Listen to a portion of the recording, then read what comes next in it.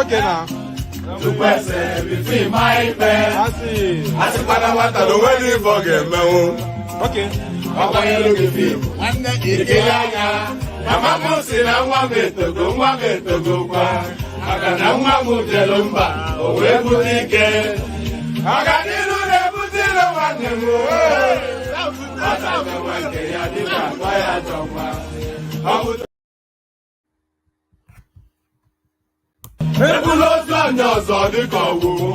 Okay now. To person between my bed. I see. I see what I don't want to forget me.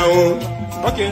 What are you looking for? I'm not getting I'm not saying I want to go. I got no one who tell them back. Oh, where would he get? I got you to never tell one.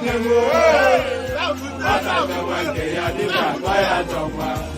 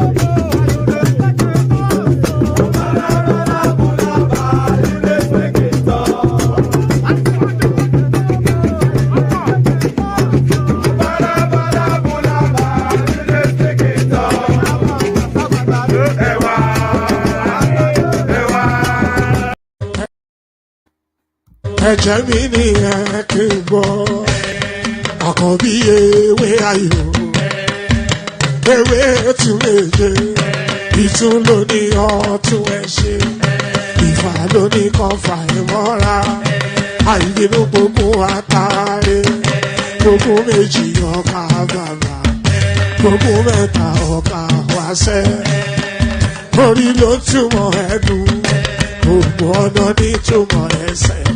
Akọni ìmọ̀ tú ìmọ̀ ọjọ́ ìmọ̀ èmi ni wọn kì í dálẹ̀ wọ́n bá lọ mẹ́lẹ́mọ́ wọ́n á fi jó ẹlẹ́mọ́ akọni wọ́n bá lọ gbé fèrè wọ́n á fi jó ẹlòkò wọ́n wọ̀ wọ́n bá jẹ̀bi wọ́n á fi jòyè aláre àwọn mẹ́tẹ̀ẹ̀ta parapọ̀ wọ́n wá jọ ń pẹ́ mọ́ ẹ̀ẹ́mọ́ olóko jẹ wọ́n ń pa Akíntọ́lá ọmọ Ògún wọ́n ń pàdé ìyọ̀dà ọmọ àtàràbọ̀bà àkọ́bí wọ́n ń pàdé ṣàtàdàdẹ ọmọ ọba Ìjẹ̀bú Mèrè aṣíwájú odògbólùkẹrẹ ajagun lólòdì ọ̀run tó bá ṣe pé tìyẹ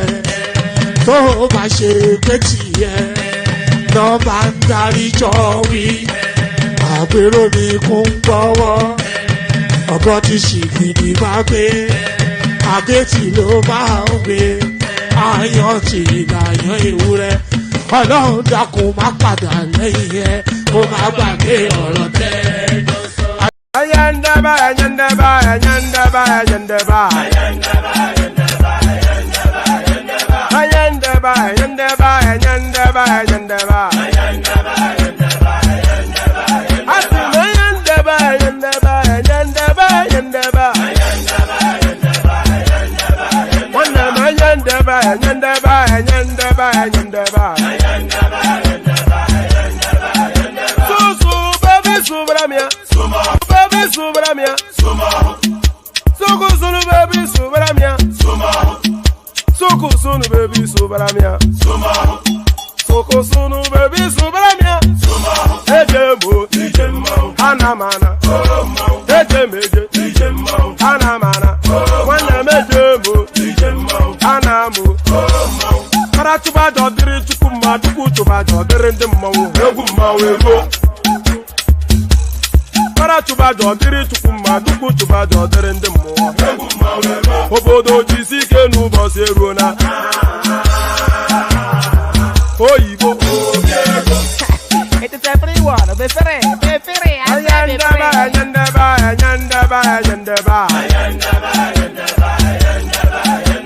Ayandaba, ayandaba, ayandaba, ayandaba. Asima ayandaba, ayandaba, ayandaba, ayandaba. Wanama ayandaba, ayandaba, ayandaba, ayandaba.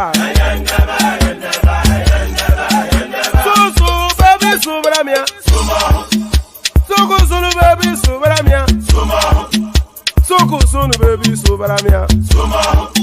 Suku sunu baby subramia. Ladies and gentlemen, sometimes you just have to act like you are drunk, like you are crazy. Confuse your enemies, confuse them. Oboda say yeah we mo. Yeah we mo. Oboda say yeah we mo. No basa ye ga ponto mo. Iye de gugeme. Okwitara kara mi nguru ma mi ga kwuru mu gwo ya baby mo. Abe Maria. Boy feeling. Ayandaba, ayandaba, ayandaba, ayandaba. Ayandaba, ayandaba, ayandaba. Asima ayandaba, ayandaba, ayandaba, ayandaba. Wanama ayandaba, ayandaba, ayandaba, ayandaba. Susu baby subramia. Suku sunu baby subramia. Suku sunu baby subramia. Suku sunu baby subramia. Asekwa nefo jabanye si akuna nyego bamkambasi ozo. Since I was born, but now I am getting youth. Akuna mota akuna koga book.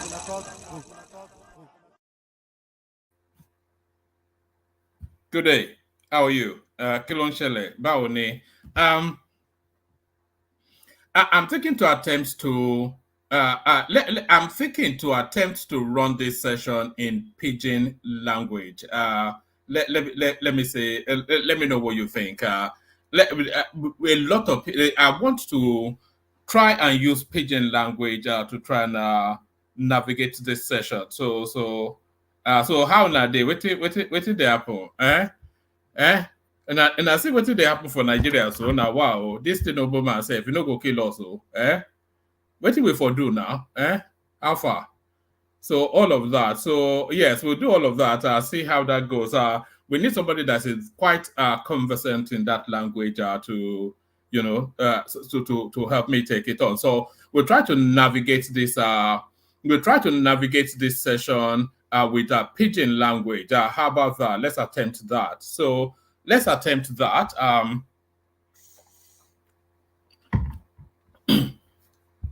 The usual protocol, click on the like button just as soon as you're coming in. Subscribe if you haven't done that already. Hyperlink that says StreamYard invites you to come and join me. And the $sign that is at the bottom of the comment section, that is a hint in your direction to donate towards the platform. So all that, click on like, which you must do as a matter of routine. Click on subscribe if you haven't done that already. You'll know if you are not subscribed because there'll be a button showing subscribe just under where my face is here. There'll be a button showing subscribe. So if you are not subscribed, that button will be showing in red. So if the subscription button is showing in red, then you have not yet fulfilled all righteousness. So to fulfill all righteousness, to be upstanding and righteous, you have to do just one swift click on that red subscription button, and then that turns it immediately gray, and then you are permanently a member of this platform. So click on subscribe. Is that rather long-winded, whatever it is that I just said? So the long-winded, whatever it is that I just said. So like, subscribe, hyperlink that says StreamYard if you want to be part of the conversation, and the $sign at the bottom of the screen invites you to tip towards the platform. So now, the next session is going to be the Daily Farotimi session, which is 7 p.m. UK time, my time, 8 p.m. Nigerian time, his time, and wherever that time falls in within your space.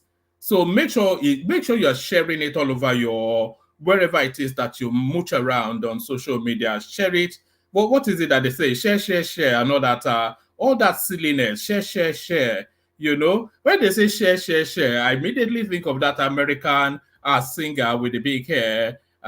Share, CHER. So share, as they like to say on social media. Make sure the link, especially the link to all the sessions, should really be shared. So you just copy that link, pop it into your school WhatsApp group, all those WhatsApp groups that you go to, even though you hate all of them, and you know that they hate you too. So pop the link of this stream into those WhatsApp groups where you hate each other, so that they can come in here to hate me too. That's an easy target. I'm the most hateable sort of a person that by your rec. So transfer that hate to me by copying the link and putting it in your WhatsApp groups. Those Instagram places that you go to you shouldn't, with the funky looking girls and all this oddities that's all over. So share is essentially what I'm saying. So look at this guy. Do you think I can handle alcohol at this? It's water, unfortunately. It's that time of the night. I've got palm wine actually, which maybe I'll have a glass after the session. I'll have a glass of palm wine. So good to see you, Prince. So enough of the nonsense. Let's just hurtle through in rapid speed through the talking points and let the conversations ensue. Tinubu writes, Senate seeks reenactment of student loan law. So we had quite a back and forth on this yesterday. So now, new developments now. So the law that constitutes or institutes that student loan space, that law now no longer fits for the new now imagination that they have around that space. So Tinubu now asking the Senate to repeal and reenact. Tinubu writes, Senate seeks reenactment of student loan law.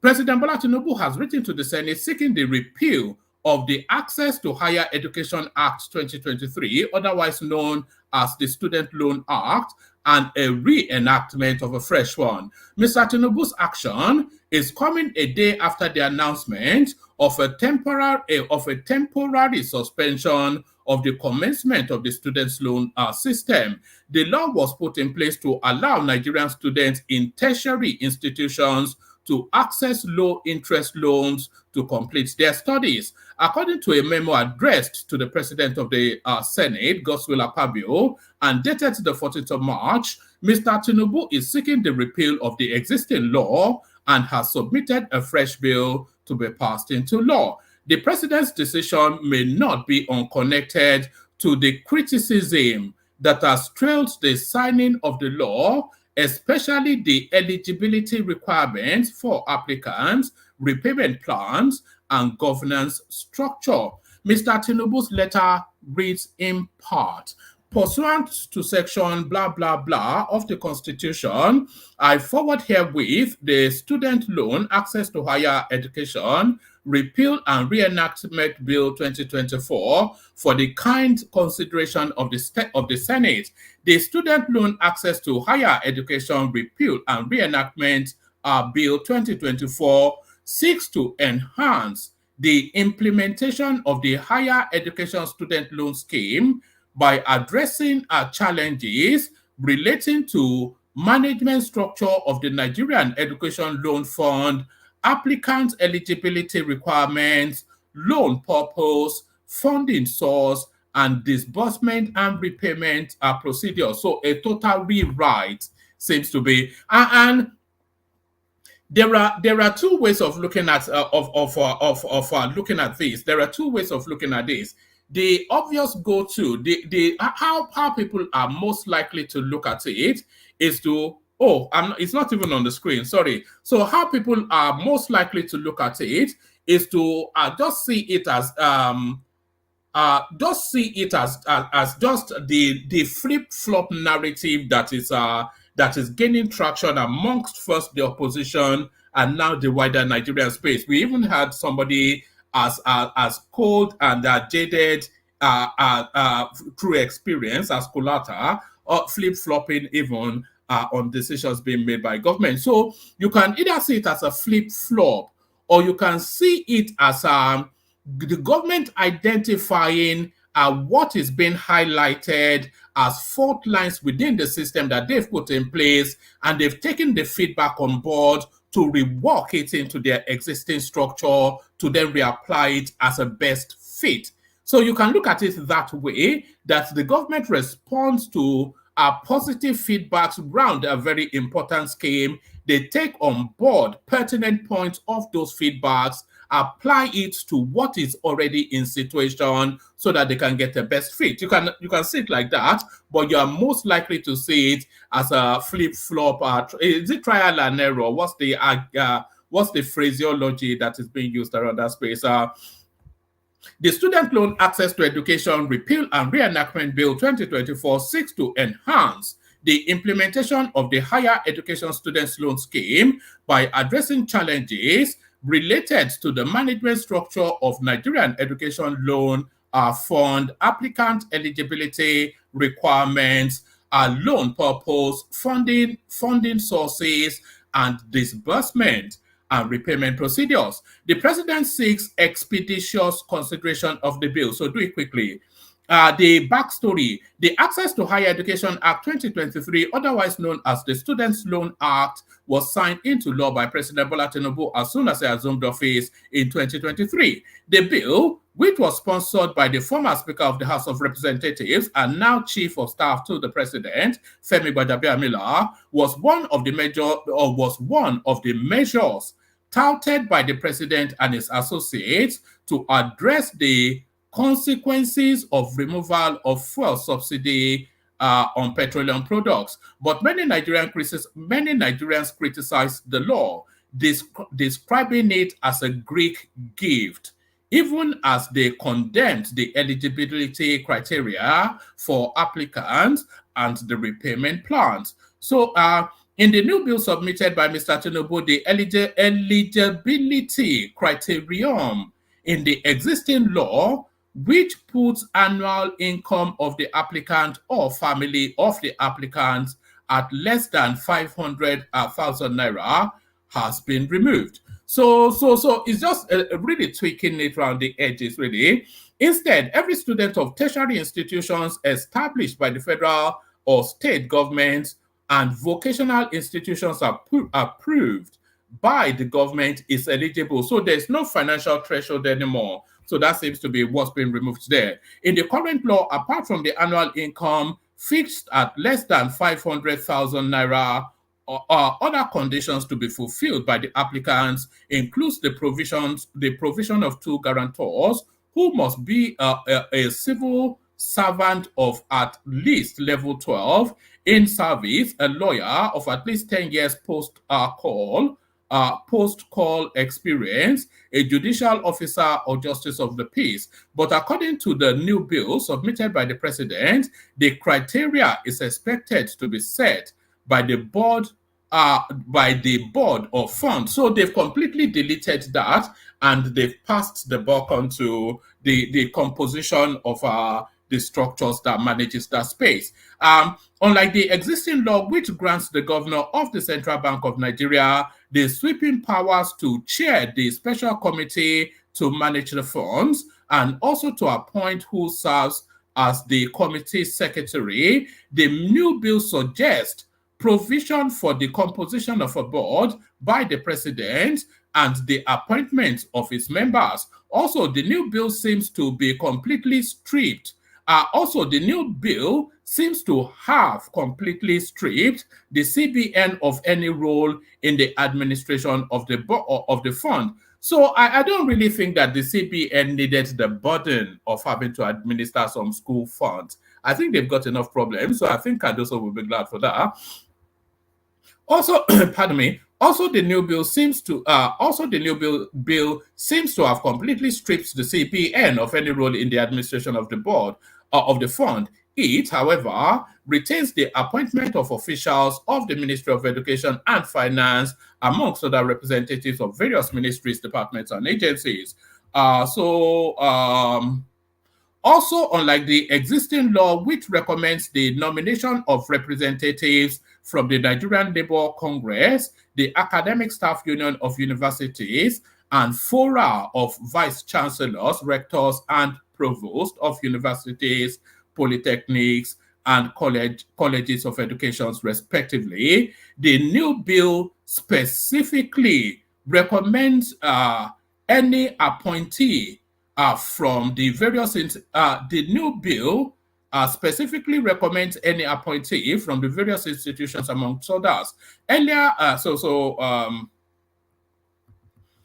I think that's it, really. Earlier, the leadership of ASU had declined participation in the loan scheme and refused to have any representative on the special committee set up by the CBN as mandated by law. Similarly, unlike the current law, which provides for the office of an executive secretary to manage the funds, the new bill recommends an appointee of the president as managing director and 3 executive directors to help the MD in the discharge of the duties of the fund. So a total reworking of that. So you can see now why it was repealed.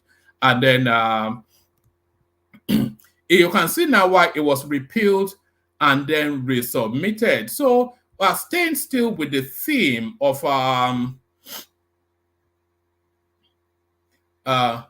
staying still with the flip-flop theme. So let's flip from there and flop to this place. So do you like that play on words right there? So let's flip from that story and flop to this one. So that's a clever, and I didn't even think about that beforehand.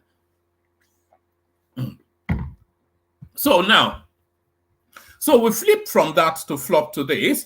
Tinubu withdraws Ruby Onwudiwe's nomination as CBN board member after receiving complaints from top APC members over Ruby's support for Peter Obi in the 2023 presidential election. Correspondence report. Senator Opeyemi Bamidele. So this guy again, he was the one raging and riding against Senator Abdul Ningi. He's now raging and riding against somebody else. Senator Opeyemi Bamidele and Senator Solomon Adeola pointed out the impropriety of the nomination to President Tinubu last night. during his meeting with Senate President Akpabio and others. Some of the top APC supporters had earlier protested strongly to senior government officials on the abnormality of the nomination of an opposition figure to serve at the Apex Bank after the news of a nomination. Tinubu is now expected to announce a new nominee from the Southeast. So there it is. So a flip and then a flop. So a flip and then a flop. So this is it again. Tinubu withdraws Ruby Onwudiwe's nomination from CBN. So I think we've already captured that somewhat. Let's go on from there to this one. Nigeria becomes Africa's largest importer of refined petroleum from Europe. So this runs contrary, of course, to the news now that remember when they were flaring gas in Port Harcourt and telling us to be shouting hallelujah. Analysts at S&P Global Commodity Insights revealed that Nigeria has become the largest importer of refined petrol in Africa as petrol shipment from Europe to Africa increases. Crude oil shipments from the Middle East to Europe has increased significantly following the EU's ban on Russian oil since April 2023. As a result, surplus refined petrol ships from Europe are heading to Africa, with Nigeria the major destination. However, the report cautions that Nigeria's petrol import from Europe is not expected to last long with full production of Dangote. So it noted that European petrol exporters will have to find alternative destination when that happens or reduce supply to Africa. Statement reads, right now, Europe gasoline surplus is heading to Africa, with Nigeria the largest importer, but that is not expected to last, as increased production from Nigeria's new Dangote refinery will mean reduced import demand in Nigeria and more supplies in Europe. European gasoline exporters will have to find alternative destination or reduce runs, or a combination of both. Well, we weep not for them, though. They've exported us for long enough. A student loan, Tinubu sends fresh bill to reps. I think we've read that already. Wale Edun's Chapel Hill lands lucrative contract to secure $1 billion Euro bond for Tinubu's government. So this one now is just because he's in charge of coordinating the economy, of course. So it looks as though this one now is just awarding contract directly to himself. Chapel Hill, and I really hate the way they use all this. Maybe they think it gives them an international flavor. How can a Nigerian firm be called Chapel Hill Denham?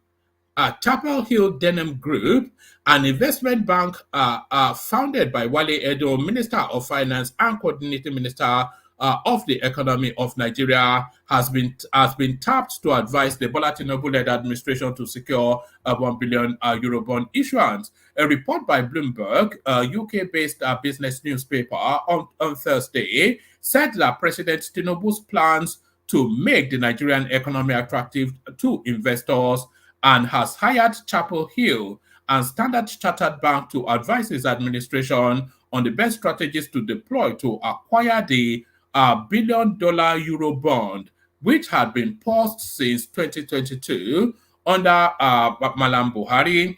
Mr. Tinubu inherited a declining economy that was heavily indebted from his predecessor, and has been finding ways to bolster investors' confidence to put their money in Nigeria. He has implemented policies such as Naira devaluation, Naira float, and by the way, others can join Prince in that super chat as well. I was expecting the colors to be lighting up. They're not lighting up. So light up the comment section with multicolored super charts. Mr. Tinubu, who inherited a declining economy that was heavily indebted from his predecessor, had been finding ways to bolster investors' confidence to put their money in Nigeria. He has implemented policies such as Naira devaluation, Naira float, fuel subsidy removal, and other reforms at the central bank, all of which are intended to entice foreign investors. In 2022, Chapel Hill Denham became the first domestic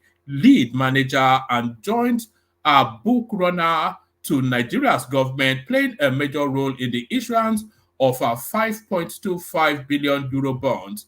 It appears the federal government continues to favor the investment bank even after Mr. Buhari's exit from office, particularly because its founder, Mr. Edo, holds a ministerial appointment. So how can a firm owned by Wale Edo be advising Nigerians on how to secure a euro bond from Europe? Is that not exactly what his job? Is he not the Minister of Finance? Is that not his job anyway? Because of course, when they secure it, they get a percentage of whatever it is. Maybe they're on 10%, and that's $100 million, 100 million euros right there. So let's go on from there to this. We'll pay them in 20 days. Terrorists demand 1 billion naira ransom for 286 Kaduna student staff. So they've gone from that 40 trillion now to 1 billion naira. So that will be 600. And Tinubu said no shishi. So we'll see how he holds that space as mother starts to weep on television. Let me bring you this that was sent in by one of the favored voices on the platform. I won't tell you who, because people send me all these things anonymously. African Development Bank chief criticizes opaque loans tied to Africa's natural resources. So I hope. Okay. If it's a speaking one, then it's probably even better. Let me see. The risk that one has with natural resource backed loans, as far as I'm concerned, is that they're just bad. First and foremost, because you can't price the asset properly.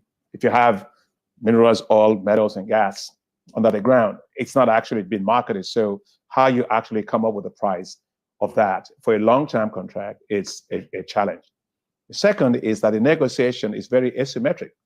Most countries that want to do natural resource backed loans are probably dealing with bigger countries, bigger commercial banks that want to give them a loan and say, well, look, it's urgent, we need it, but this is what you have to sign. But it is those that actually want to give the loan that have the upper power, not the person who wants, or the country that wants to receive the loan. I think Africa should put an end to natural resource backed loans. And I'm particularly worried, I must say, for Africa, in the sense that the volume of concessional financing, low cost concessional financing, has been going down over time.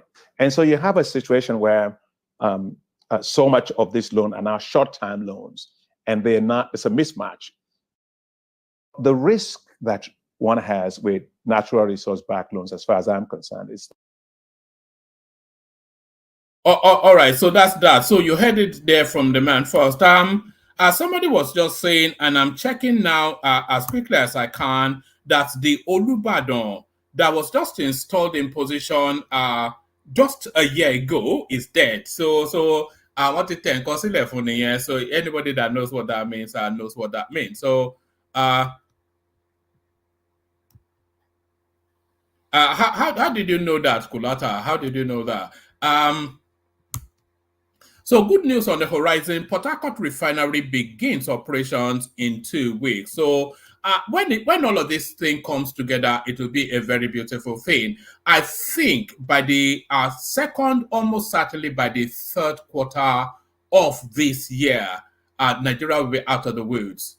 In fact, I know that by the third quarter. But by the second quarter, I suspect, but then we're in the second quarter from next month anyway, so maybe too early, but certainly by the third quarter of this year, and note it down that I'm saying it now, Nigeria will be out of the woods, and Nigeria would not only be out of the woods, they will be looking at the bright lights of paradise in the horizon. Port Harcourt refineries begin operations in 2 weeks, NNPC. Mala Kyari.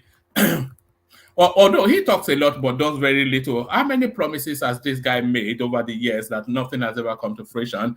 The group chief executive officer of the Nigerian National Petroleum Limited, Mele Kyari, has assured Nigerians that the rehabilitated Port Harcourt oil refinery would commence operations in 2 weeks. Kyari stated this on Thursday at an interactive session with the Senate. He assured Nigerians that the delivery date of the Port Harcourt and other refineries remains sacrosanct. A statement by the NNPCL spokesperson, Olufemi Ashoneye, quoted Kyari as saying, "We will make sure that promises that we made about the rehabilitation of these refineries are kept. We completed the mechanical completion of our Port Harcourt in December. Now we have crude oil already stocked in it. It is currently undergoing regulatory compliance test before we restream it.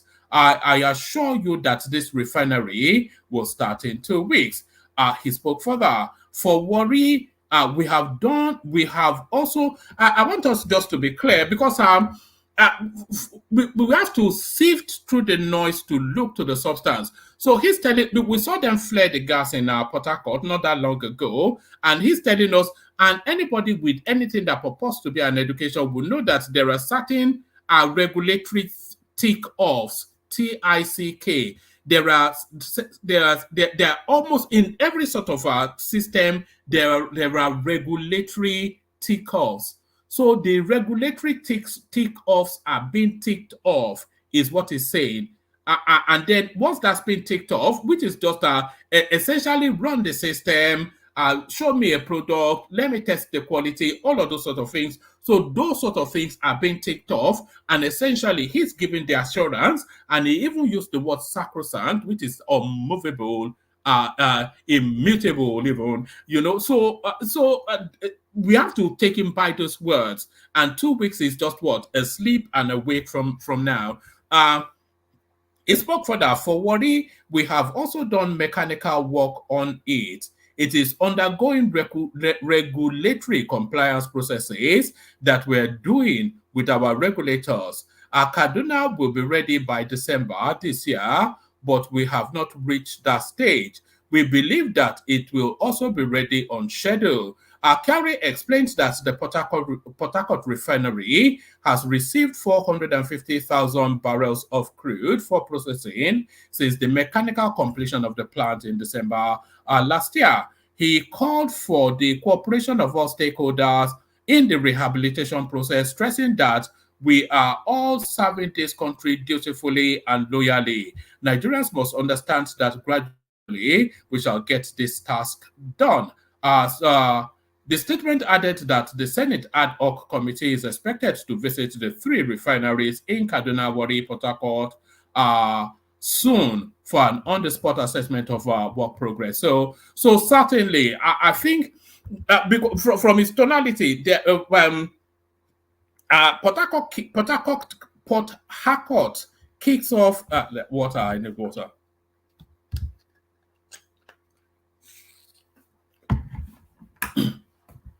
Port Harcourt kicks off in 2 weeks, he said, and Warri is almost ready. He said they've done the heavy lifting. It's just the regulatory tick-offs again. So all of that now. So by the end of the second quarter of this year, which is April, May, June. By June, we should have 2 working refineries that government owns to back up the Dangote refinery. That is the assurance that we're getting from Mele Kyari. So Mele Kyari, let me see, is that enough to be going with? I don't want to be keeping people for too long. All right, I think that might well be enough to be going with. Plenty of spaces in the comment section. Anybody that wants to hop on. I think we've only got 2 so far. So come, because if people are not responding, then we might just have to abandon them. Hold on.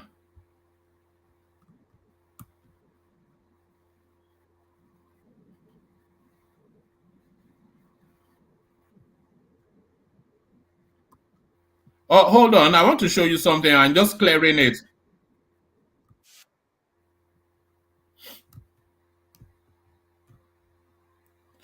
Oh, okay, let me just share this with you. It's a breaking story, not fully substantiated yet, but let me give you the first salvo of it.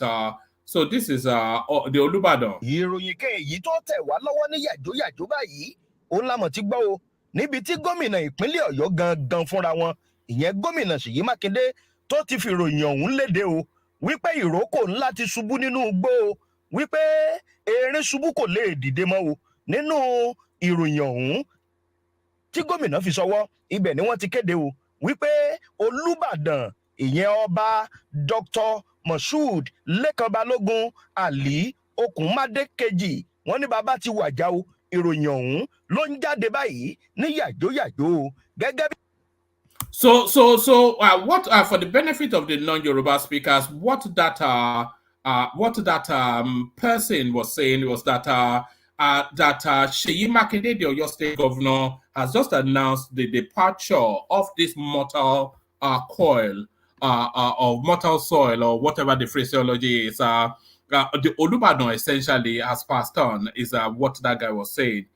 So that's it right there. So the Olubadan has passed on, and it's quite pertinent to note that the Alaafin of Oyo has also passed on. I think that was going on 18 months, nearly 2 years now. No replacements yet in situation. So all of the monarchies within the Yoruba space, they are, the natural course of life is shuffling them. So the shuffling by the natural course of life. So shuffled by the natural course of life, the departure of the Olubadan. What better time than to play this? Okay, guys. Only water, where they see ma. Water,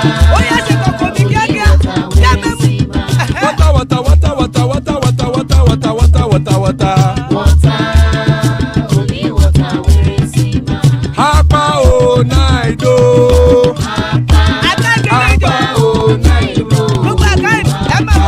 Hapa you don't come o.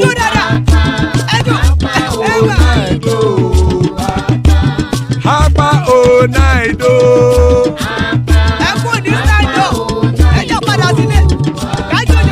Oro kẹ̀kẹ́ ẹlẹ́mùrè o. Ilé sọ́díyà kẹ̀kẹ́ ẹlẹ́mùrè o. Bobby master kẹ̀kẹ́ ẹlẹ́mùrè o. Chief Wailati kẹ̀kẹ́ ẹlẹ́mùrè o. Eruku lẹ̀lẹ̀ ẹlẹ́mùdé. Eruku lẹ̀lẹ̀ ẹgbẹ́ ẹlẹ́mùdódò jàre o. Eruku lẹ̀lẹ̀ Ghana ti dé ẹgbẹ́ bọ́dì o. Ọmọ ẹlẹ́yẹ ẹyẹ o ó dilé o. Olúyẹ̀lá ẹyẹ o ó dilé o. Petrosodama ẹyẹ o ó dilé o. Petrosodukẹ ẹyẹ rẹ ó dilé o. Ẹlẹ́kọ̀ ọ̀run mú ìní o.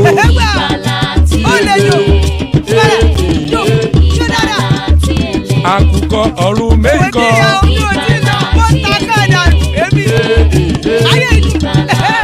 Ikú kò ní ríwà gbéṣe o.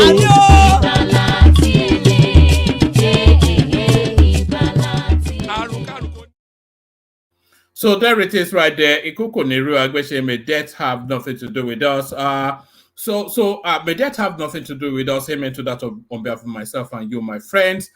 Before I bring on the panelists to signpost you, then somebody was just even asking me on Facebook that are we not meant to be having a guest? We are meant to be having a guest, and we will be having a guest, but not this session, but the session that comes on after this. This is actually the Thursday session. I know it's crossed over somewhat into Friday, but our guest is actually booked on 7 p.m. UK time, 8 p.m. Nigerian time. So that's the link right there. Go bookmark it. Be bright and early with your questions, of course. The majestic Dele Farotimi himself.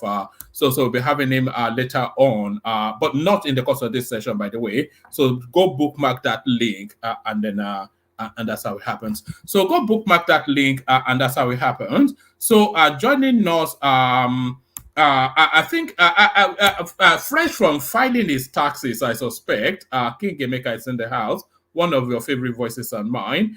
Charles, next, joins us. So that's Charles right there. Kulata is in the house. So that's our man with the statistics. And father of the bride, Janle Koko, there is the Mache man himself. So plenty of room on the studio. As you can all see, if you want to join, hop like a rabbit and hop into the room. So hop like a rabbit, hop into the room. Hop into the room after a period of hiatus. The majestic Emekus.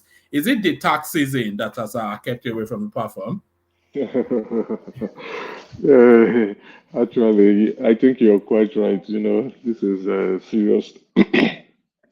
A lot of companies trying to file their taxes, and they are rushing, and this is the time to get really, really busy. Anyway, let's go straight into the topic of the day. All right. What do you want to come into it? The students' loan. Let's actually come into it from Dr. Ruby Onwudiwe. Who would it be? This is just happening too often. Do you remember the lady that was actually stepped down on the steps to the Senate for confirmation? So again, now this lady now withdrawn, Dr. Ruby Onwudiwe, for reasons of being an opposition person, which they should have known before making the announcement. So what are you then making? Not that which they should have known. They are aware, not that we should have. Yes. So they flip flop, but that is starting to stick, isn't it? The flip flop. Yeah, it's lack of control within that. I think Femi Gbajamiamia, how do you pronounce his name? Baja. He's making a mess there. He's thinking the place out. And it's not okay. There'll be rumors of people paying for appointments. There'll be rumors of people, lobbying for appointments, and even direct rumors that he was paid to be appointed. We're getting a lot of flip-flops appointments. It shouldn't be happening. It's ridiculous in my point of view. It shows a lack of supervisory oversight, shows a lack of proper due diligence, or it just shows a lack of complete negligence. And as well as if we go by the rumors, then it's probably actually true. The president may probably not be directly behind this, but he has appointed people to do the work. And then when you are appointing, you sign off. The president probably has signed off. The communication has gone out. It has been broke. The announcement has gone out, and then you are retracting it again. It's this is somebody should once or twice you can overlook it, but it seems every other appointment is just this. Once is a mistake, twice is a coincidence, thrice is now the norm. You understand? It's not normalcy. So you can't wait 3 times not to act because it's not like routine. So if it's once, yes, it's a mistake. Twice, coincidence. Then 3 times is not normalcy. This is what is going on. So if the president is not willing to let heads roll, then he has to take the blame. It shows a lot of nonsense going on within that space, and it's not a good look. Speaking on the woman, it's a sad one. I don't know how she pulled the string to get the appointment. Whatever she did, it should be, a reflective point for her. We should try as much as possible to stay apolitical, especially when we're ambitious, right?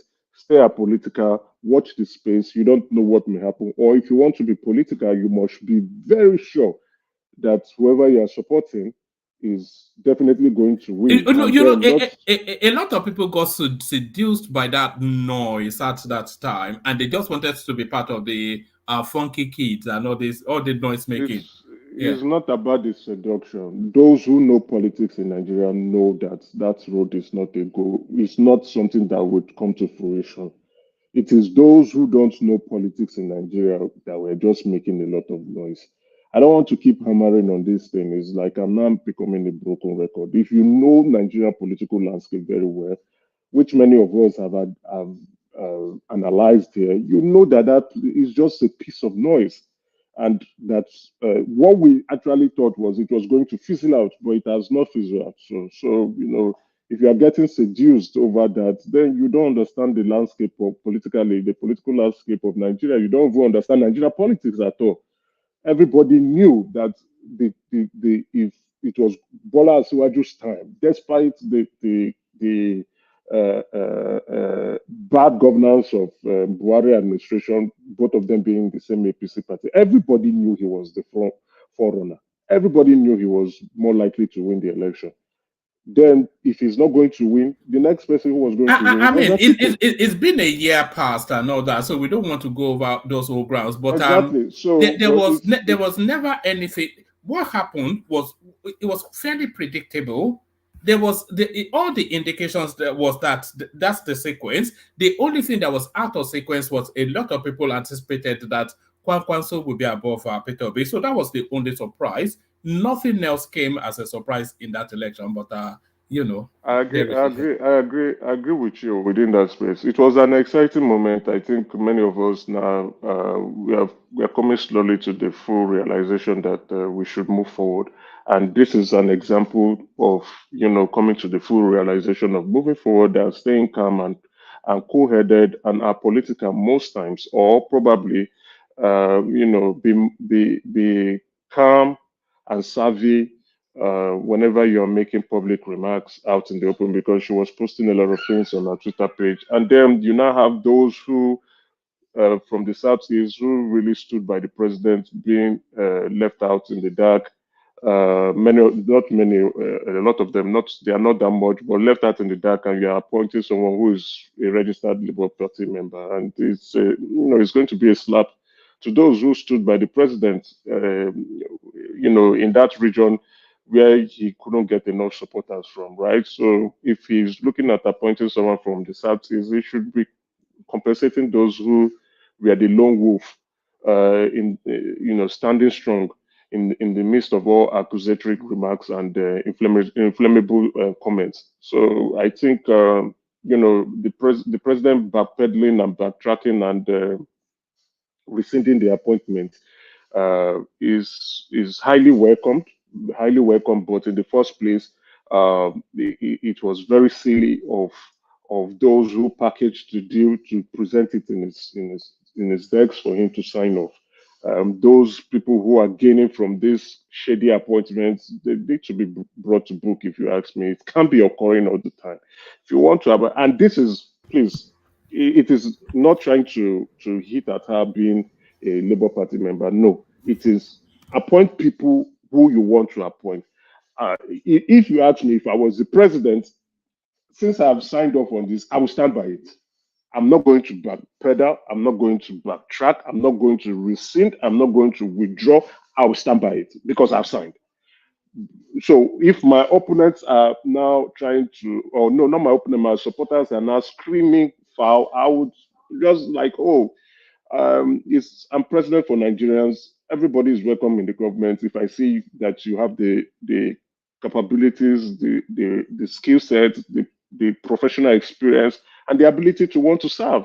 So nobody should be screaming about the political affiliations. Emeka, are we getting to the point where we can start to say that Tinubu's administration has been hijacked by a cabal, or is it too early to start? Because from between Akume and Badabia Mela, I don't think the right advice is penetrating through. Yeah, I know where you're going to. Is looking like it's looking very much like it, right? If people are, you understand. If people are bringing, I don't know if they are sneaking the names in or if they are making advice or they are telling because at that level, right? The president does not need to know everybody. The president does not need to begin to be micromanage situations and appointments. A vacuum is there for someone for it to be filled. okay, get me someone who can fill the role, and which region are we sending it to? Someone will be responsible for that task, and then when you bring it, okay, you feel this person is okay. What's the resume? Look at the resume. Oh, fantastic. Okay, I'm signing off. And I don't think the president will even see the resume. Just advise me on what you think. Oh, she's this, she's that, she's this, she has done this, she has done that. Oh, wonderful. Let me sign off. And you sign off, and then it creates an opera. That's why I said, if I were the president, I would stand by that appointment, right? Because you know, you trying to turn over that appointment look like you guys are not organized. It doesn't indicate a state house where organization and proper process are being followed in place. If she has the right skill set, except she has paid money or people who are lobbying consider her not to be the appropriate candidate for it. Except that. But if the right process, you put in the right process, then whoever becomes the appointee sticks. But if you ask me, if what is looking like is that the right process was not followed. The right process was not followed. All right, brilliant. That story is going to run and run. Let me take you to another story that will almost certainly hog the headlines. I can see Rufai Oseni going apoplectic on Rice TV over this one tomorrow. He'll be eating the desk, I suspect. Tinubu writes Senate to seek reenactment of student loan law. So it's somewhat, you can say many things about the Tinubu administration. It's not a sleek operation. It doesn't work seamlessly. There's not an easy flow to it. This narrative of trial and error, it seems they're not helping to dissipate or counter it with this sort of headlines. What are you making of this? I think they're rushing a lot. They're rushing a lot, you know, especially with this student loan, right?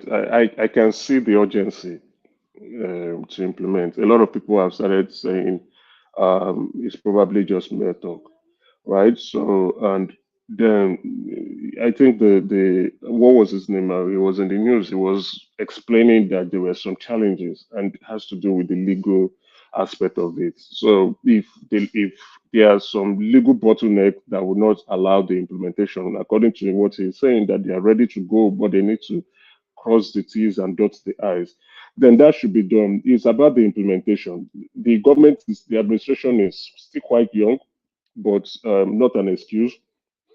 I think in the terms of, oh, let's get things done, they are missing out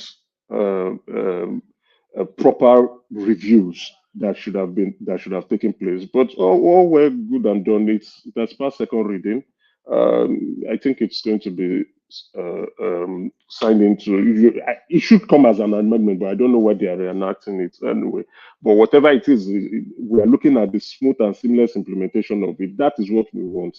And if there's a lacuna in the law that is preventing the implementation of the student law, then I'm more than happy for them to address it. I don't have a big concern with this headline. Yes, if something is impeding that implementation, let's address it. Let the Senate get to look at it and resolve that legal challenge and or the legal hurdle, and then we move forward and implement so that Nigerians can enjoy this life-changing, if you ask me, life-changing program. So I don't think it's much of a big deal if you ask me with this. No, not at all. All right, a big deal will be made out of it, but better to do it right than to do it quickly. It's really what you're saying. Yes, exactly. Yeah. All right. Yeah. Go on, okay. Yeah, sorry. Good evening to yourself and to everybody out there. Good evening to you, okay. Yeah, I've just I'm looking through, and I think somehow it kind of turned up to be a good idea that they didn't launch it in the first place anyway, because they not only added stuff to it, I think they've taken away some other items that was kind of that people saw as hindrances. Like you said, you knew we're talking about guarantors in the old one, in the old bill. So I think they've removed those guarantors, the ideas of having to have certain level of civil servant or a lawyer to be a guarantor. I think they've taken that one out. And then the old one was just to cover your tuition fee. Outside of tuition fee, it didn't cover anything else. So they've kind of expanded now that after tuition fee, you still get more money for your upkeep and other levies as well. So I think it's, in a way, it seems to be the right amendment that they are putting through. And this one now says you have to pay back 2 years after your NYSC, and if you don't have a job, you can write to the body that will be in charge to say you've not got a job yet, and then they can kind of extend your payment time. So I think they've kind of looked at it and used the opportunity to kind of strengthen the program as well. So all in all, it seems to be good, but the thing is, they need to, hopefully those the Senate and the House does not kind of tamper with it. No, I don't think. No. They won't tamper. They won't delay to it. That's past second reading, so it shows that they are expediting action on it. Just the third reading is just to assent, right? Second reading is the main deal, right? So, and second the reading is the main. So old one as well. The old one's kind of bar children with parents that have defaulted from previous loan before. So if your parents have taken loans previously which they did not pay, so the old law state that you would not be allowed to take student loan. So that sections they've removed that part of it as well. So I think they've just kind of looked at it and kind of strengthened the whole thing altogether. So at the end of the day, I agree. it's a win for everybody. It's a way, yeah, I completely agree. And like I said, we can count this as something that will be done within the first 4 years of the administration. By next year, this should be completely implemented, and then hopefully in 2 years' time, it should be fully operationalized. So it's something that is going to be done. I think those who will be direct beneficiaries of it should just exercise a little bit of patience, and the critics should,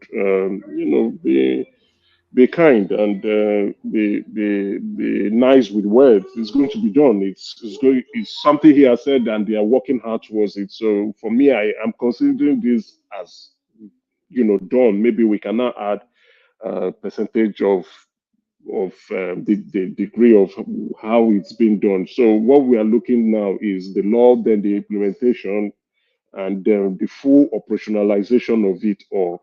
And people can now, those who want to access this loan, can easily and get it done. It should be done. We can move on to much better things. All right, brilliant. So let's move on then to this one. I was just saying in the readout to this one, Emeka, that by the third quarter of this year, things should start to pull together visibly in a way that Nigerians will find it very difficult to deny. Port Harcourt refinery begins operations in 2 weeks. So that is Mele Kyari, who is telling us that date is sacrosanct. And is also telling us that hot on the heels of the Port Harcourt refinery is the Warri refinery, which is just going through regulatory checkoffs now before that becomes operational. So add that on to the Dangote space, then of course, that fuel something might well be consigned to the annals of our history. Yeah, the beauty of this, my own angle addressing this, is that NNPC is now a business of its own with no interference from the government. So they've invested in the repairs of this refinery, as likewise like what the group, the MD and CEO of the large, will I call it a large conglomerate, exactly, has said, is we're getting back refineries. Warri is coming up. So in 2 weeks, they have to. So you can't throw in money without getting some benefit out of it. It's not like what used to happen in the past where, people just siphon money and you hear it's working and all of a sudden it's packed up. But now I think things are going to change. If it's going straight down to their bottom line. In their financial statements. So now it's a business on its own. It must generate its funds. It must generate its own expense, and it must show its profit at each financial year. So the kickoff of the Warri refinery, which he has said in 2 weeks' time, is something that we can all take to bed and roll with. Now, coming to that space, that energy space now within the Nigerian geographic angle is that we now have the Dangote refinery, which in a few couple of months will start to produce gas, that's which we call petrol or fuel, right? And then you now have the refinery in Port Harcourt coming into there to see how to get market share. So the competition in that place now must be there because Dangote, with what he's doing, has the capacity to provide 100% of all the energy needs of Nigerians. Now you now have the refinery, the Port Harcourt refinery coming into that space, and then if it's managed properly, the government-owned refineries can act as a counterbalance price check against exactly that right. Dangote. So it doesn't run. We know how greedy he is from the cement debacle.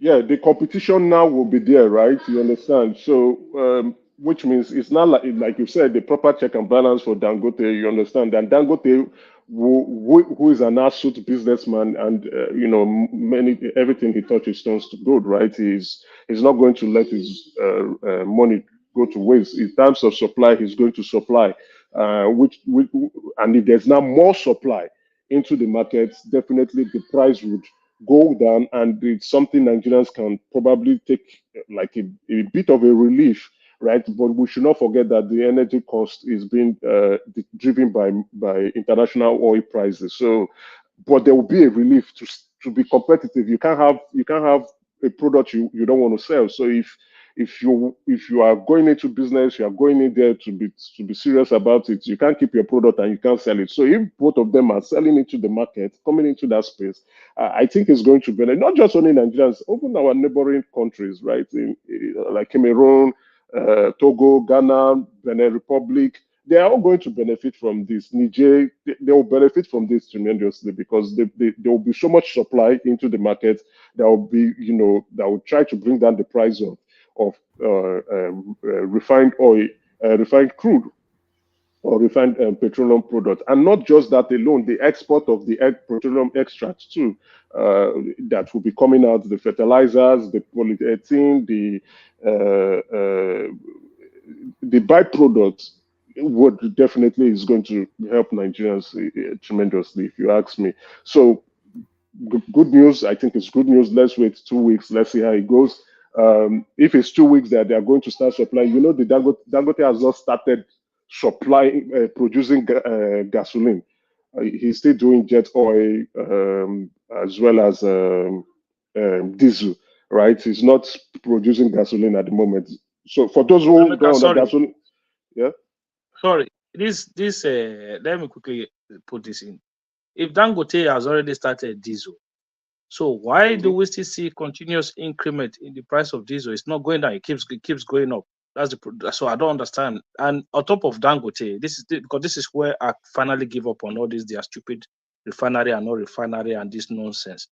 Don't forget, we've had maybe 3, 4, 5 different modular refineries that have been refining diesel in Nigeria for the past 1 year.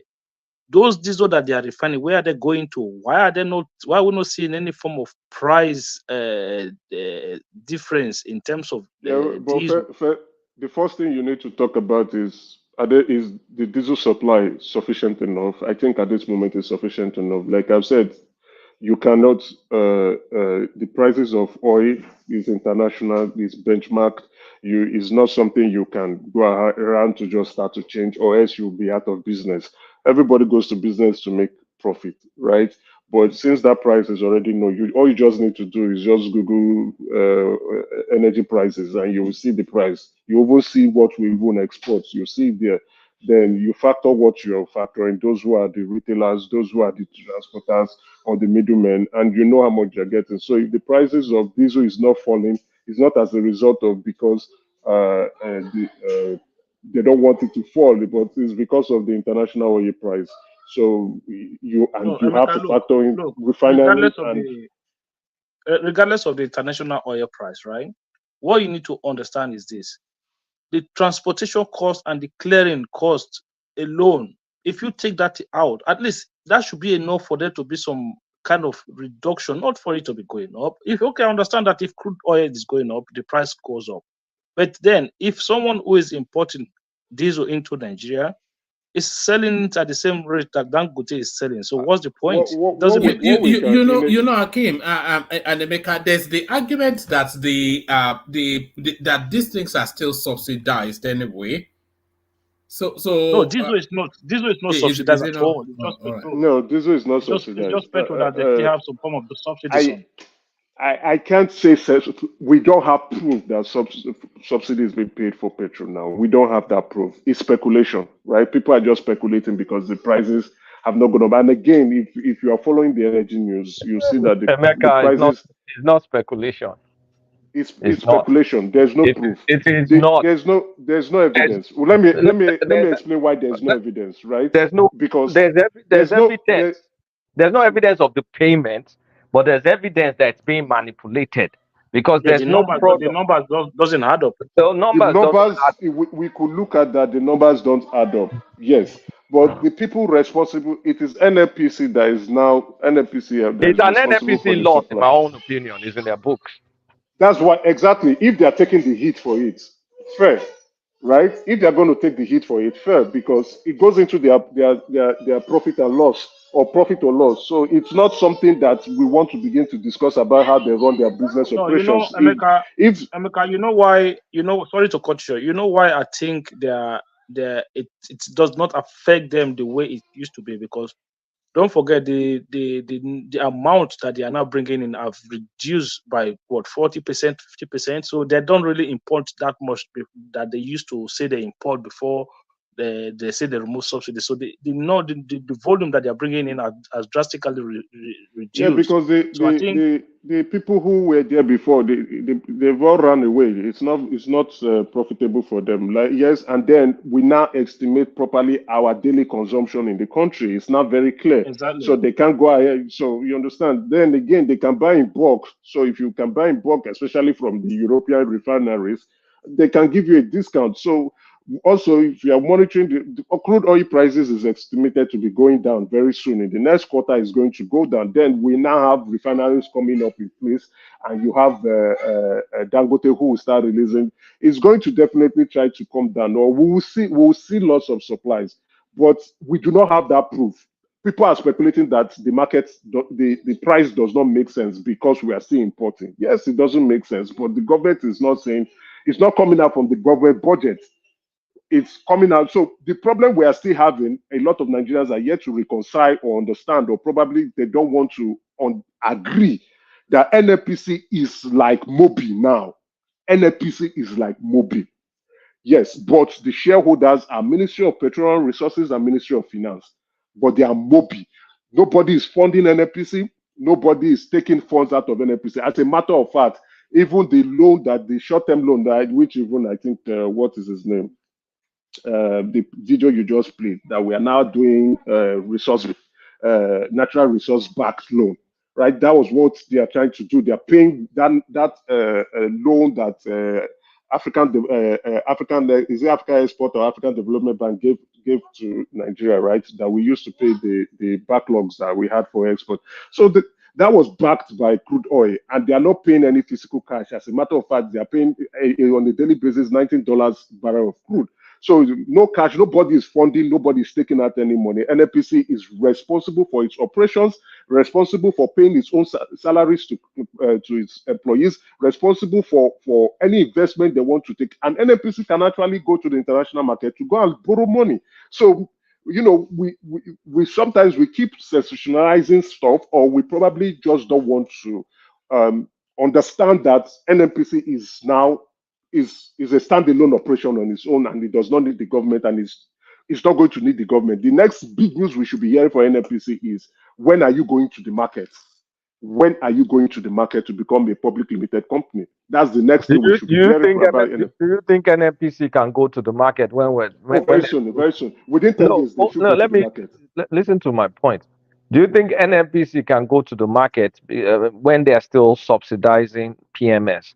Because you have an ongoing operation that is intentionally cutting into its profits in order to make the price cheap. You've had a commodity that's maintained the same price regardless of dollar fluctuations, regardless of the price of prevailing spot price of crude and the market movement is just stuck into the same place. And then you think, as an investor, I will now bring my money to buy into an NPC to maintain that kind of arrangement. It doesn't make any sense. Going to the market does not mean they need to go to market within the next 5 years. That can be a 10-year strategic plan. For right? them to go to the market and attract forget investors, they have to show their forget, books. Don't forget, yes, they've done their financial, they've done their analysis. Don't forget that they just started full operation, right?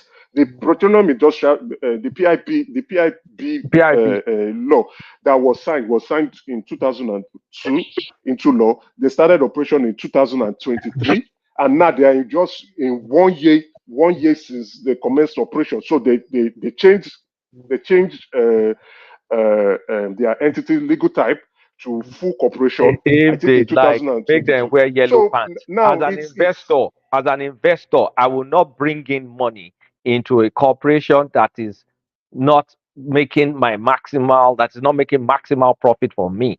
You have a product that can be making more, but you are kind of like pegging it. So that's kind of like foregone profit for me as an investor. So if you say go to the market, why will an investor go and buy into an NPC when this is still going on in NPC? I will tell you, collateral, right? If an NPC goes to the market today, that share will be oversubscribed.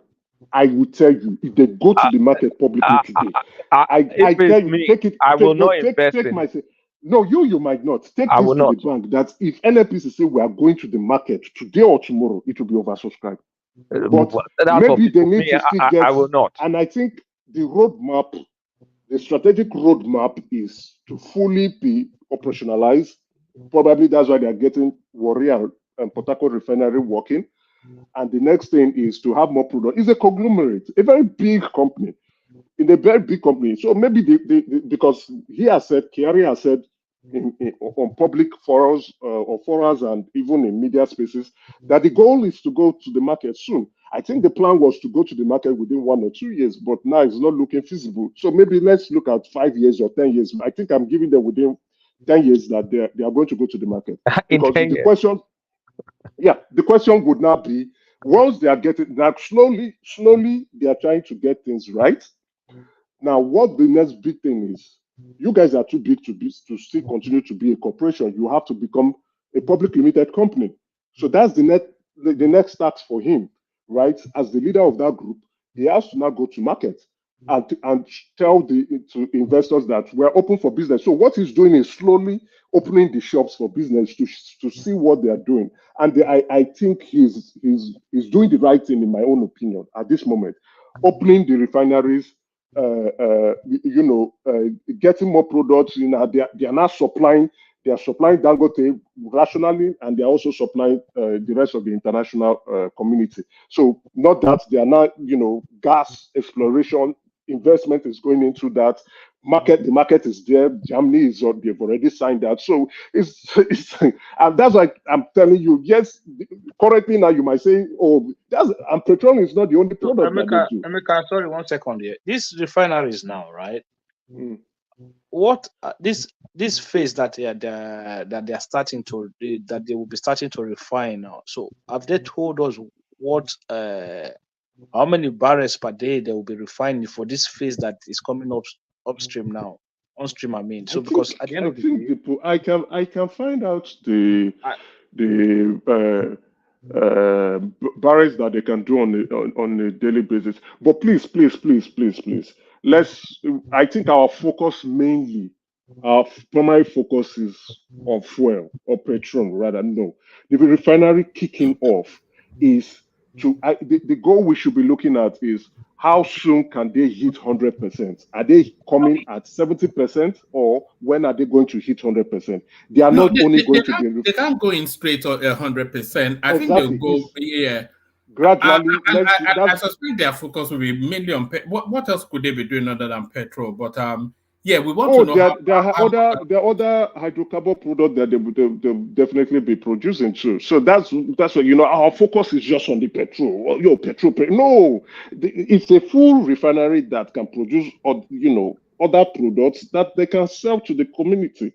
So that should be the goal, and that is the goal for them. It's not, oh, I think, well, it's normal human sentiments. What are you offering that will benefit me? So that's why we are more focused on the petrol aspect of it. It's a refinery that should be producing the component for fertilizer, the component for polyethylene, the component for bitumen, the component for a lot of things that we can do. So we want that to grow to a better potential that can, all the imports that we're importing to completely cease in terms of that energy space.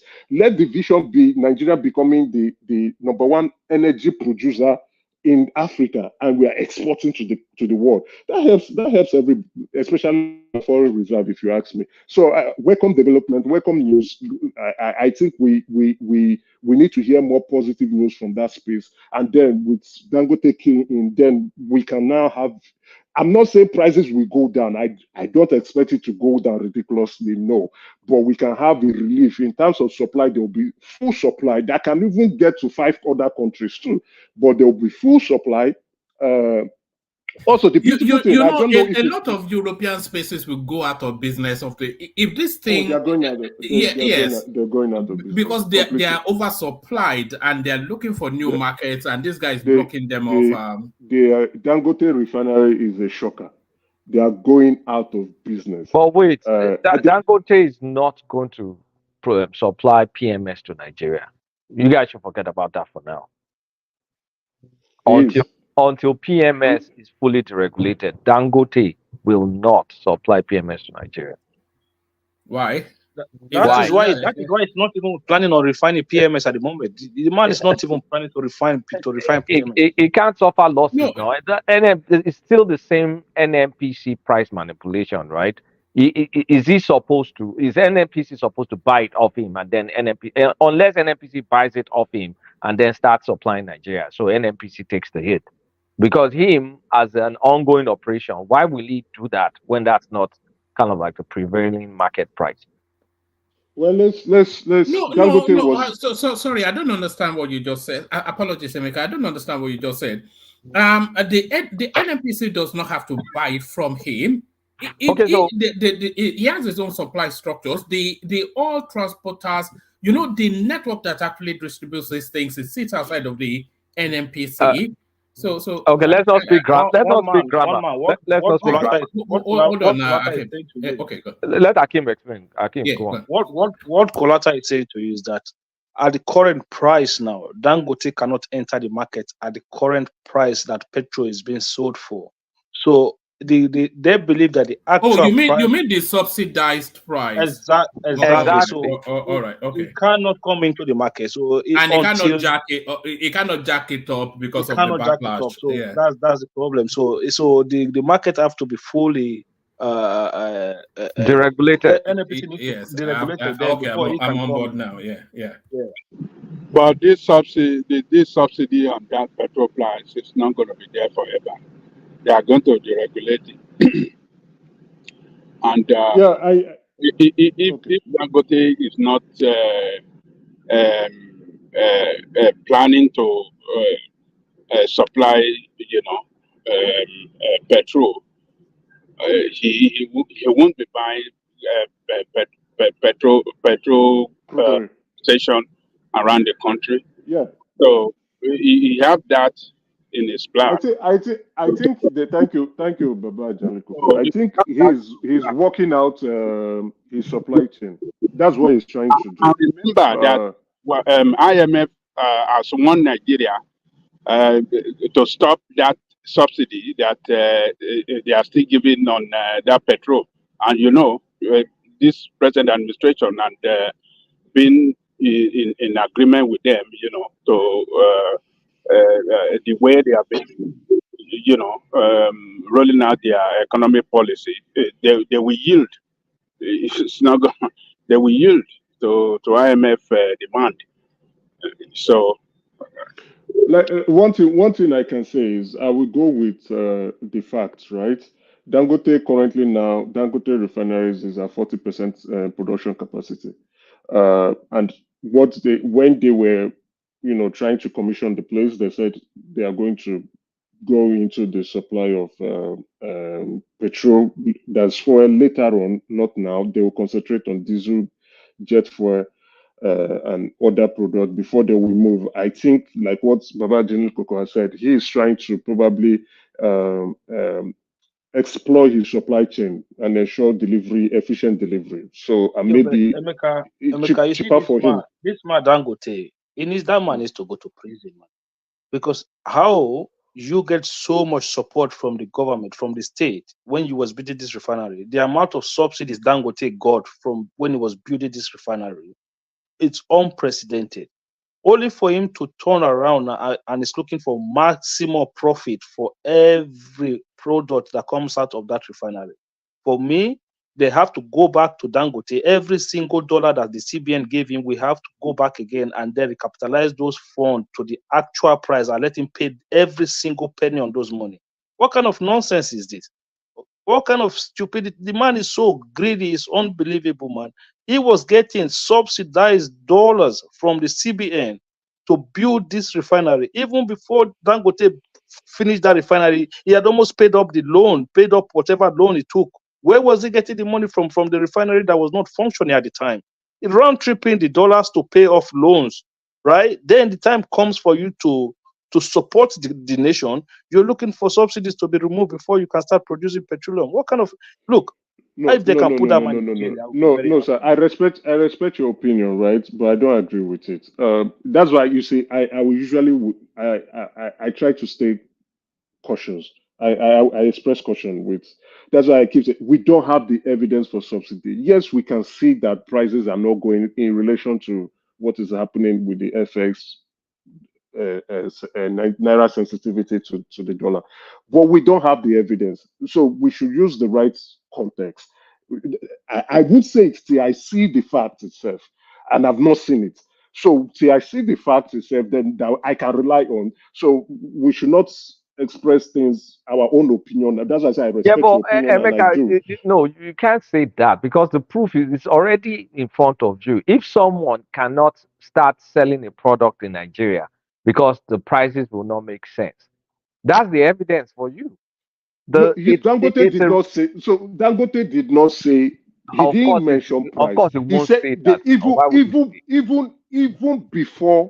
even before the devaluation of the naira. You know, the Dangote refinery was It, done during I the know he commission said it was was going it to was do commissioned in kerosene. June. He said it was going to It do was kerosene commissioned and diesel. I know all exactly. It was along. commissioned in June. He has said that is his plan. Yeah, because he can't Yes. afford to sell No, PMS yet in Nigeria because even before then was the normal subsidy. And with the normal subsidy, except NMPC is buying from him and giving him the dollars, the subsidy dollars, that is the only way it's going to make sense for him financially. well, I'm not. Because diesel and jet I fuel, would like I would say and kerosene, they've been kind of I subsidy have been taken off from those things like for a I while now, like I a would long time. I will always want to stick So, with what I can see. I mean, sorry, Emeka, but in response to what Akim said, saying this guy is so greedy and stuff. If Nigeria cannot guarantee, a regular supply of that crude to that guy, and he has to import that crude, you know, there's no way you'll be able to bring the price down, to satisfy Nigerian economy or Nigerian people. This is business. This is a petrol, a dollar business. So you have to make profit. You have to pay his debt. You have to pay workers. You have to do all it, everything. I don't like his monopolistic way of running business, though. I mean, a monopoly that he enjoy in Nigeria. I don't really enjoy. I don't like it. Yeah, But but Ajali Koko, what about all the subsidized dollar that he got from Emefiele? What about them?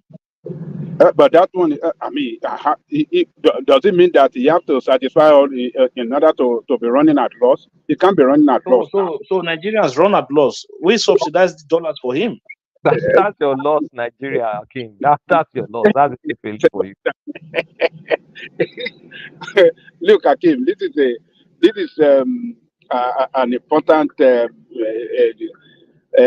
refinery in that represent a strategic part of our economy. So, and it's going to be there forever. So we have to give him some time.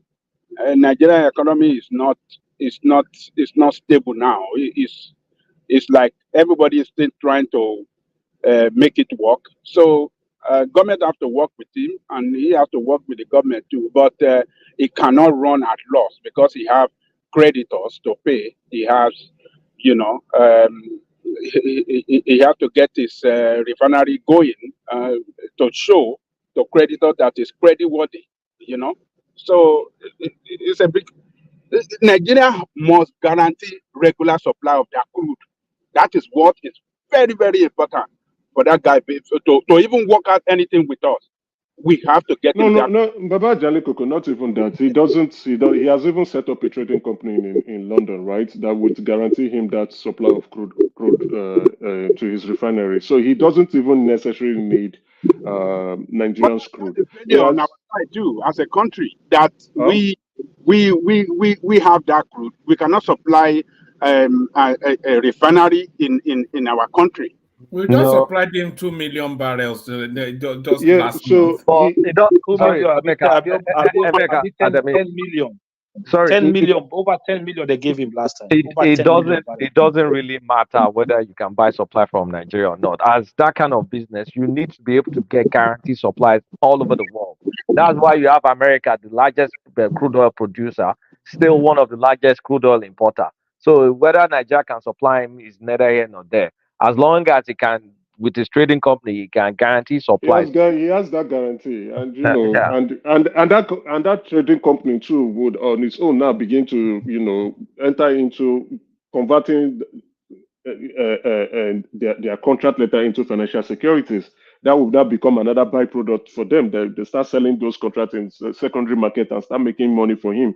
So he has guaranteed his supply. He just got from Texas. He got crude oil supply from Texas. So he independently he can run his refinery without crude from NNPC. So he's good, if you ask me. So the guy understands business. I don't agree with some of the opinions being shared about him. I think how many barrels does he require every day to function? I think 600,000 barrels per day. 650,000 barrels per day. That's what he needs. So that's a capacity though, which you would never ever really. It would. I don't actually imagine it will ever function at capacity ever.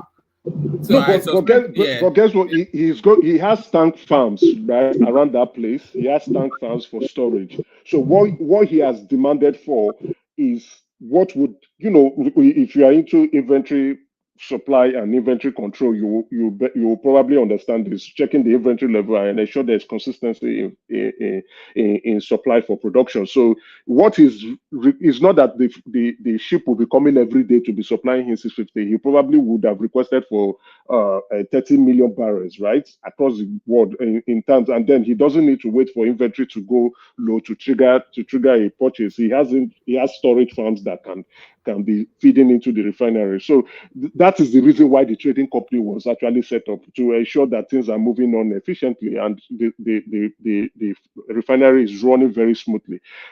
If you ask me, he has done it, that transferable skills that he built over a long period of time that has made him so successful. I think his refinery is going to be successful. Now, the big picture here is that, like we've actually said from S&P Global News, that the European refineries are going to shut down pretty much soon, except they will be finding new markets elsewhere. But I doubt it. I completely doubt it. Most of this, I think, if not 60% of these European refineries, they actually supply Africa. That's where their market is, and they supply Nigeria. And there've been rumors in the past that the reason why most of our refineries are not working is because of those European refineries. That's why those rumors, I'm saying rumors, I don't have the facts, but that's the rumors in the past. But they didn't see Dangote refinery coming in and like take it to the market. That Dangote refinery is going to supply not just only Nigerians, but other African countries. So they are going to be losing out a lot from the market share that they have in if I might chip in, let me get this, Matt.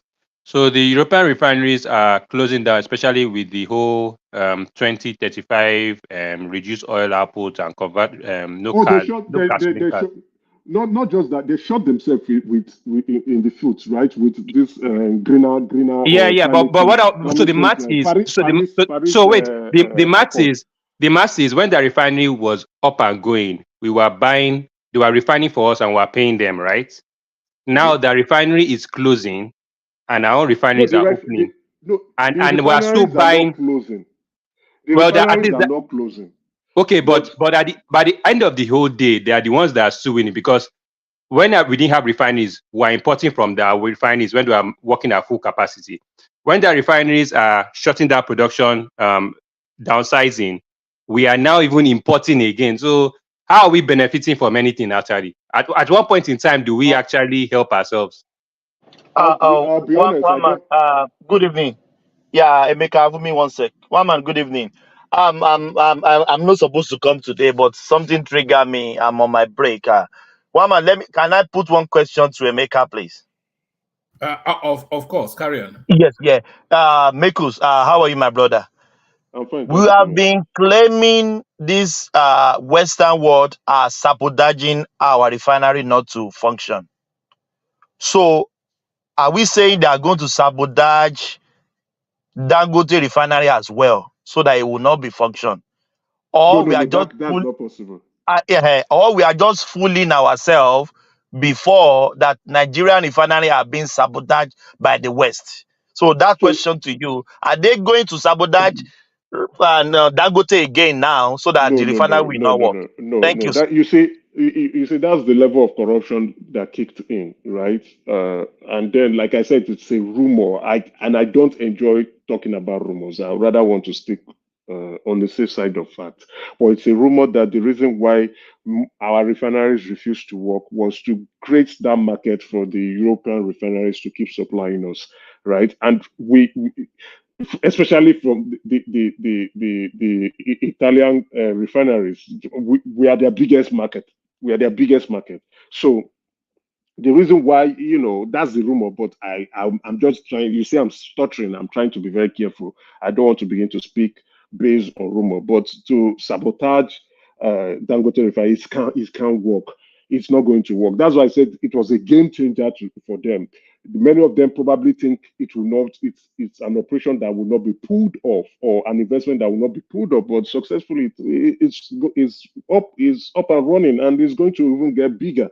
So now, with the climate accord, the Paris Accord, climate change, the new surge for cleaner energy, it's shooting them they are shooting themselves because crude oil or extractive oil or and the hydrocarbons is not going anywhere in the future. It's never going anywhere.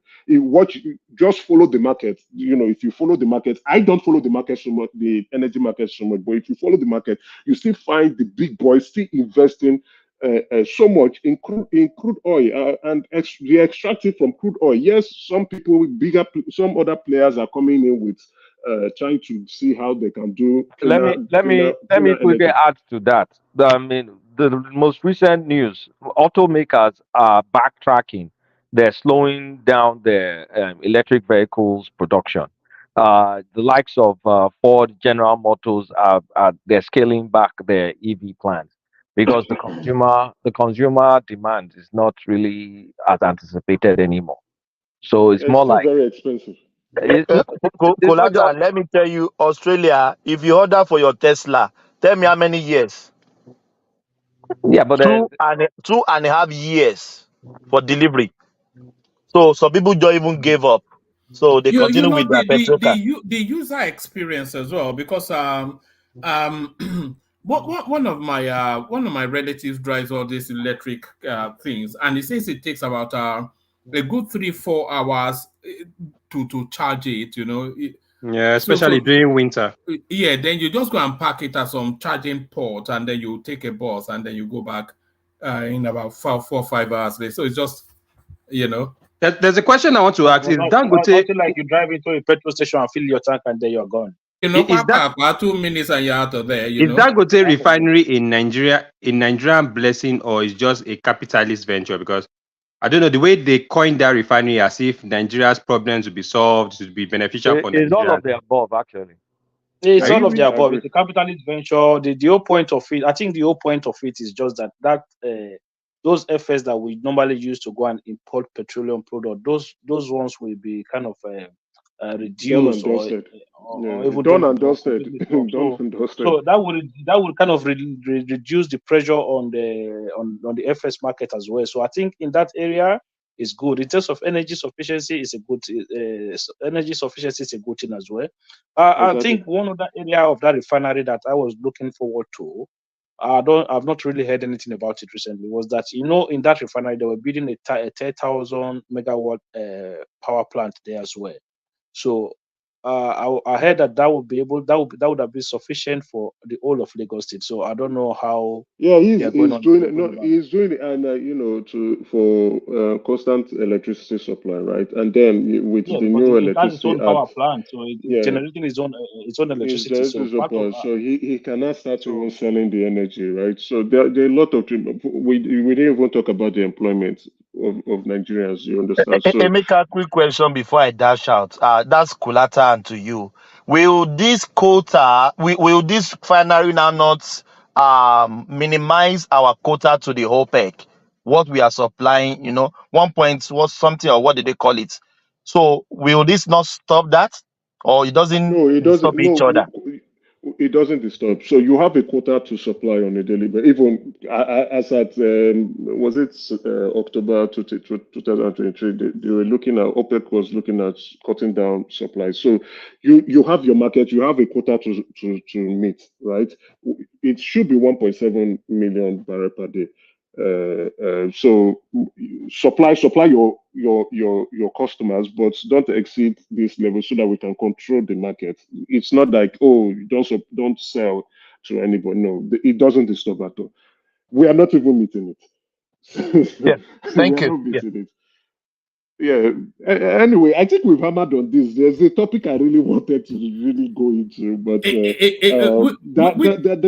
Yeah, go on. Well, is it that is the African Development Bank guy or yes, and attach it with the chapel. yes, yes. Yes. So So you is that double dipping? That yeah, Chapel Hill, I want to mix that's double both down. dipping, isn't it? No, woman, I think you're disrespecting the chapel.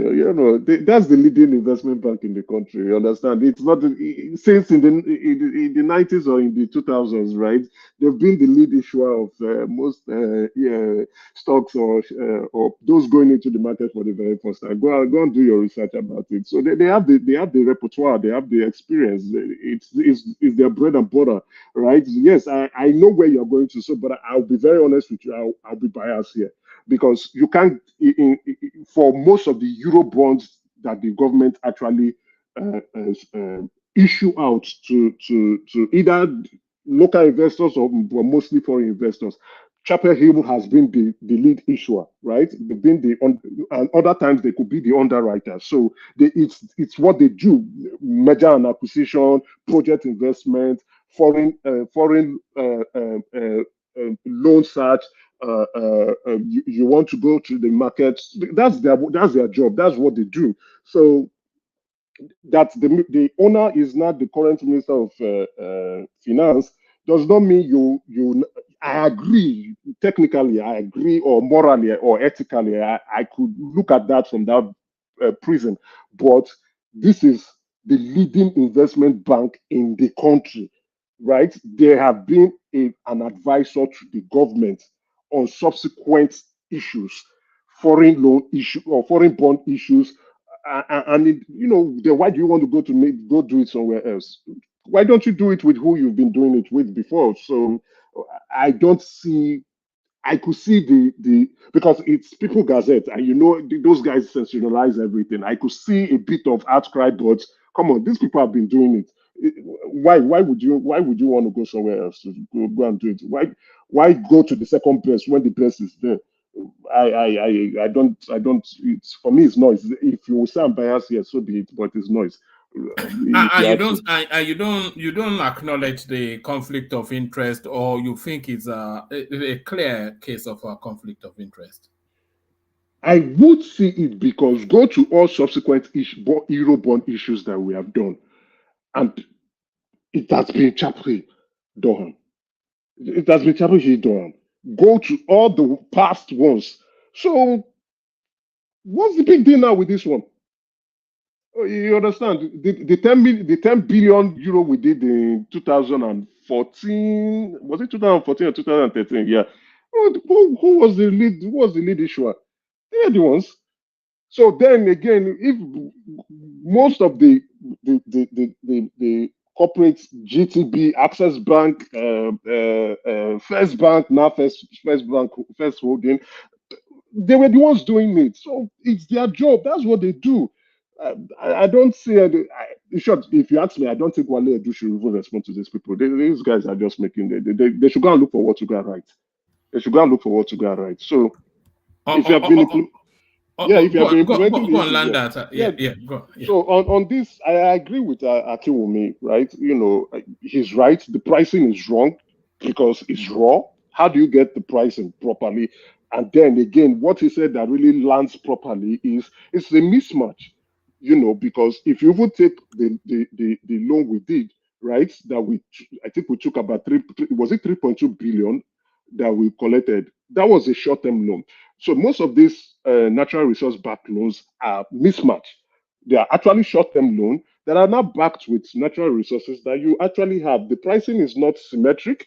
The pricing is not proper, and then you are paying off with your natural resources that if you add a little bit of processing in it, you will make more money selling them, but you are giving it to your lenders, and your lenders are making much more than what you would have made if you have gone directly to the market. And again, not only that, you are now, you see, you have natural resources on the ground, and then they're providing you with short-term loan to solve your problems. You are at the mercy of the lender most of the time, and you're providing this natural resources that has a longer longevity payment, and you're using it for short-term loans. So it doesn't align properly. If you ask me, it should be typically, if you are into lending, if you are into contract or you want to borrow, long-term loans should be collateralized with long-term securities, and long-term projects should be financed with long-term loans. So when you are now going into the market and you're taking short-term, and then you have a collateralized your security with natural resources, typically, which is if you are doing natural resources back loan, you are paying with natural resources. Why are you paying something that you can get good, that is long term, in my own opinion, and you are using it to pay for short term loans? You're only killing yourself, because those natural resources at some point will be depleted, if you ask me. So I completely agree with him. Then the pricing is the problem, because you are at the mercy of the lenders. The pricing is not going to be to the T. So they will look at it and give you what they want, and they offer for it. Take your gold and go and sell it somewhere else and get more money for it. So, and that's why Article wrote that stuff. And if you do the proper pricing very well, you see that we actually, we are making the lenders are making a key for it. They are making a kill at $90 per barrel. They are making a kill for that loan. It's a sweet deal for 5 years. Wonderful loan. It's so sweet. I wish I was part of those who would benefit from it. So I agree with him, though, smart man, he didn't call names. I don't think it's relevant. He has given his opinion, which is very factual, very valid, and I think Africans should stop doing that. If you ask me, Africans should begin to, or African countries, especially Nigeria, will be more focused on Nigeria, should be able to begin to look at ways that they can get loans, cheaper loans, to solve their problem, especially long-term loans, to solve long-term issues. Now, Kisne Mogalo made something that made sense.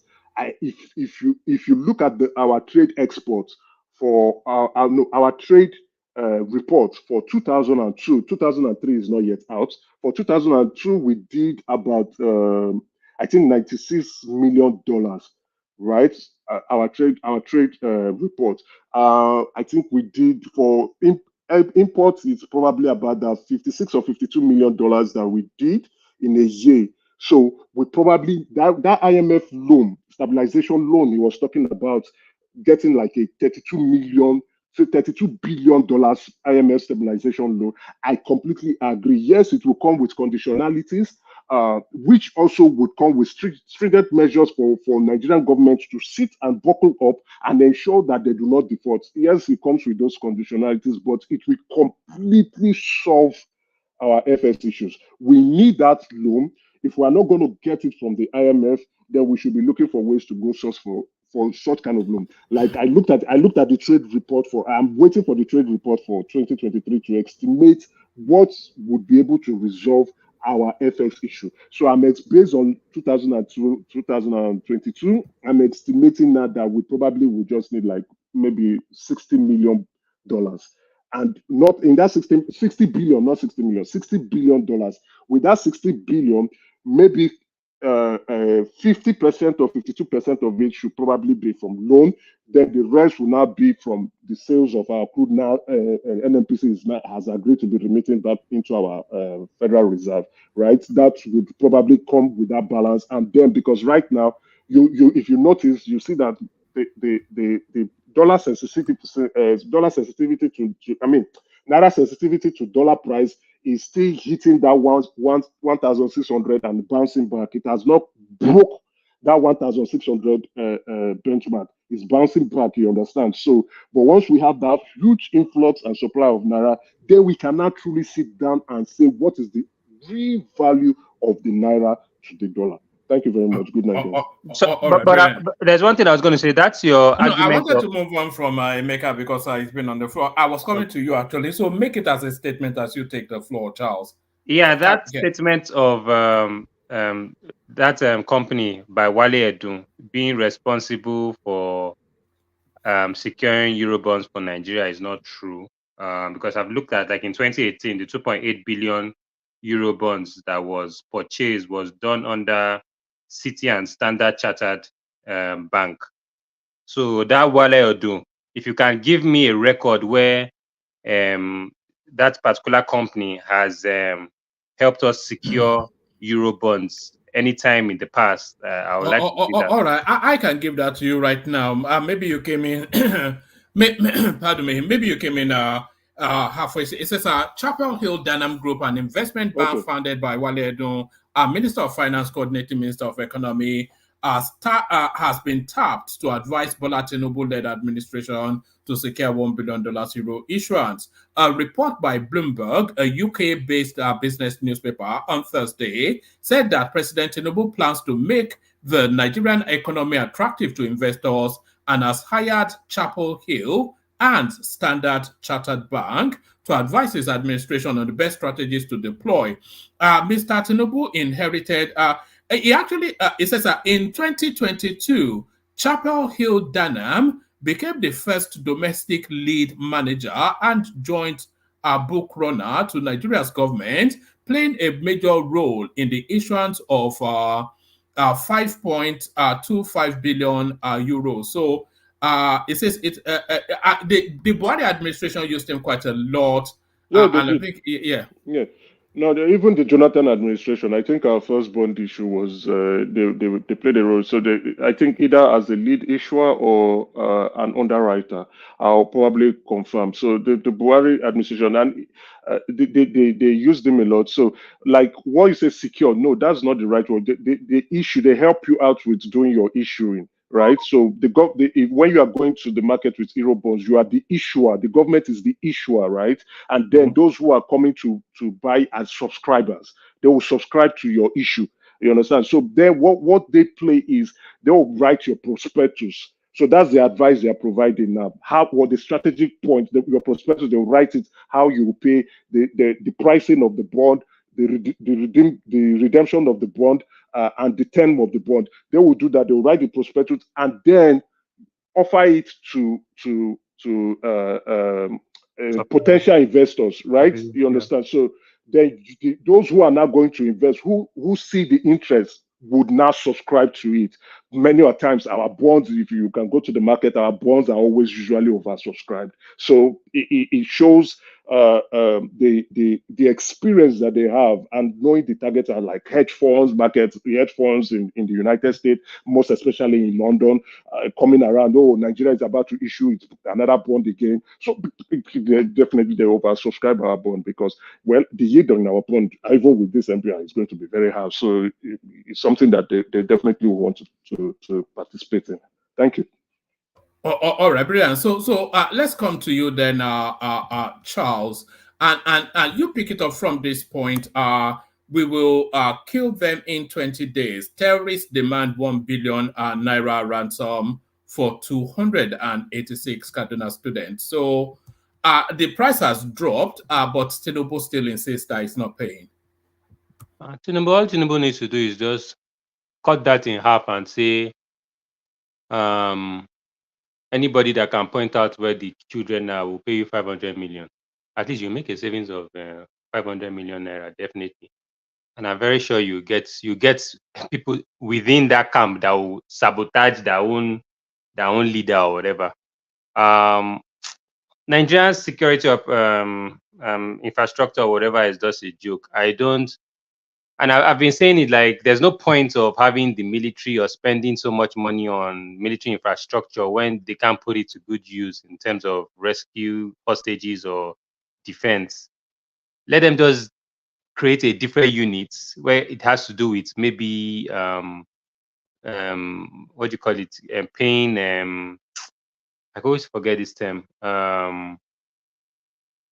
I've forgotten the word, but anyway, but like more or less like giving people money for providing resources for the locations of all these kidnappings and stuff. I think that one will go a better way. I think they just need to just issue out a like more or less like ransom or whatever. Is it ransom? I can't remember the term. But issue out a call. Is it bounty? Yeah, bounty. Yeah, issue out a bounty. At least cut this by half. They will say 500 million. They'll say 500 million naira bounty to locate these 286 girls. They will locate them. They will definitely. I don't think those girls will be especially difficult to locate, but they're saying they are using them as human shields. I'll be honest about it.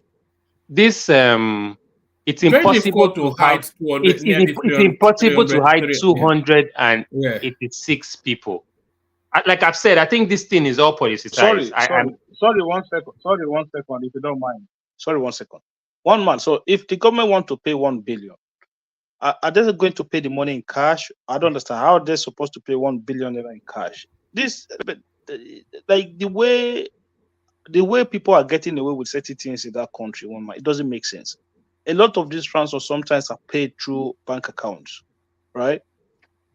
How are they getting away with this form of behavior?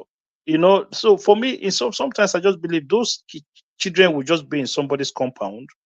They're not in any forest, and there's an evidence to what I'm saying now. Don't forget, there was a day this guy under the Buhari government, what was it called? Garba Shehu, right, was having an interview on, I think it was on Channel TV.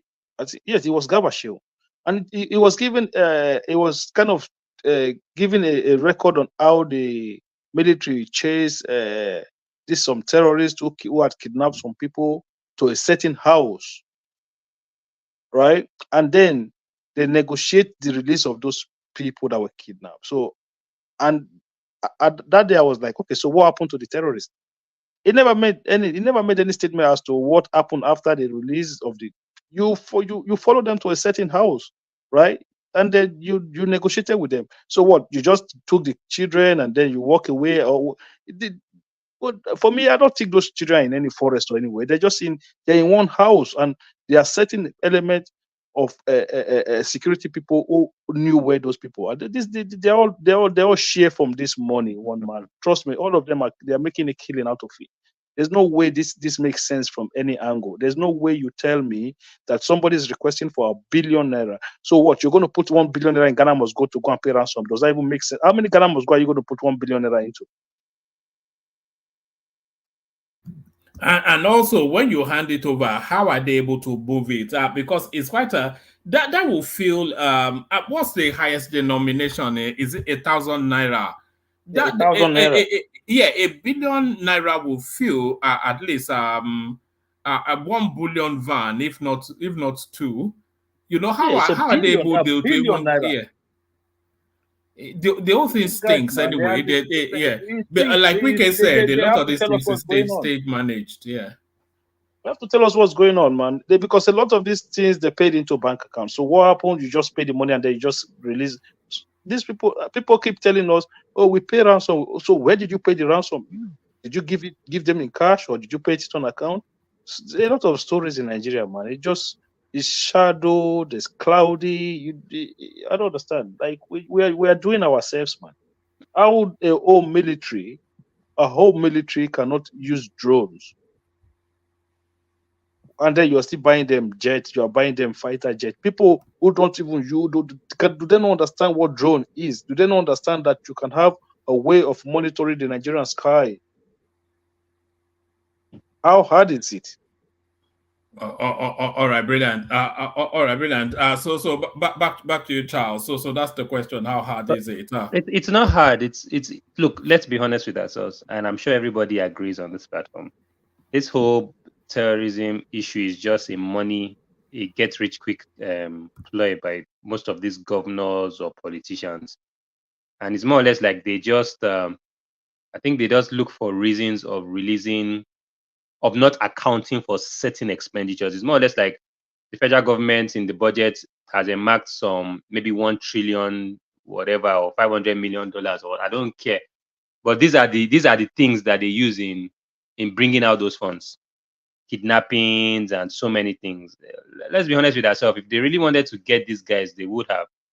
But like I said, Nigeria is just a unique case. We know what is going on, but we close our eyes to it anyway. So they should pay them the 1 billion. I won't give up because I'm even trying to be logical and saying bounty. At least you save $500 million if you issue a bounty on their head. But in actual fact, that's another solution that would not take place. It's more or less it's a get rich quick scenario. So they should just pay them. No need of talking. Just give them the 1 billion and let things go. Next month or next, I think this thing is probably done every quarter or something. The next quarter again, they will kidnap 86 people. They will release another fund. So Nigeria is not going to work. It has never worked. So just leave it at that. All right. Should I take you to the next talking point, or do you want something? Is there anything that you especially wanted to speak to? I don't know. You were saying something about the Port Harcourt refinery coming on stream. Yeah, within next 2 weeks. That's the assurance. He said it's sacrosanct. That was the word they used. And they said they were also going to import fuel, I guess, crude oil to make it run, right? No, they didn't say that. They said they'd already supplied it with 450,000 barrels. From where? From our stock. We are an oil producer. We're an oil producing nation. How much why don't get the memo? How is that possible if we are struggling in meeting our quota? So how did it, and that won't affect us? It will affect our revenue. No. I think I can't remember the exact term, but there's a clause that allows for domestic use outside of it's called I think it's called domestic whatever. I know what Yes. So that doesn't come off our quota. No, it doesn't come off our quota. So what are you trying to say, that we produce more than the 1 point whatever we export? Because I know we've been having challenges with meeting up to our targets. Yeah, this is it. It's shrouded so in where is the logic coming out from? Because when you're talking about output, that means we probably produce more than we export, and we can channel some parts to. They'll produce more than they export. No, they'll be stealing us. They'll be robbing us 400,000 barrel every day. Don't forget, there is a 400,000 barrel a day that was supposed to be for Nigerians' consumption, for our own local refineries. Since the refinery stopped working, these people that they call themselves NPC people, for some reason they've said they'll be doing crude swap. Those are the ones that were taking for crude swap. So they will say they're doing crude swap. Don't forget, it's a crude, but they only bring us petrol, okay? But what about other byproducts that come out from that crude? Well, what do you do with it? So these people, they've been robbing us every day 400,000 barrels and that is priced in naira, by the way. So Yeah. you can imagine. Yeah, 400,000 barrels I every should have gone day. to NFPC after university, I swear. I'm telling you, Kolata, man. You would look 400,000 barrels per day. These guys have been robbing us for many years now. Nobody's I accounting heard for even the cleaners there drive Lamborghinis, all the Lambo. nobody's So you're trying to tell accounting me, for it. but it doesn't make sense. So you're trying to tell us we make, how much do we export? We export what? 1 point what? 1.4, 1.5? Yes, Whatever we but export, maybe that 1 or one, 2 that, even. So you're saying that actually we produce more than 1.5, and like we produce 2 million, and maybe 500,000 is into private coffers or what? You know 400,000. that 400,000. Kayari, we need to go and ask him. He knows where he is.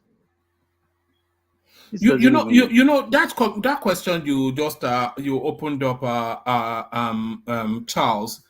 You know, they also supplied Dangote about, was it 3 or 5 about 2 million, but they were even showing clips, aerial views of those so where are they coming from? Where we cannot meet our quota? So why can't we supply if we are producing that much? So why are they saying that we don't have enough to give Dangote?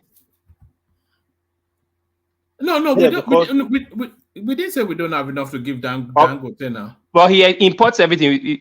I thought we were arguing basically that we don't have, because we export everything, we don't have sufficient crude to give his refinery, so he has to export. No. Import.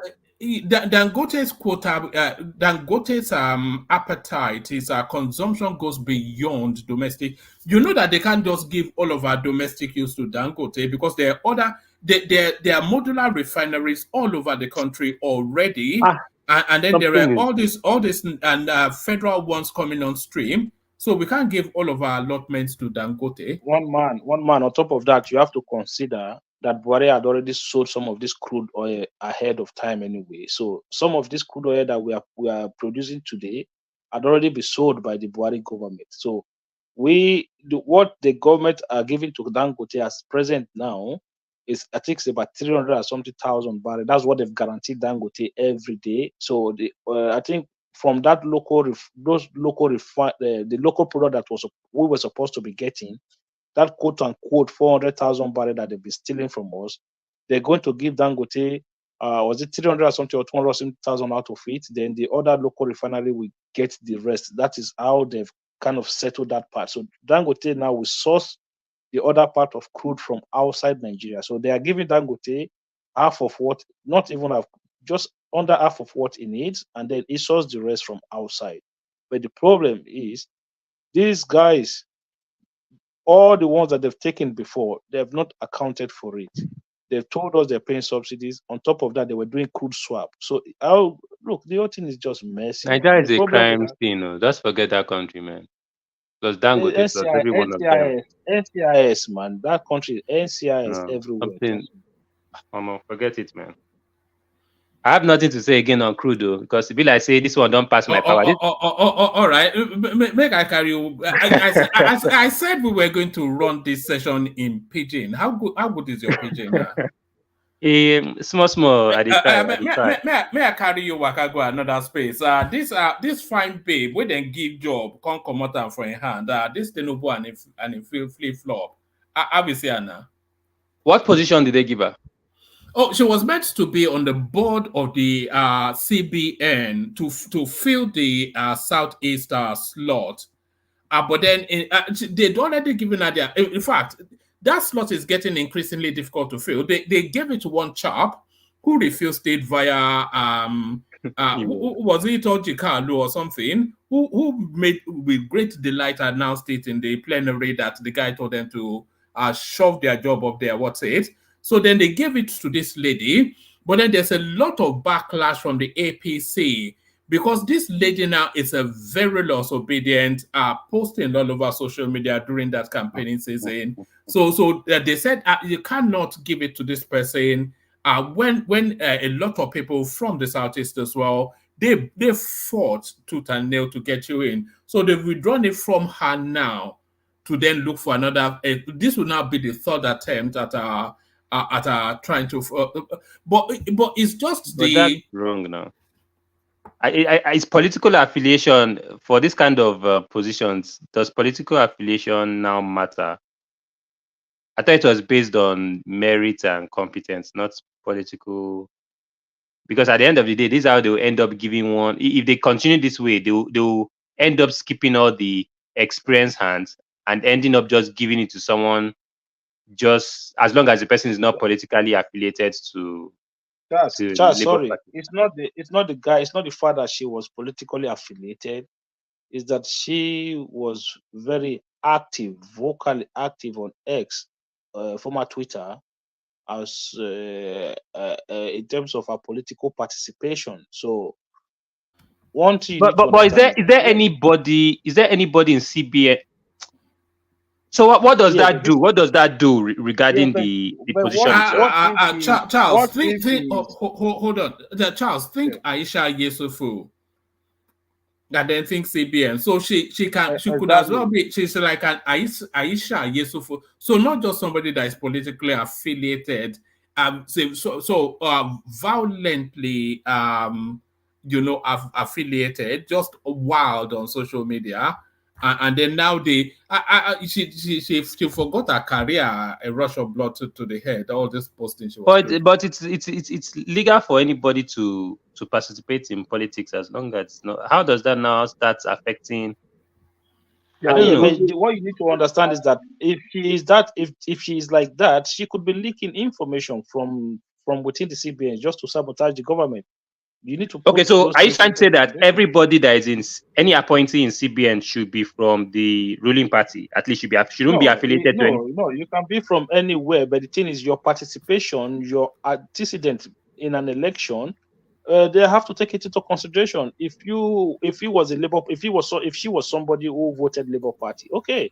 If you are a member of Labour Party, okay. But if you are very vocal on issues, if on how you support your party, these things have to be taken into But consideration. so are you trying to tell me that somebody who is a party member and somebody that is just tweeting, who has more influence in terms of working for the Labour Party? Is it somebody that tweets or somebody that is a party member? No, one man just gave you an example, and Aisha Yusufu. You see, she's a Labour person who supported Obi, who was very vocal. So will you say that they should put Aisha Yusufu anywhere near the government, near this government? But this woman is not known. You can't compare Aisha. I think you are going overboard with Aisha issue. This No, woman, nobody knows her the now. thing is, look, social media, you cannot tell lies. All your records are there. All the things you put out are there. So they've gone and they've searched, they've seen all the things that she put out there, and they've gone like so. So you see, for them to have gone that far to say, look, this woman, she was too vocal during the election. We cannot have her in this in a Well, position like that. I won't lie. I don't. I'm not going to be biased. So to be honest to you, I actually understand because even in private organizations, they do a lot of background checks and stuff, and if they see things that are anti-organizational, they would not hire you. So in some ways, yeah, it's understandable. It's just that, well, I can't say much to it, but I just hope, because what I don't want is that they end up picking somebody that is not competent, and they run out of options and just pick somebody that doesn't have anything to offer, and that position is just wasted. That's just my own. All right, let me take you to the space. African Development Bank chief criticized opaque loans tied to Africa's natural resources. So these guys are just picking it up a penny to the pound, especially the Chinese, who will just throw you a couple of trinkets because you're desperate. A lot of all of these resources, you're talking about how Buhari mortgaged the future of oil in Nigeria. A lot of the African resources are already mortgaged just for pennies on the pound.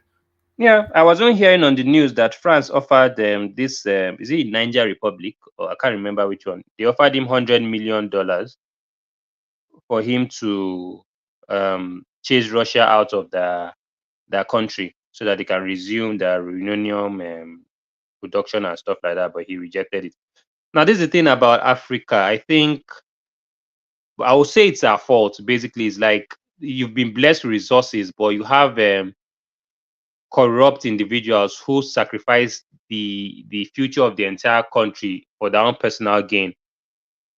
Take for example that gold mine that was in that video about a gold mine and everything, and you have just one individual or certain individuals, especially Chinese and everything, just looting your country's currencies, looting billions, and they give you what, hundreds of thousands or millions of dollars. Nigeria has Africa has a problem with greed. I think what has happened is that we've the Nigerian political class seem to like own the country. They've already accepted that they own the country and they can do whatever to fill in their pockets, as long as they don't really care about the Nigerian people. So honestly speaking, there's nothing, I don't know, the day Nigerians decide to chase these people out and, like they say, a revolution or whatever takes place, well, we'll continue to mortgage the lives of our unborn children for pennies, and the pennies itself is into private hands. It's just highly unfortunate. It's an African mentality thing. It's more or less like slavery and slave trade all again. Only this time we deal with what do you mean all again? Did it's all again. Now what's the difference? You have your Benin kings or your giving. Wait, now what is it? Isn't that what was happening? You have your Benin kings. They will give you mirror and something, and they will take he will give them slaves in return. So what's the difference of them giving you couple of millions of dollars and taking your natural resources? It's the same thing all over again. It's just that they're not using human beings. It's the same thing. What I was going to say is that it never even stops in the first instance, especially within the francophone space. You understand? No francophone country can claim that they've ever come out of slavery. Even Nigeria, even ourselves, we're still under slave rule. We're just hiding under. I don't even understand the arrangement, but in all honesty, Africa is. These guys are not letting go. That's just the truth. They were never. Yeah, but they cannot afford to let go, though. But that's the thing. So, will you agree to me that you know that Africa is subsidizes the lifestyle of the Western world to maybe about 30%, the way they're able to exploit it. If they are not able to exploit Africa, you would not be able to live. Will you agree to me that the independence held by most African countries is all a fraud? There's nothing like democracy. There was never. It's just a smoke screen. Everything, the status quo still remained. It's just that they looked for a way of planting stooges to just control the resources. I agree broadly. I agree broadly for the whole of Africa, but more specifically for Francophone Africa. Do you also agree Tinubu is part of that stooge? I don't think Tinubu is a stooge. I know you. No. I don't think Tinubu is a stooge. I think he is. I don't think the Ghanaian president is a stooge. It's very difficult to imagine the Rwandan president as a stooge. But the thing is, they are handicapped by the circumstances that they find themselves. Because there's a lot of dependency on those spaces, and you can't be bullish and and all of that when you're already cap in hand. Those people have us by the balls, so that's just essentially. What happened in Nigeria, Lagos or whatever today, that they lost internet connection. It just shows you how, if these guys want to why that happened. The cable that goes under there was a problem with the cable that goes under the sea. It wasn't just Lagos, by the way, it was Africa wide. Africa, yeah. Yeah. So that's what I'm saying. Like, if these guys want Jesus Christ, we are done for. Like, if these guys want to send us to the Stone Ages, they will send us there in the blink of an eye.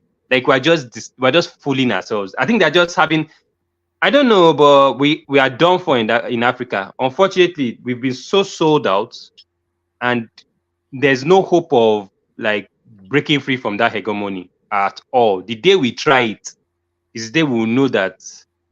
Yeah, but ultimately we have to take on that fight, Which fight? Yeah. One man, which fight? Why are we deceiving ourselves?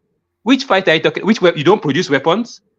No, Your internet that you... No, but the thing is, You can tell them to go and whistle that, and then see what they do. Say, okay, They will blow they will attack the country just like they've attacked other countries, and you give up. You will be the ones they'll to give attack up. all African countries. You cannot do it as a country. You have to do it as a continent. But yes. The problem is that you don't have that unity among Africa. You have the Arab Africans, the French Africans, and you have those Southern Africans who are even worse than white people themselves in terms of their own. Well, you can do it as regional blocks now. At least in West Africa now, we're all. When majority of West African are under the French control. Do you not understand that if you send a letter to Cameroon now from the UK, that letter goes through Paris first? So what is Cameroon going to do when it comes to that? Look, those a lot of things are going wrong. One man, we kind of, I don't know. It's just like people. Some of these African countries just don't want to like liberate themselves. You can still give Nigeria some credit, because we still at least we are still pulling back a little bit. To a certain level, we have a high level of independence. Okay, but you have a lot of these francophone countries who are like, even the currency that they are using, like a lot of things they do. It's just it's almost like France controls so that much foreign reserves being domiciled in France. And they control so much about how they run their. It's almost like another state under France. Woman, where is our foreign reserve? Where is our foreign reserve domiciled? In the US, I think, or UK? I think it will be with the central bank. Would it not? Are you sure? And the people will. I don't know. I'm not a banker. Some of it is spoken for. So yeah, but is it even domiciled anywhere in particular? It's domiciled in the ethers. Ethers. Yes. I thought what it was. Yes. All right. Charles, give us a quick commentary on this students' loan thing. Tinubu sent a fresh bill to reps. Are you following that space? Thoughts on that? We go on to Kulata, and then we start to. Yeah. So I know they said they suspended it indefinitely. So right now everything is moving so fast now. So I think maybe because of the outcry and the negativity that surrounded the whole thing. So right now they'll push every story out to show that things are going back to normal. But even the students' loan, the question I was going to ask is that so I know that they've changed some things. What are the things they changed again? Right, no sureties. They've removed a lot of bureaucracy in there, and then and some. You know what I thought they did was that they came up with the idea, and then they just used some template policy to flesh it out. So they were asking for guarantors, civil service level 12, all of this sort of stringent criteria. They've removed that. They've removed CBN as a major player within that space. They've removed that. They've expanded to include other technical schools, colleges of education. So they've expanded that, and then they've removed some clause that puts a 500,000 naira threshold household income. They've just reworked it based on our public feedback. I think is what they've done. Okay. Well, I won't say the loan should just come as expected. I can't say much. The only thing I hope they have the measures to recover that money, because that is where the problem would be in terms of how they recover the payment. I don't know how. I did wonder about that, and then I thought, because of course it's tied to employment that you start to repay it 2 years after graduation. And then your employment will be tied to your national insurance number. So that's what you see. So you're still speaking. You're speaking as if because obviously here we have our social security numbers and it lives with us always. If you want to get employment, you have to put it in and they will do a check and everything. If you're owing anything or whatever, they will see all that. But in Nigeria, a lot of people don't have. I'm sure you can even change your national security. You can get new ones in Nigeria. No, you can't. I doubt that very much. You sure you can't change your? How can you change your national identity number, whatever it is? And the other thing is they are tying that your national identity number to all of the functions of your life. To get a phone, to open a bank account, your employers have to take note of it when you are getting employment. So all of your life is now feeding into a centralized database. Well, let's see how it works, but I'm very sure, And like, anybody that is a graduate will almost certainly, yeah, well, you have one anyway. Even at the point of registering at the school, they will ask you for one. they're not really that. Apart from the banks, and apart from the banks, I don't see any, even employment. I don't see employees like requesting for your NIN. No. Employees don't request for your NIN. Apart from the bank, when you want to open a bank Now, account and everything. I don't know for certain that they don't, so I can't argue that, but I imagine that they would, because that's the whole point of it. I imagine that the government would mandate that they should. No, like I said, I know that there will be a problem with recovery, but I don't think we've reached that level of centralization that a NIN will be tied to every part of somebody's life. That's not. Nigeria is not. We're not that efficient. I mean, is it effective to handle that kind of data processing in terms of using one NIN to track one single individual? I don't think so. And but what's the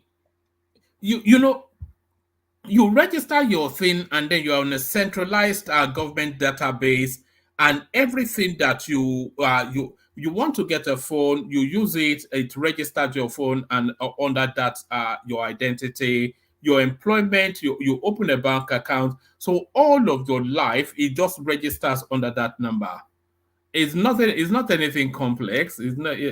They just need a big database for it to be able to be managed properly. And I'm sure they've got enough Indians running Nigeria around. doesn't have any. If you don't even have database to transmit election results, is database for the entire country of. One man, forget this thing. That money, they'll just give it to whoever they want to give it to, and there's nothing like recovery. You will not hear a damn thing. One man, I think this my brother is just being over skeptical about it. Can you hear me? Yeah, we can hear you. Yeah, I think you are just being over skeptical about it. You said, "Oh, we don't have database." That's what the NIM is supposed to do: help create database. And mind you, let me just answer some questions with respect to employment. The employers will start asking because they will need your names to do your tax remittance, to remit your payee. They have a duty to remit your payee. You understand? So definitely employers will start asking for names. And for their own safety too, they need to ask for the names because it helps them. It makes it easy for them to be able to run a background check on you. If you employ someone and the person commits a crime that is capable of, or use your company to commit a crime and then they are coming for your company, and they say, "Oh, produce the data of that person," you can't produce, then you pay as a company. So to protect themselves, they will also do it. They are not difficult now. How difficult is it going to be for an employer to say, "Give us your names"? So many people want the job now. If you don't have, then you give it to somebody else. The banks are already asking, the telecom companies are already asking. I'm sure that if you commit a crime now in police station, when they document your right case, they will put your ID card, national identity card too. So that's how it starts now, and we start growing progressively like that. So we don't have to be over skeptical. Oh, they are not serious. That country is not going to work. It's been a long time I heard that kind of statement that somebody really believed that something cannot work. I mean, that's not the way I'm wired.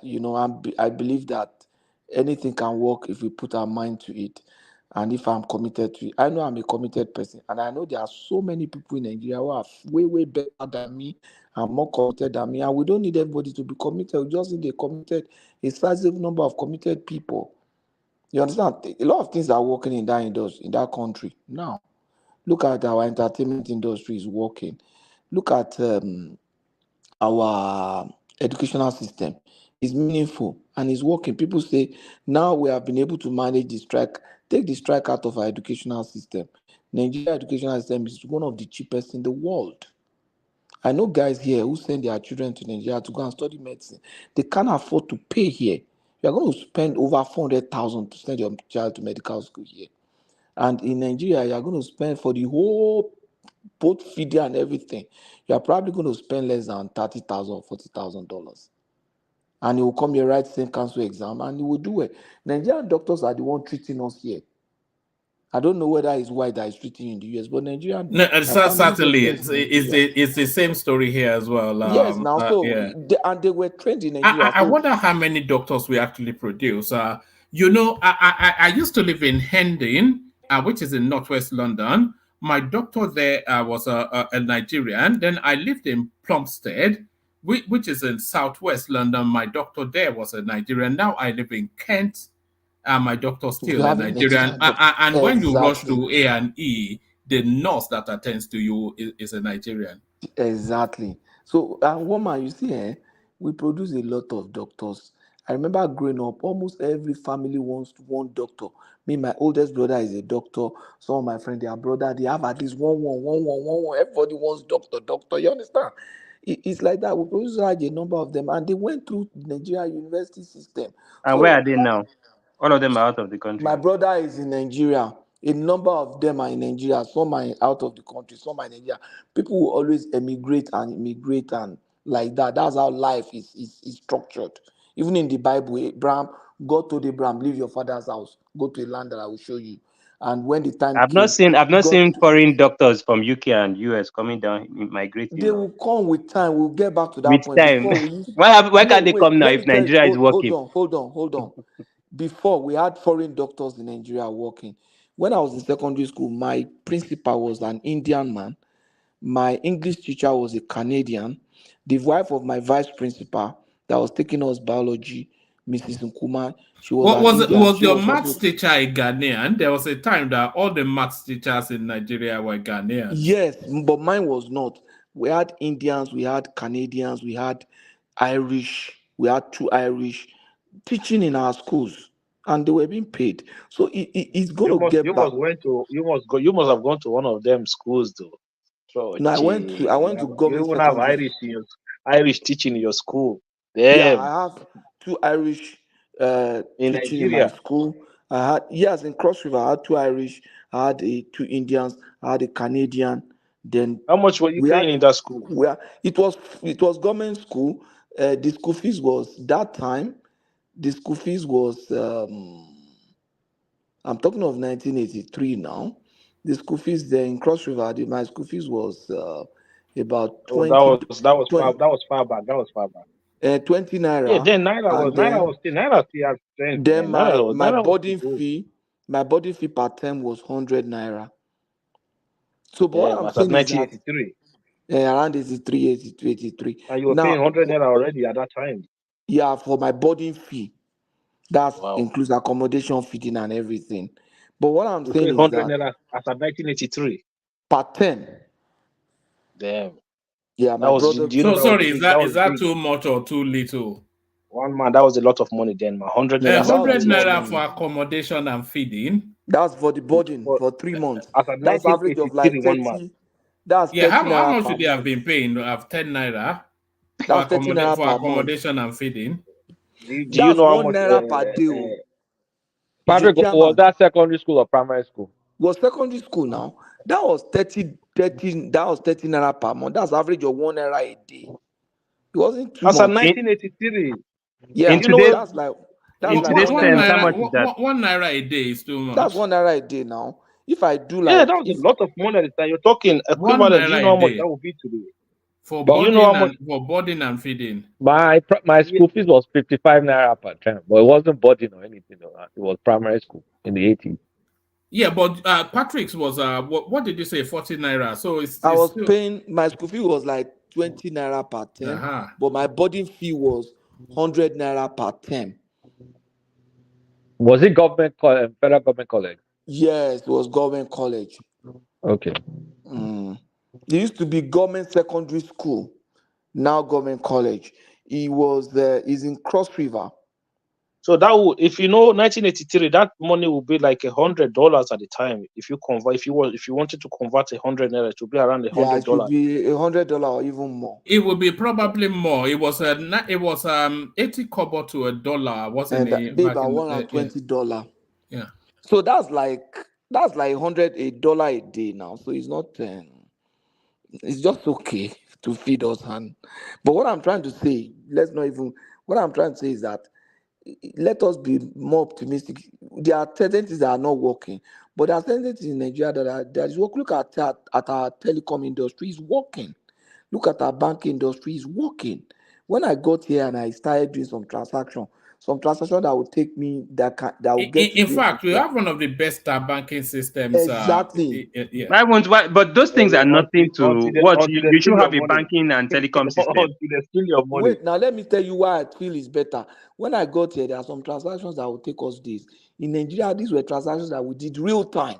I was surprised. I worked in the bank in Nigeria. My wife worked in the bank in Nigeria. I also worked in the bank here. So when we went to do some transactions, he said, this is serious. So can you imagine these people don't have this, they don't have this. And those were the things that we have in Nigeria.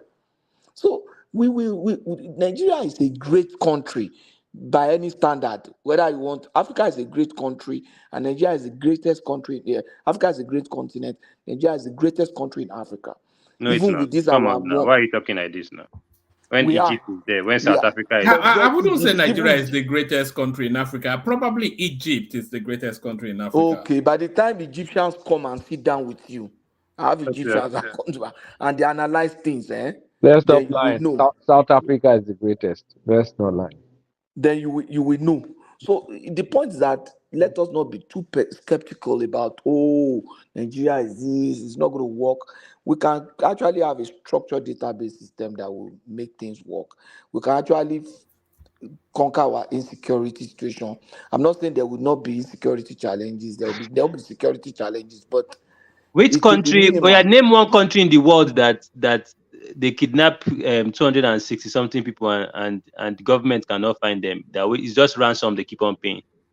No, If don't Nigeria worry. is that They will great, find them. They will find them. have they ever found any? They kidnap all the time in But that one. Afghanistan. One man, that question self is just it doesn't align because every country have its own security challenges in different forms. In So different you form, go might to not the be United legal Yeah, States, but the you go to the government United acts States on and it. That's the then difference. The government you acts on it. see, you go, they ask on it. It doesn't mean that the life taken in There are schools actually very few where countries. gunshots where Sorry, somebody take guns into the school and kill children in the United States. Even if the government act on it, it doesn't bring back those kids that were killed in the act at the time. So what every country has its own challenge. The South Americans are having drug people, killing Yes, people. there are actually very few countries that you will actually say they have any form of government. You can't say they have government in Afghanistan. They don't have government in Libya. Do they have government in Somaliland? Do they have government in Somalia? Is there a government in Ethiopia? Which country? Is there a government in Romania? Yeah, there are very few countries that actually have. Romania is a very good country. One man.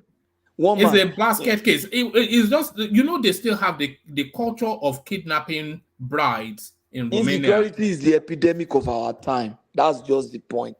Corruption is the epidemic of our time. Because of the way the things are, maybe corruption, and that's what is fueling insecurity. That's the motivation. We have a generation of people that sees money as the source of everything.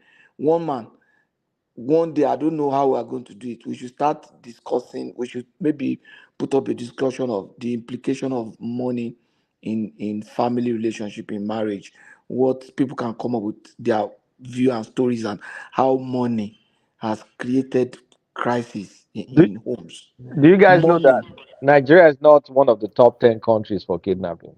We're not top 10. Canada is number 4. Why will you say that? What rubbish is that?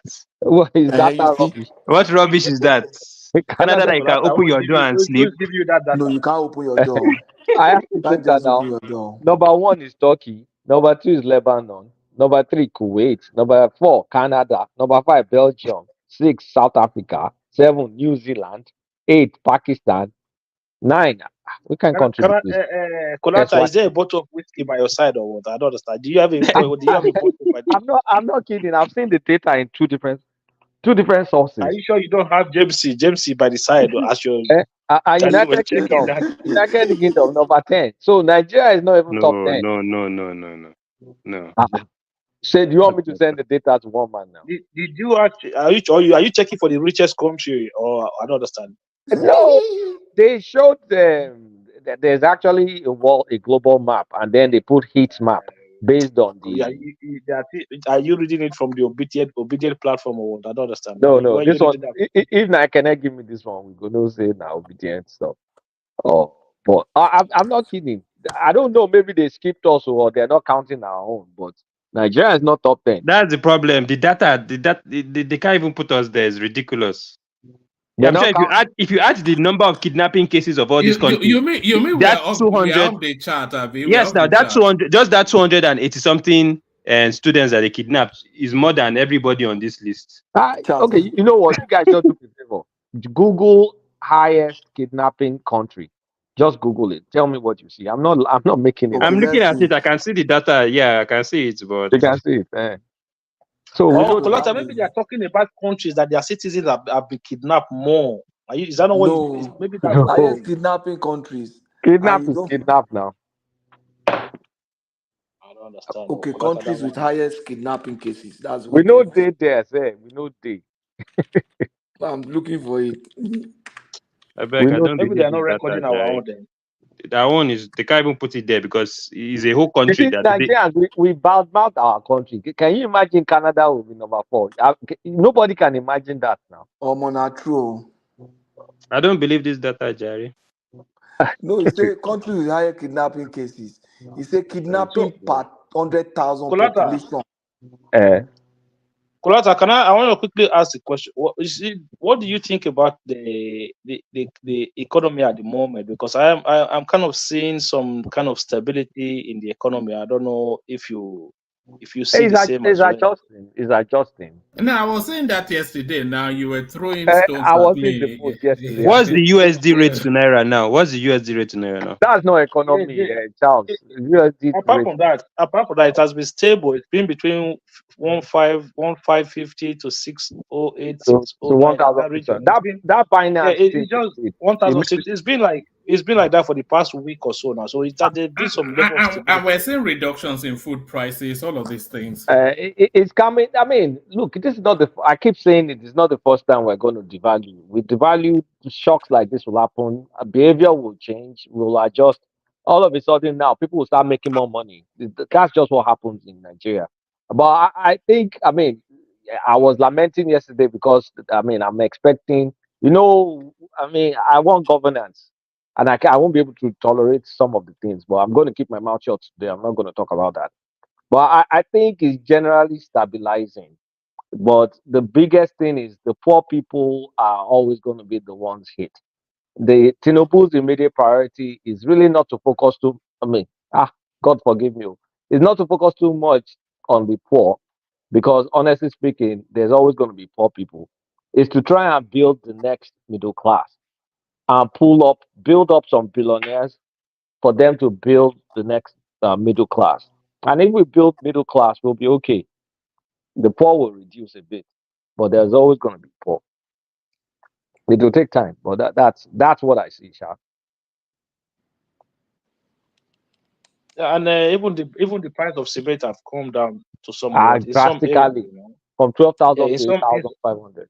Yeah. In some area you're going 7,500 to 8,000. Some areas to 9,000. So the thing, look, hopefully we start to see this continuous reduction, and maybe by the time the refineries, all of them start working at a very high capacity, the issue of many nairas chasing few dollars, that will reduce as well. So hopefully that will. So Kulata, are you trying to tell me that obedience, we have no hope for 2027, that APC is going to perform? For sure. Even if the economy is scattered, obesity will not win. It be like say I go go consult my babalawo. I can tell you this, Charles. Tinubu will be winning the Southeast in 2027. Laugh at me now, but let me laugh at you in 2027. But Tinubu will be winning the Southeast in 2027. Huh? I guess we just better that 2027 is a waste of time for us the way things are, because I was really thinking he wasn't gonna perform and it would be overwhelming for him. But well, as long as Nigerians benefit from his governance, I I'll think take the it. biggest thing he did was this. The two biggest thing he did was this fuel subsidies and this exchange rate issue. Because you know what that has done now. Though there are lots of pain, when things finally stabilized and the things started working in the direction that it's supposed to do, the government will have a lot of money to spend. A lot of money to spend. Because the revenue that are coming in now is like almost 2-3 times what normally used to come in before.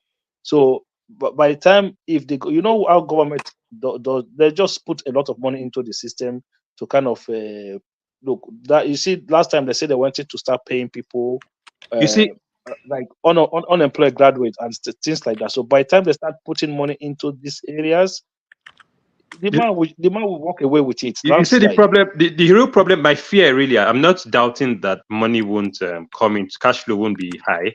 My own problem is that I don't want that go on issue to happen again, because this will be the first time that Nigeria will be receiving so much money, and like Gowon said, too much money, you don't even know what to do with it, because these guys have never really been known for like using funds to actually improve the welfare of Nigerians and stuff. So that's just my own problem, that they won't mismanage. See, that's money as Yeah, they pay for all. but hopefully the lesson has been. Was it not that Nigeria's problem is not money, but how to spend Yes, it? now. But guys, do you know that with all these, even as difficult as things are right now, they are executing already. They are doing a lot of road projects across the country. The federal government is already doing a lot of road. But do you think we're not making that same mistake again? Is it roads we should be emphasizing on, or creating industries and things like that? Because I don't know. If you create industry and you move your goods out, Government should not be creating industry. Government should be creating infrastructure. It's the infrastructure that would. They are working on a lot of to think of when they came into power and to look at what the work they're already doing in terms of road. Dave Umahi have engaged a lot of road works already. So for me, I think in that area they are doing really, really well. You see, guys, I think the Tinubu administration is a blessing, right? As at 2023, the end of 2023, even with all the noises, we still had the trade surplus of 45 trillion, not 45 billion trade surplus, right? So now we all know that our highest import, right, is petrol. If Dangote and the refinery kick off properly at the end of this year, our trade surplus will really go up, and that emphasizes that we have more money, right? And now I just did the rough calculation. That's why I think Kingsley Moghalu was talking about that 30 billion stabilization fund. He's actually right. I think I'm wrong. So with what is going on, once we stop that importation and we are exporting more crude oil, we export more crude oil, we'll get more funds coming into the country. If you ask me, I think yes, we are tightening to close down the inflation rate, but the growth phase will commence from that mid of 2025 to 2026. His administration will be good. It will be good. But if they don't change, if they don't start stealing themselves as well, because this is what some of them do. As soon as things start working, everybody keeps quiet before on that stealing. I think we've done that analogy once before. If Tinubu creates a 1 trillion economy, which will be double plus double what our economy. I think our economy is about 450 billion thereabouts, roughly that sort of parameters. If it turns that at twice over plus and it steals 5% of it, would you object to that? Of course, I will object to that. Why would they steal 5%? You will Do you know object how to much that. 5% is?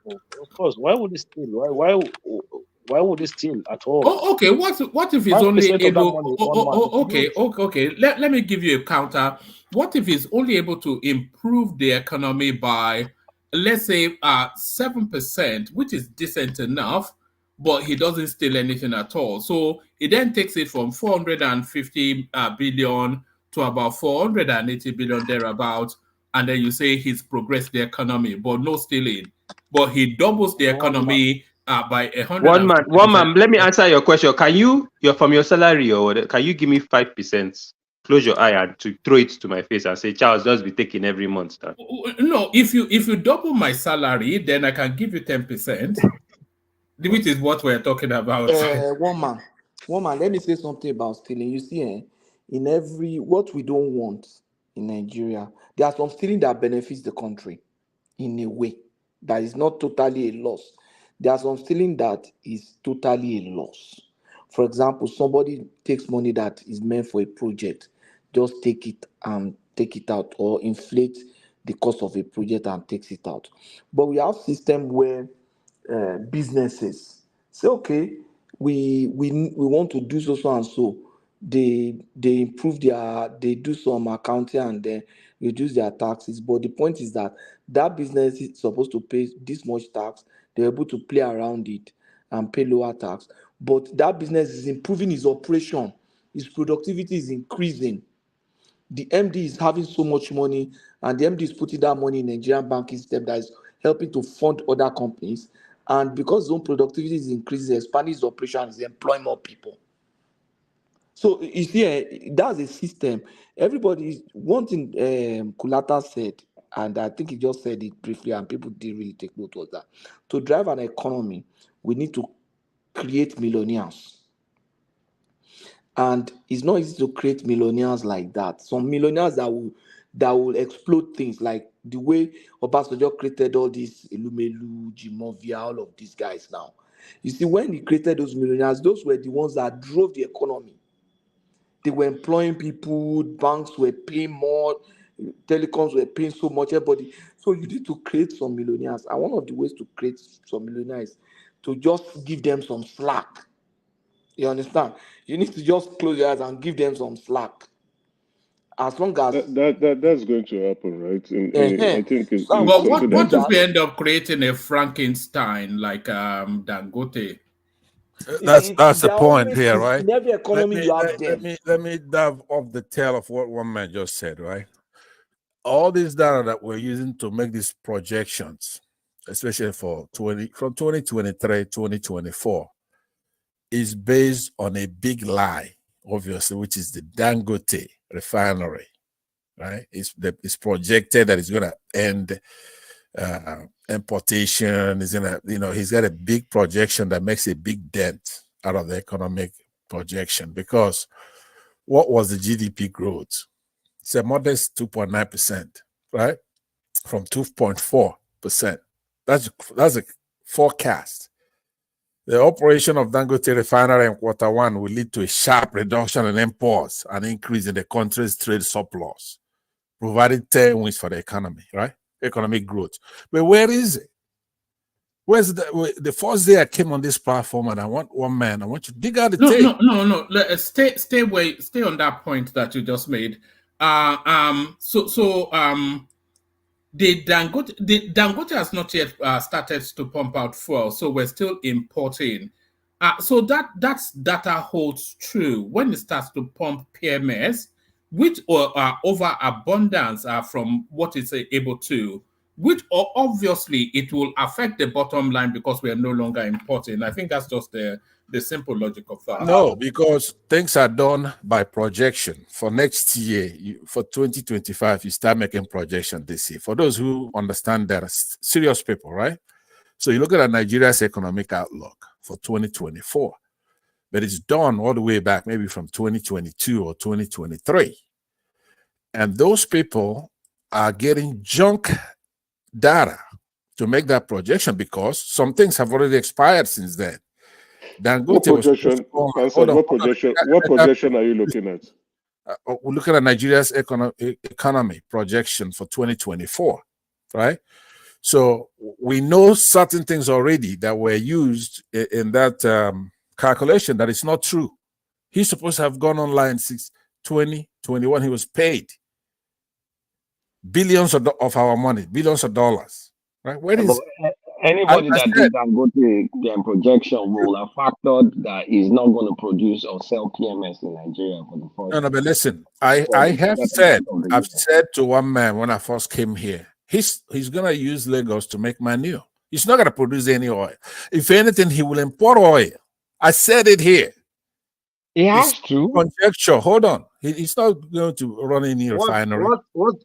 Pastor, what oil is he import? Is it refined? Are you saying he's going to import refined products? Yes. If I go to that cement factory he has there, I'd search very well. I'm going to show you that he's importing cement. He's not making anything. No value added. Right? No, but right. You can say, let me land. Because you've been here talking nonsense for many years now. I've been here. I've seen your data. But once he was paid in 2021, billions of our money, billions of dollars. Where's the refinery? How come it's not online? He's getting crude now. It's a big joke. Now, you guys can be fooled, right? But there are some of us who don't want to be fooled. Who don't want it. You could take him with you. Go. Well, Pansat, you're rumbling about. Go straight to the specific. Please, go straight to the specific. Please. You're rumbling about. There is no specific. What it is a big fraud, right? To be importing refined petrol. Let me tell you, relax. Cement, how much are we paying for cement right now, right? What's in the cement? Cement is 8,000 naira. What's your point? Things from sand, silicates, things that there's no importation to make cement. So what I'm saying to you is that you guys, right, all of you want to be fooled because somebody's rich or something like that. No, Pastor, you want to be fooled, okay? You want to be fooled. If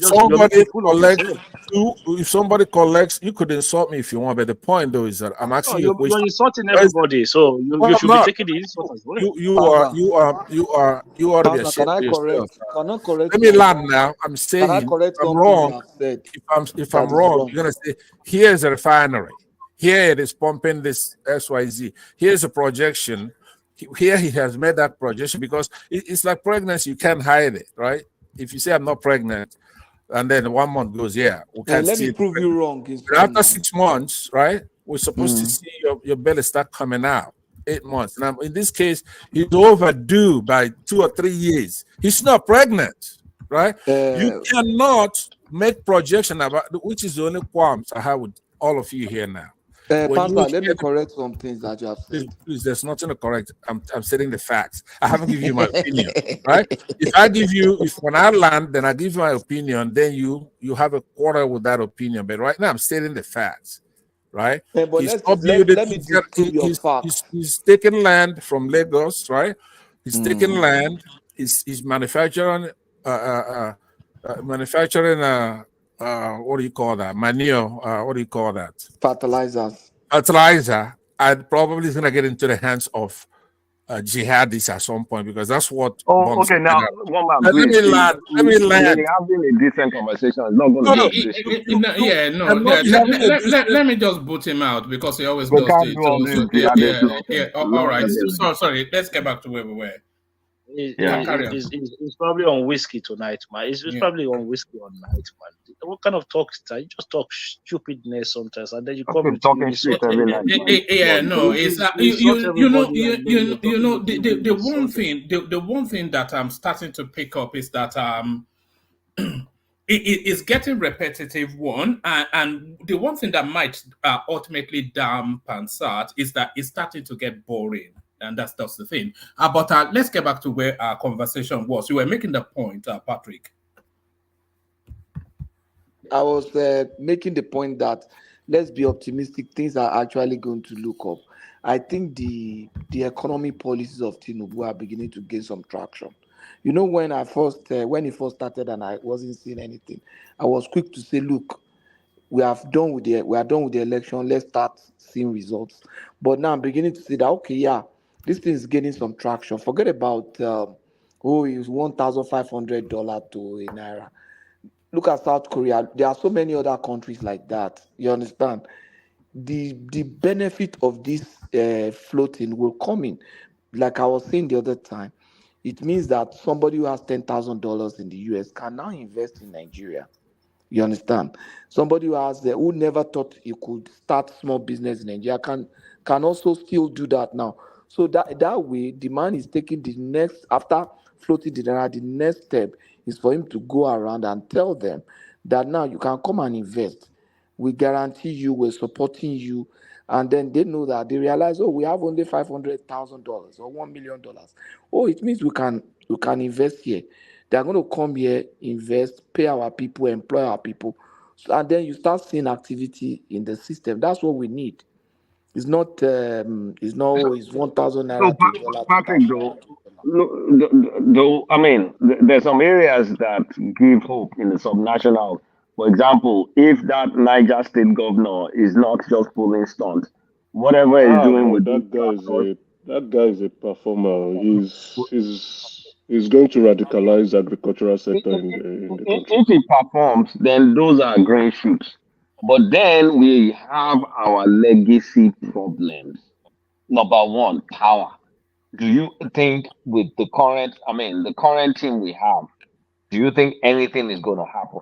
The only grace we may have is when the subnationals start playing in power. If Lagos State is saying, okay, we're going to address Lagos power problem, then I will breathe a sigh of relief to say, okay, now something is going to happen. Immediately, most likely, Edo will be able to solve their own power problems too, because those are the two states, I think, the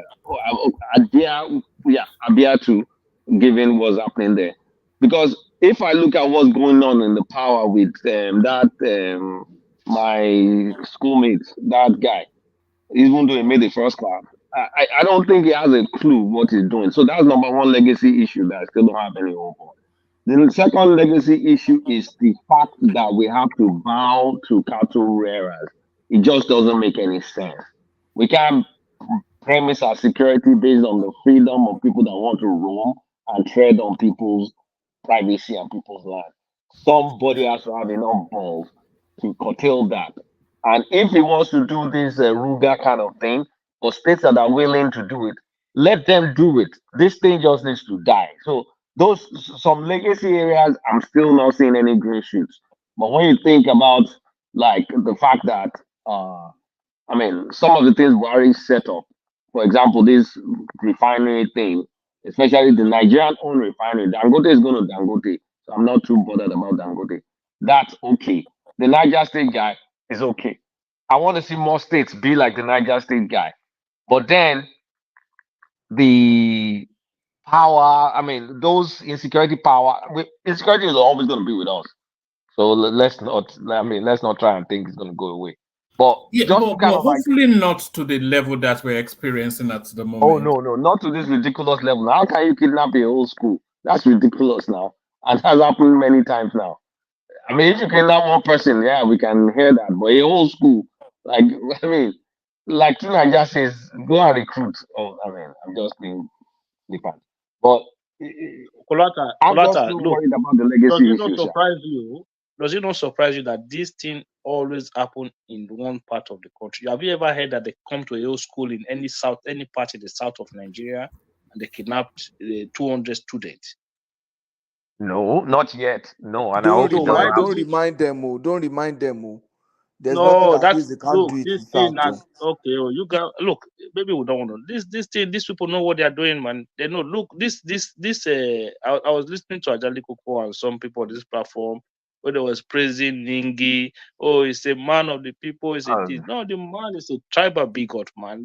Those were the same people that were complaining of the same budget, saying the budget was skewed towards the south when the same budget was passed. So those are these guys, man. They have their own agenda. Okay, let's not hide it. And we have to be. A time have to come where we have to be honest with ourselves. Okay, why is it happening in one part of the country every time? Okay, every time they are kidnappers in the south. But we've never heard that they just went to a school and take 200 children at once. So do you think How they're will you? using it as a leverage to blackmail the government? Of course, these are the things that they do because at the end of look, these guys are already complaining. One man, have you not seen videos of different northern elite coming out to make different form of complaint? Different form of complaint. But So when their brother was there was kidnapped too now. yeah, there was kidnapped. But what I'm saying is that the actions of these guys these days, it's like you are seeing it from their own political class, which they never used to do. So when they were kidnapped under Buhari, I told you people on this platform, those guys were just using it to make money for themselves. Look, you see, when Showore said if he was elected president, he was going to fire every single military leaders who are currently involved in the fight against insurgency. Okay, because it has become profiteering. This is money making machine now. It's not about fighting insecurity anymore. This has become money making thing. You cannot tell me that do you know what it takes for you to just gather 200 plus people and then just take them away into what? Well, Maybe let 2-3 hours let me drive into come in the here. bush.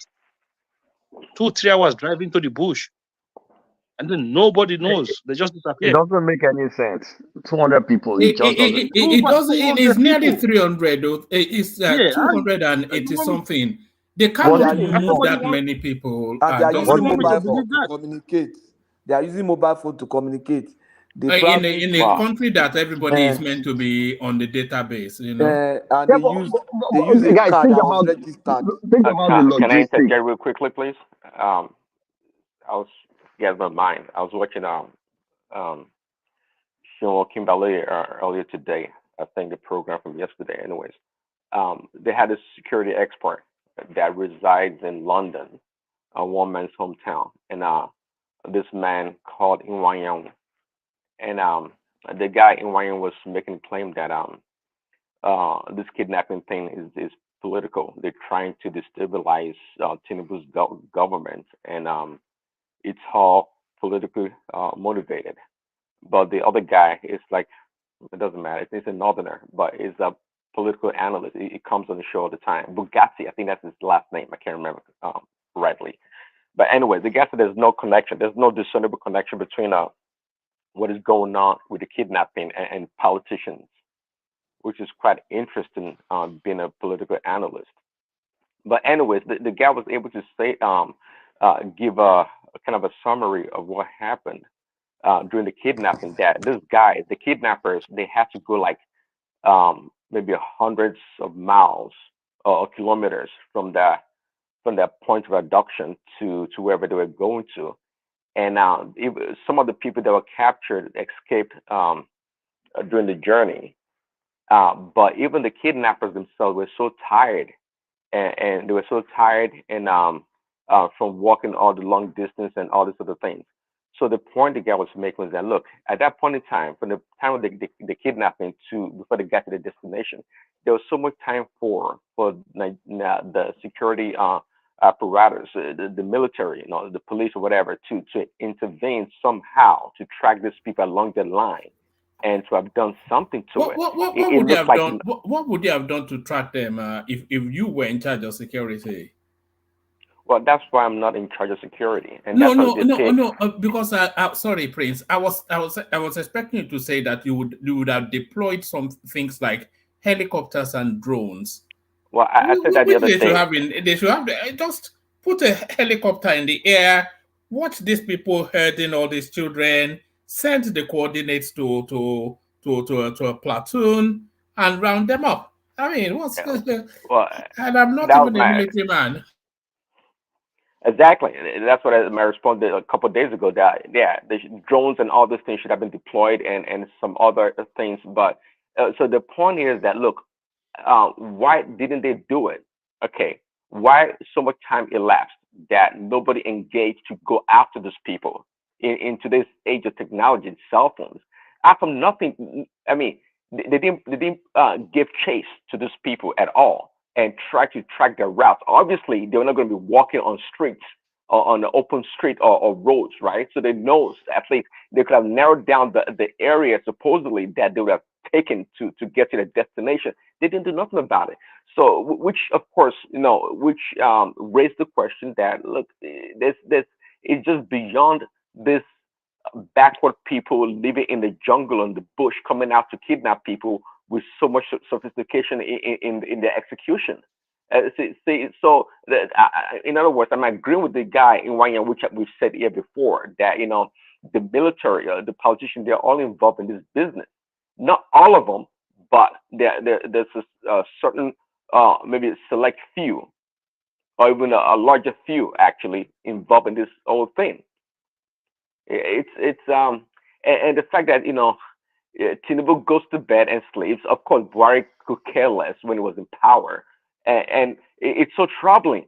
I mean, it just makes Nigeria a failed state. If anything, this Yes, people, this young girl, there's no sense of urgency to it. There's no sense at all. yeah, I there's mean, no sense that something tragic and imagine if that happened exactly. where you are or where I am, the whole country will come to a halt. One But man, it's I said heartbreaking. in the same Nigeria, it has never happened in the southern part of the country. Never Well, happened. Even I disagree with that actually. I totally disagree with that, and I think you know the answer yourself because yeah, it what was doesn't the answer? happen. Well, it doesn't happen the scale in which it does in the Wait, north, and it's hold on. publicity. They kidnapped kids in Ekiti, didn't they, last month, right? Well, Ekiti, Lagos, everywhere else. I mean, from Okay. No, Evans the when kidnapper to the one hold man, on you to remember the the last time they kidnapped two kids from Lagos in a school in nah. Lagos? No, they kidnapped Look, kids in the Ekiti route. last month, just like Uh, Kulata said. It was all over the I news. was Now, How I you was many? heard it. asking I How posed the many? How question to many? Colata in the At least 100. I can get the. Was it not 100 though? No. That was around the time they Okay. killed the Obas, those Obas in Ekiti. Fair They enough. kidnapped some yeah. kids.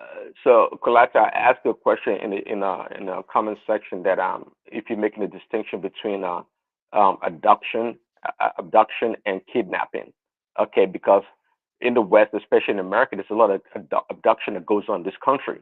So the same thing goes to the southern part of Nigeria. There's so many abduction that goes on there. We don't just have a good record of it, and there's so many isolated and scanty, and that's why we don't have a good record. In the north, they seem Yeah, to get it in mass. Prince Daddy, you're right. Especially with domestic quarrels, right? Where parents would, when they are Yeah, but fighting, you take part of I the mean, kid whatever and you children, call and it, you. whether kidnap or abduction, whoever is recording it says Nigeria is not top 10. Okay. well, okay. Well, I mean, I'm not disputing whatever that means, whatever. But I'm just saying that in the context of Nigeria, those baby factories that we hear about, most especially in the eastern part of Nigeria, that you kidnap a woman for 8 months, and I don't even know what to do to women after that, to kill them or something. So we don't call that kidnapping or what? So we got so much shenanigans going on also in the southern part of Nigeria. No, I know we Prince, concentrate. no, that's not what we're talking about. We're talking about in a form whereby you go like in an organized way, whereby they take over close to 300 kids out of school. Sorry, it's irrelevant. The end result is the same. Racism, No, tribalism to it me is is the same. relevant. It's It is relevant. relevant. Well, It is the The capacity. scale, It is the the capacity. scale is Look, if they relevant. take five, if they take five people, okay, fine. You can say, okay, that like you take nearly 300 people, and the state did nothing. That is cool Like now. you could make a case for them taking lower numbers. It happens. We understand, but that's complete failure. well, That's absolute okay. failure. We're talking nearly But the 300 point here is people. that Prince the Daddy. people that lose their loved ones to abduction or kidnapping don't Prince care Daddy. if it was a single unit, a single person, or 280 children kidnapped. So the point here is that they found a way to monetize theirs and have a structured approach to the kidnapping business. I want to put it that way. But my point here is that it does happen in the South. I mean, it does. It But happens in again, the I south, don't care but about that. not The like point this. here is that Well, Prince the Daddy, hold on. Prince Daddy, hold on. In the south, like in Southwest, for example, they use people for body parts, right? exactly. Yeah, Ritual rituals. killings. Ritual Uh-huh. killings. In the southeast, they take Baby factory. babies from there's baby factory. They also take babies from the north. That happens in the southeast. And then in the Okay. north, it's just all this is this ransom. I mean, money. So it's Yeah. rampant everywhere. The level of documentation in different places is not that. Exactly. We don't like when they kill someone for ritual killing in the southwest. Nobody makes Nobody too much reports noise it. about it. Nobody reports it Exactly. because it's very frequent. And so, yeah, we have our level of insecurity is just kind of like localized. That's what I'm going to say. Kulata, Yeah. To your Sir, point. Yes. Kulata, sir. isn't that ironic? Nigerians are complaining about the kidnapping and all that. What should the people in Haiti? What should they say? You know, you know what they're going through right now. Well, What should they they should be just come to complaining America. about? The border's open. They shouldn't worry about it. Just come over. The border's open. So why haven't America sent their troop down there to help restore peace? We The same should America that appreciate. ruined the country in the first place. Was that a dig at Biden? You never miss an I opportunity, do mean, you, it's Prince always Daddy? safe. Well, Yeah, what Prince the bottom Daddy. line is Trump, Actually, that Trump, I'm being real this time around. Actually, I'm no, being real hold on, because Prince they should just Daddy. come over. We should appreciate what we have. There's no country that does not have its own peculiar issue, and what you see happening in the north, especially in the northwest, is it has become normal, like a normal thing now. Now a time will come because we've had a situation in that country called Nigeria where bombs were going off left and right on a daily basis, right from the Hmm. military era, and that is no longer in vogue now.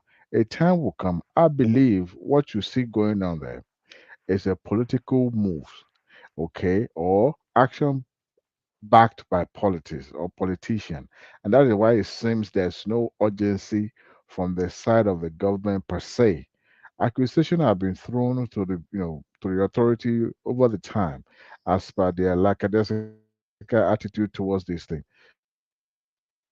They know, but it's just that sometimes you don't just house people like that. So you have to be methodical in the way you handle things so that it won't degenerate.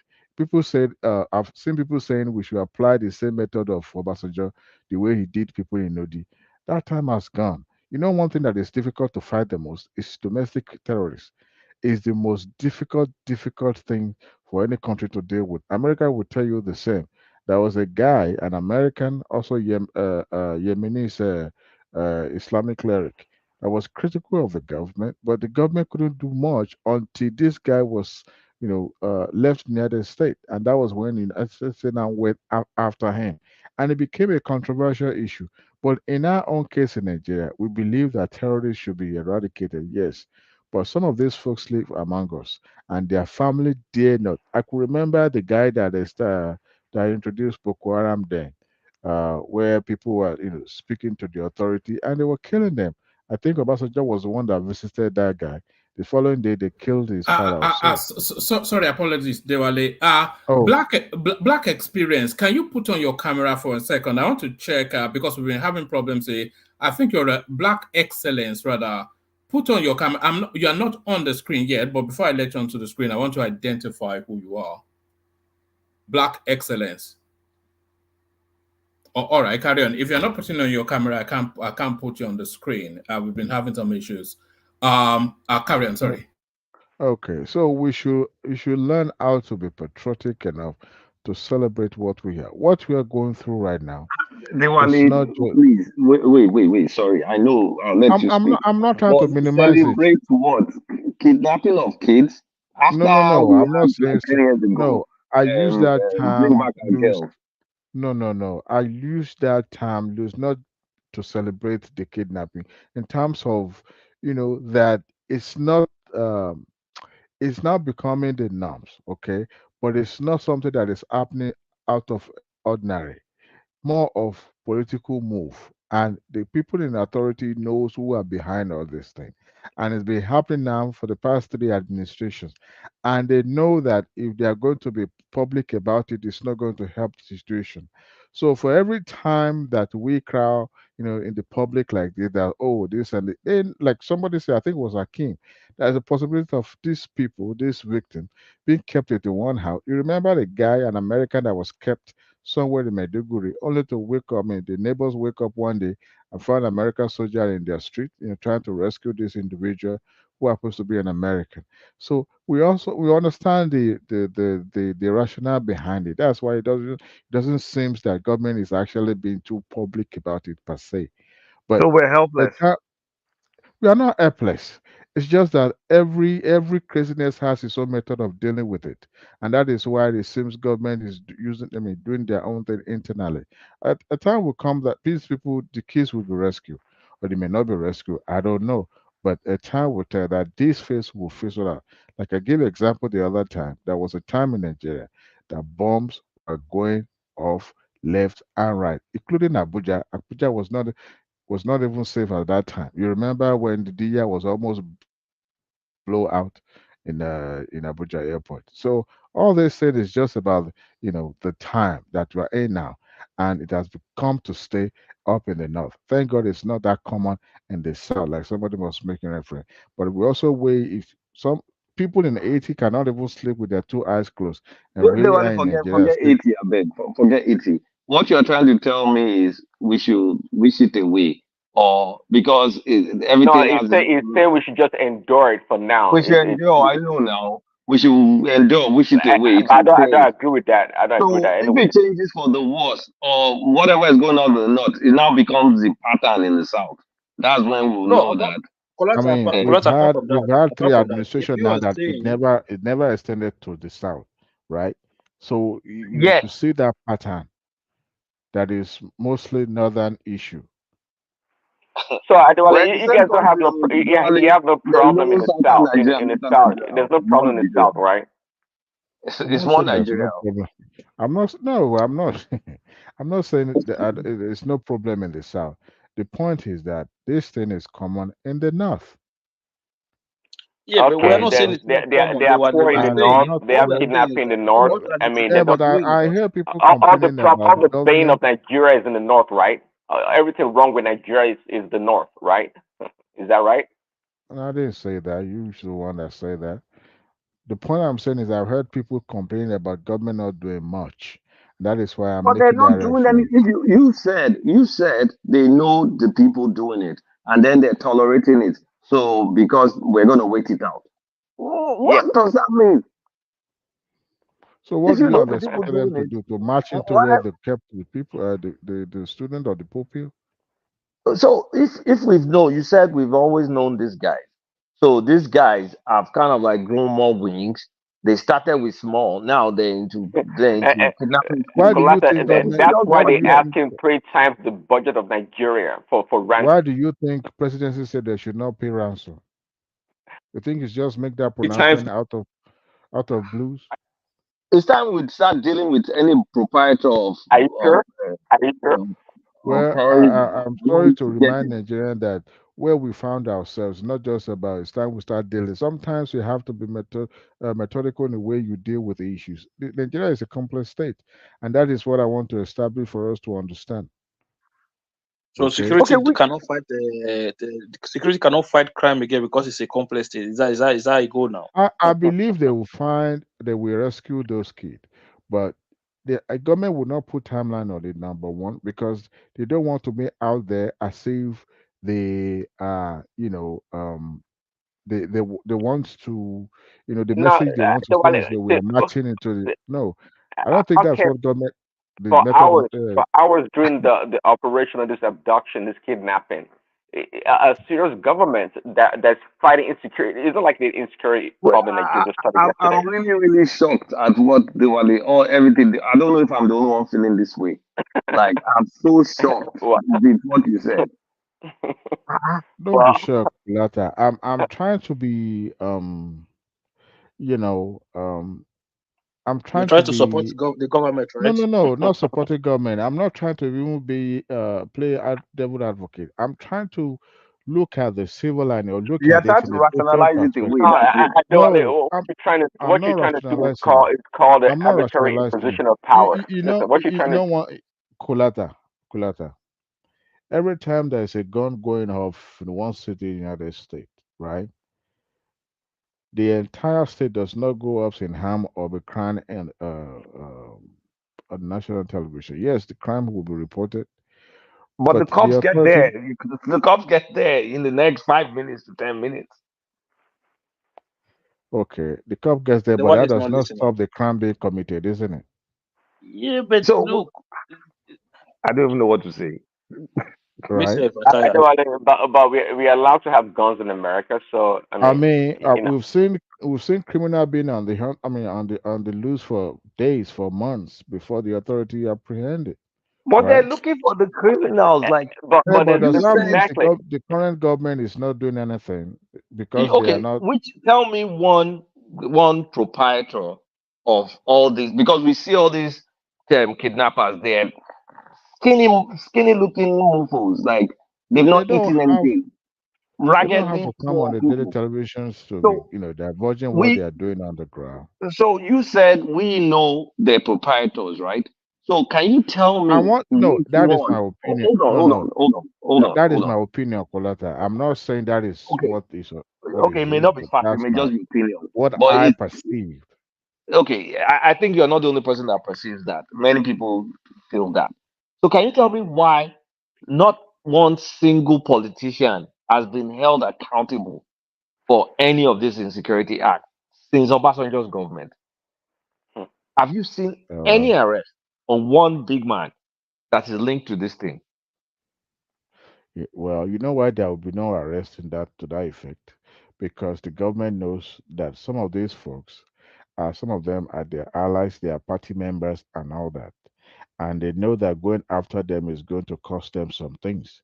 So they want to find someone, maybe probably another methods to get into, nib it in the board, in order not to have a political fallout or some things. I don't know, but that's why I'm saying that the government is not just sitting down, or the NSA chief sitting down, or the service chief sitting down, and just put their hands on and say, "Well, let's just be looking." No, at times, you see, there's a documentary on YouTube about where the hideout of some of these terrorists up in the Maiduguri area.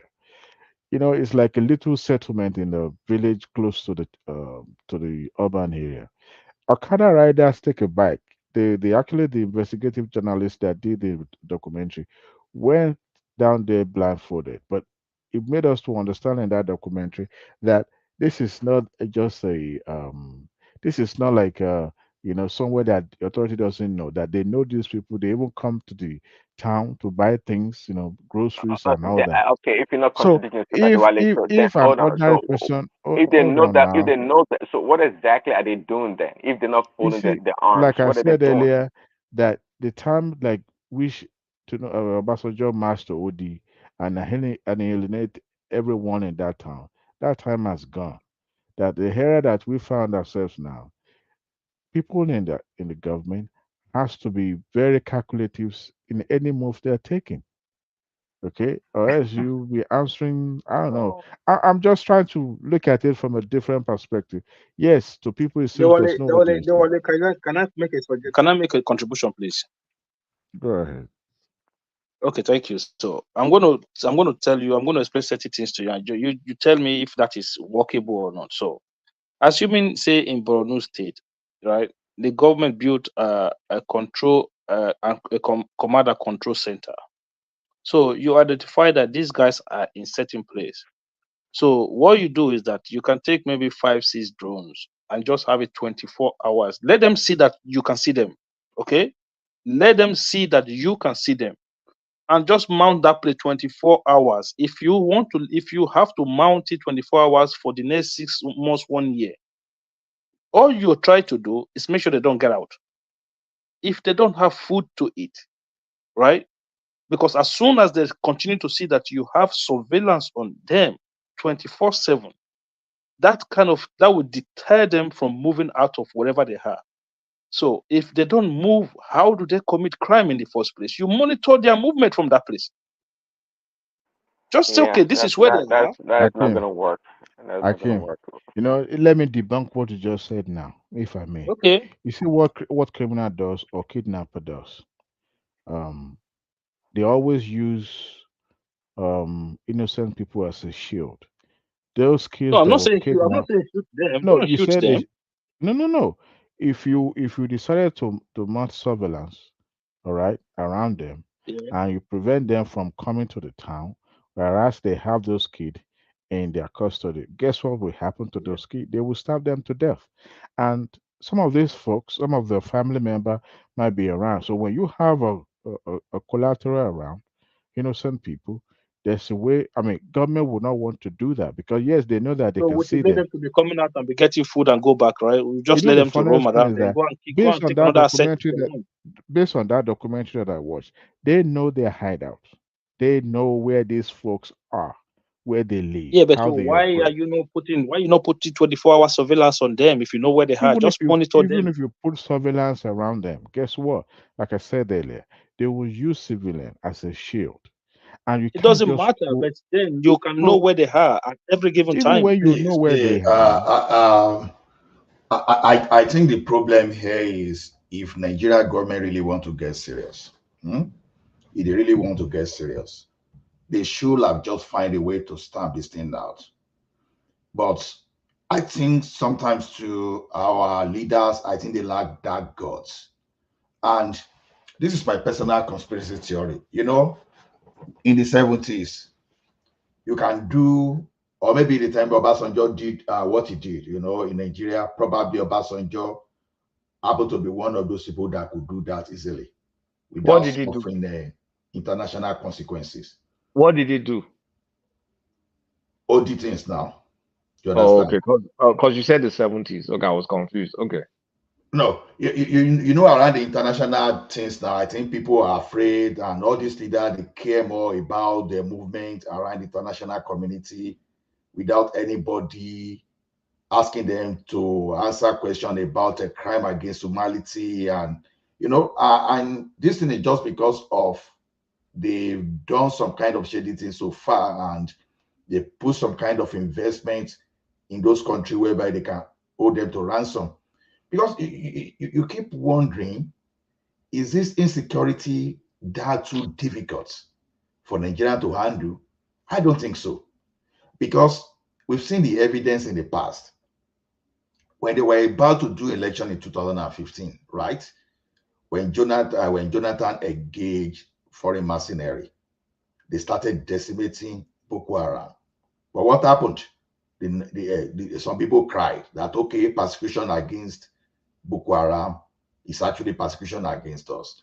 Before you know, people started giving some kind of crime against humanity against Jonathan and some kind of blackmail. We try to play politics with everything. So if that kind of thing could work during Jonathan period, I don't see why it cannot work under this current regime. And assuming you don't even want to use the current regime, you don't want to even go the way of Jonathan, then even if it is just for a certain period, you can create some kind of emergency law. I said, okay, since you guys that you are local, you say you know these people, we are going to harm you and harm them for a purpose. Maybe, okay, you want to harm them for a period, and the thing is, you find a way to even know those people that you want to harm. Maybe, okay, they have traditional rulers, they have clergy people that can identify them with the family. Harm them within that period. That You backfires, understand? that backfires. That isn't that what is going I'm on not in saying it's Sudan? not going to backfire. Everything has consequences. You understand? When you are doing a thing, you have your intended consequence, and you will always have unintended consequences. But now, what Nigeria is basically doing now, let us face the facts. Nigerian government is empowering, because they are just calling them bandits. Let us use the right word. They are indirectly funding terrorism against themselves. Okay, someone kidnap your citizens and is asking you for money. What will they do with that money? You are empowering them. So will you continue to be silly and continue to do this, or you find some kind of unconventional way and be ruthless against them and face the consequences once and for all? Because if you keep empowering them, it's like it might even go to state that this guy may step up beyond where you don't know. Because as of now, if we really have a government that is so serious, Do you think it would be a fight between Nigerian government and some ragtag bandits? Do you think that is the two sides fighting? see, like I mentioned my own type of solution. I said, okay, you engage the local people. You understand? Because No, this one, I say, my point is that, and I think you know that. See, the military, the police, all the security people, and the big people, the politicians, they all involved one way or another. That's the bypass reason them. why. That's what I'm saying. Bypass them. Bypass them. How can you Create bypass emergency. them? Oh no, they are the ones at the helm of power. They are the decision makers. And they have the intelligence. So how do you bypass that? With whom? Unless you bring an outside military mercenary, sure, that'll work. But for Anyway, now, you can't. why can't Wait, Jonathan guys, did some? you That can't Jonathan did use it. you can't use outside military mercenary because at the No, end of the day, hold on. Let me just make the point now. At the end of the day, you're giving them you're outsourcing your own power to them. They may turn against you when when there's enough spoil for them to take. They're not stupid, and that's why you don't see any country like outsourcing all their defense to mercenaries. So we don't have enough manpower when it comes to our security forces, whether it's police or the military. We don't have enough. And No. we're not structured properly. That's not an excuse. I'll give you an example. It's not. What do you mean it's not an Anything the excuse? federal government is interested in the past, we've seen them done something. I will give you an example. When they wanted to secure our pipeline, because it was so important to them, they know what to do. When they wanted to secure Abuja, Kaduna highway, Are the pipelines they know secured? exactly what to do. See, we've seen some military Answer that contractors. question now. Are the pipelines secured? It's not the same. It's not the They're same. not. It's not still not secured. I mean, that's the thing. The question is this: has the situation around the pipeline improved? What do you, aren't we still losing 400,000 barrels a day? Okay. Now this is my solution. This is my suggestion, rather. You see, one thing is this: we have our local security people like OPC, like all those Niger Delta boys that they've used in the past. That's why I'm saying that when you want to use them this time around, you create that program.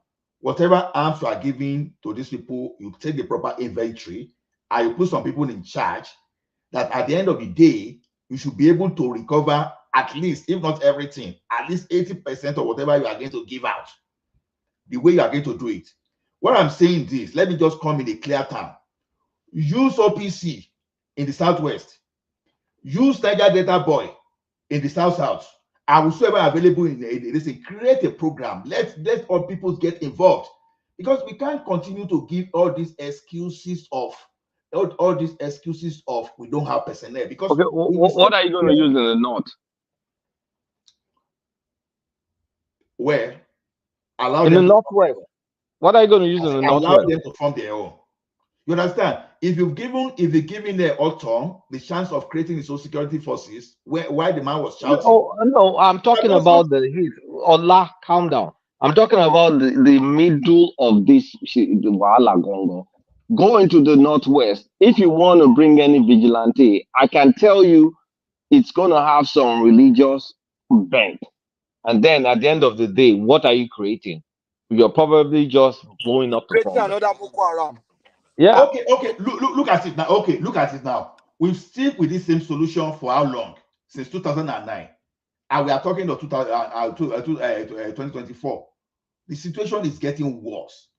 Yeah, guys, I just gave you the best solution. The best solution is to mount cameras on these people. Just deterrence. Okay, if you watch them 24/7, they will not carry out another attack. 1 and 2, if they move an inch, you can always launch an attack on them. So we no, the progressive. But don't you have to know where they are before you can put camera on them? Of course, they know where they are. Who knows where they are? If they know where they are, they're not going after them. What are you talking about? Of course, they know where they are. If they know where they are, why are they not going after them? These people This is have what they say they are using civilians as shield, as human shield. That's what they cannot go after them. Sorry, Akim. Give me 1 microsecond. Mike is here. Let me bail out. Swap round with Mr. Triumph. Only one person bothered to super chat today, so that's Prince. So thank you, Prince. Thank you, everyone. I'll see you later. We have Dele Farotimi joining us later. Don't forget. So What time is that guy coming? And guys, please don't let that guy bully you. You go and prepare for him. Yeah, he likes to use all these big words and whatnot. They are for him, but intimidate. I don't believe the Dele Farotimi. It's an elite too. And that guy is a multi-billionaire, and he go they talk as if he be ordinary people like us. Say what that counted in? How you take notes in that multi-billionaire? You say? Say you don't see your account before. I didn't know. So you want me account because I tell you now. So me I can't go public now. So okay, this. That's the same way they know where the terrorists are now. All right, it's started up about 3 hours earlier than we usually start. So yes, 8 p.m. Yeah, 8 p.m. Nigerian. 8 p.m. Nigerian. I say help me keep space, Joe. If I get work stuff. Yes, I'll give you a nudge. Yeah. All right. All right. See you tomorrow, guys. Mike over. No problem. You guys continue up here. Yeah. So the progressive look.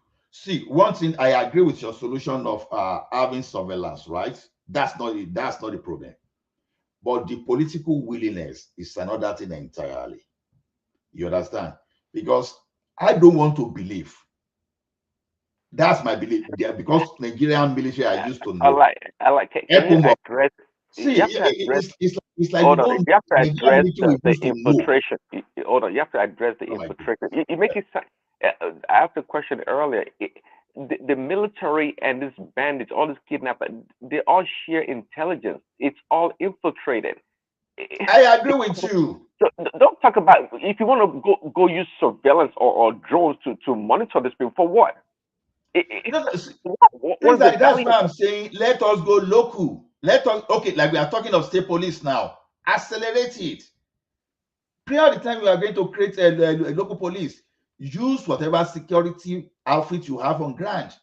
OPC, for example, they'll be protecting some community in the southwest, and the rate of robbery, whatever you may say, robbery is different from. I'm one of those advocates of OPC and co in the past, but you tell me the version of OPC. That's why I'm specific. You tell me the version of OPC in the northwest that will not turn to some other jihadist nonsense. No, say Kulata. I can only talk of what I know. I won't guess for the north. Because you're only focused on a solution that will work for the southwest. You're not looking for an all-encompassing solution. No, I'm saying, I've said something. I said state policing. I've already said that already. Yeah, but that's not a immediate term. That's a medium-term plan. That's not. That's what I say. Immediately, as of now, if you could engage OPC then to mount to guide pipeline in the southwest, and you engage the Asari Dokubo boys to engage that of the south, and Asari Dokubo is even a military contractor now. Security contractor now, even provide security along. Well, I don't. They already have these people you are talking about. They already have them now. So I mean, what else? They already have them. Yes, Mike. They withdrawn all those OPC is no longer doing anything like that. Okay, let me ask one question. Not to sound like, do you think we have enough security personnel in the country, from policing to military to just common security guard? We definitely don't have. We don't have enough to monitor the entire space. Nobody's even arguing that, to be honest. Nobody's even arguing that. So why don't we start working on that? They are recruiting. See, the thing is this. How many? See. How many? You are saying how many, but you have to look at the processes. You understand the processes they are going through. There's a method that we are supposed to have used since. Look at that NYC that we are doing. We are supposed to be paramilitary. Why not give them the same level of training? Hold on now. Hold on now. àwọn tó máa join OPC tó máa join kìíní tó ń sọ àwọn ọmọ ọlọ́mọ náà kọ́ ni some of them will be graduates too now. You say NYSC is paramilitary, why not put them, instead of saying you are serving 1 year, serve 2 years. Do So you 1 went to year. university, get an engineering degree, get Wait advanced study. now, let Now me to go and finish. be. Let me finish now. Serve 2 years. It's like you already guaranteed 2 years job in your first year of after graduation. At least you have 2 years of job. That's even work experience for you. Okay. You No, understand? Let them work do. security experience. No, wait No, now. no, Let them do. Mike, do you I'm, know? Let I'm me land carrying gun now. experience. Mike, They will learn how to carry gun so that they can become armed Let robber. me land now. See, Do 1 Patoski. year. Do 1 year of normal service that you do now, and do 9 months of military training and 3 months of terminal leave from that employment. You understand? That guy, how long does it take to train a soldier in a depot? 9 months. Do that. So you go to university to become a soldier. Now the point is that you will see there will be more people in Nigeria who are more Michael, why are you security talking like this? I conscious. mean, there are computer scientists, engineers that after graduation they go to the U.S. military. I know, but that's voluntary. That's voluntarily. That's their dream. Say we They do it have plans and voluntarily. they That's have what we are saying. vision to But become. But no, he's talking It's like about a making draft people, now. forcing people forcing to people do before we are it, graduating. making it Hold on, mandatory there that are you some graduate No, from in the countries. US, university. Hold on, there are some countries. If you don't you have graduate, draft? you have to go through the military. There's some No, countries high you school. That's graduate, you high have to school, go through. not Israel, university. don't you have I draft think in the in US? South Daddy, Korea, Praise Daddy South and Korea, Patoski. At the Israel, point. And that's a South better Korea, idea. If you say after every high school and person finishing high school, at least we know that high school is more like every Why kid does must it be graduate high high school. school? If you want college, we can go through college. What is wrong with that? You Yeah, I can't mean, go. You can't be telling university. people because you're discouraging people from going to universities. And Come let on, them not man. go now. Let them University not is go your now. personal. Listen, attending university, that's more of a personal dream, personal goal. You can't be coming after me because I decided to go to university to come and do something. No. Okay, No, why no, did Can't they no. even go pay for for my own NYC? school. Are you kidding me? Why did they go for NYC? Why did they go for NYC? No, Yeah, Patoski. NYC is a low risk thing. You understand? I can't It's a send my what? kid to university, and because you want to fight, and you are forcing him. If No, he we are not wants saying you to are going to become, fight. NYS is a non-risk We are saying you are going for a Hold situation. on. training. Right. It's a If non-risk you situation. You graduate, can't tell me because I went if to they need to, university, I have to hold go on. and risk my life in something. Come on.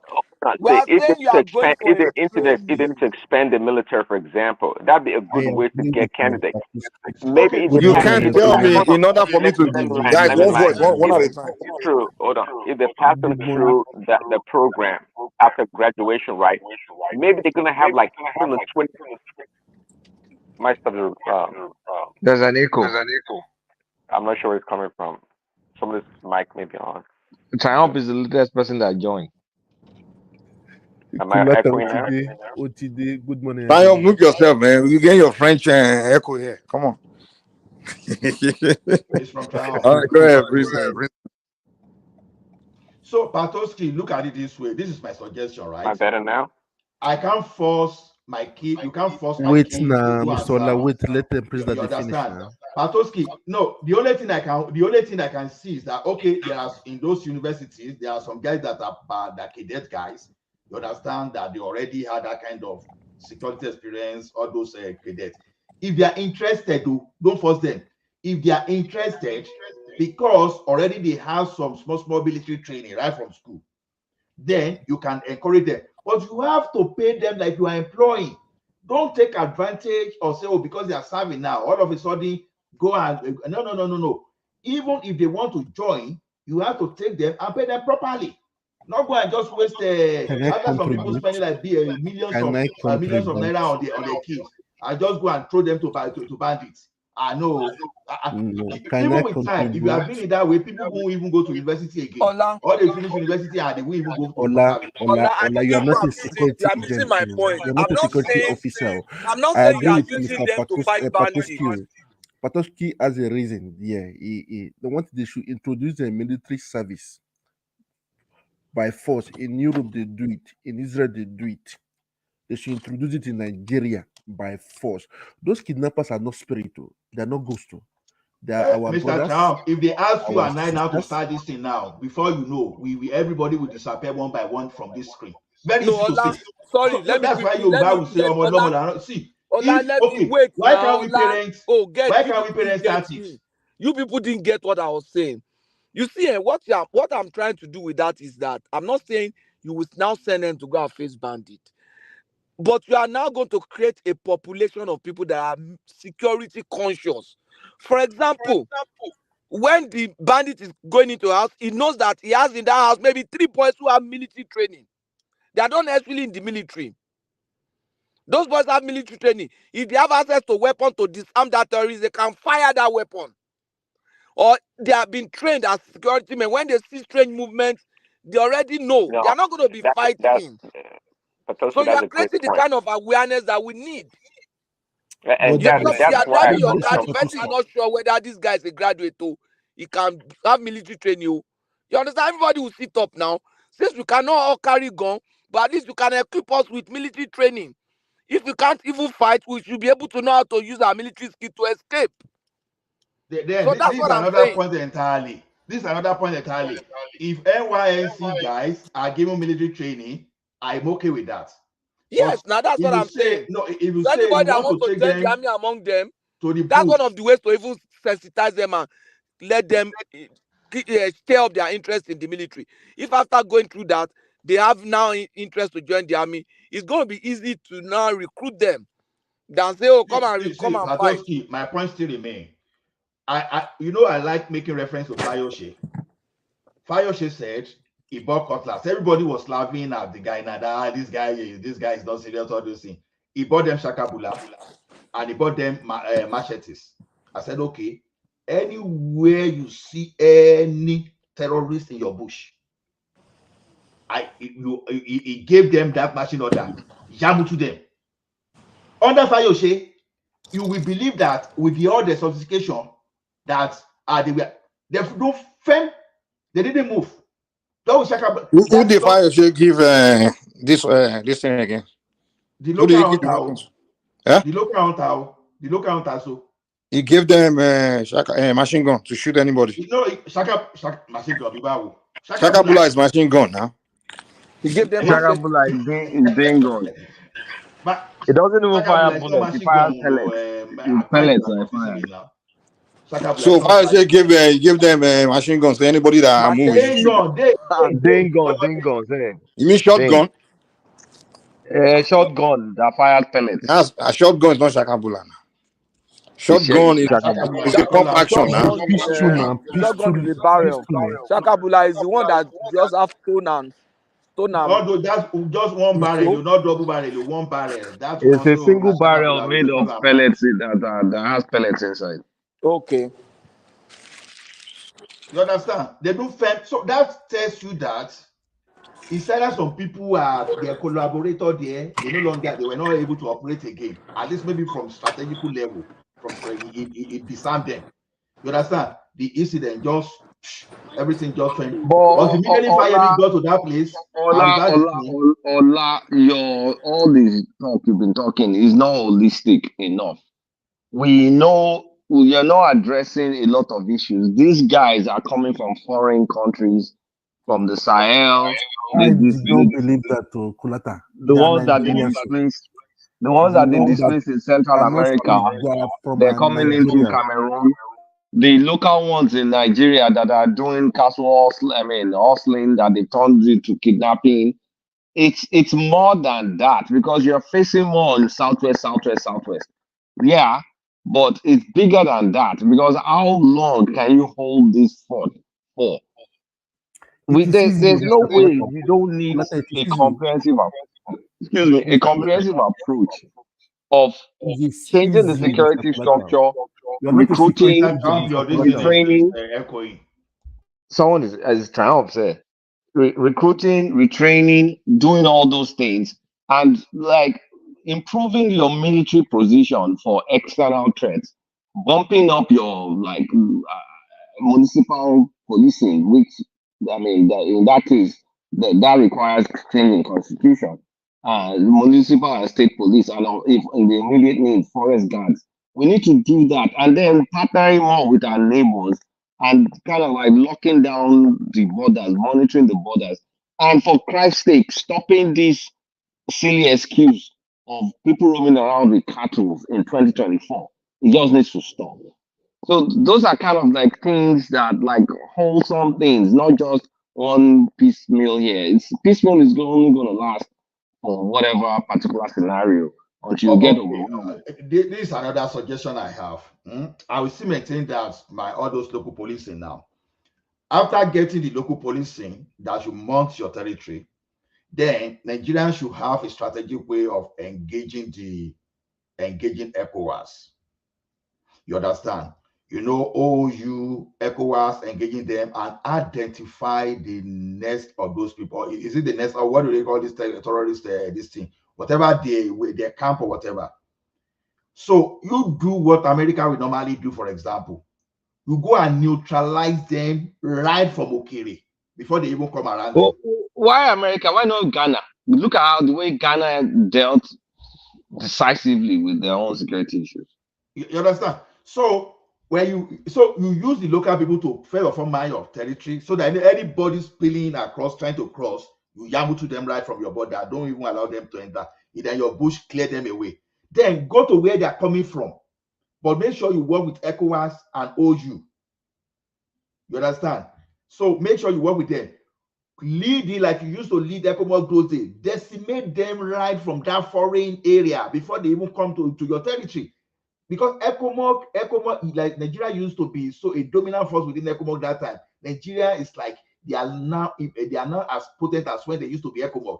In the day of ECOWAS, I can tell you, even if you give excuse of catch of arm leaving Libya memory that time. Back in those days, ECOMOG was an independent military force that operated externally, of course, ECOMOG outside of Nigeria, and they didn't have any political or other leanings. They just went out there and did their job.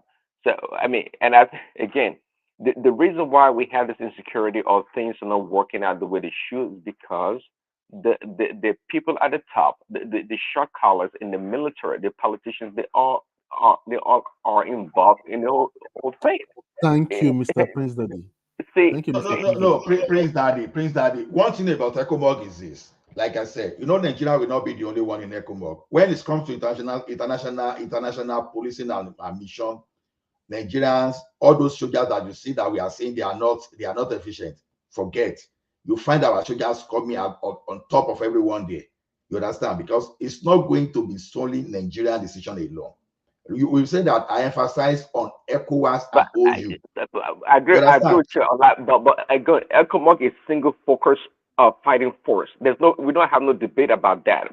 The reason why it's not how military itself either wanted to go as a standalone military going out there to do their job. They can't do the job. But again, the military people, they have to take orders from above.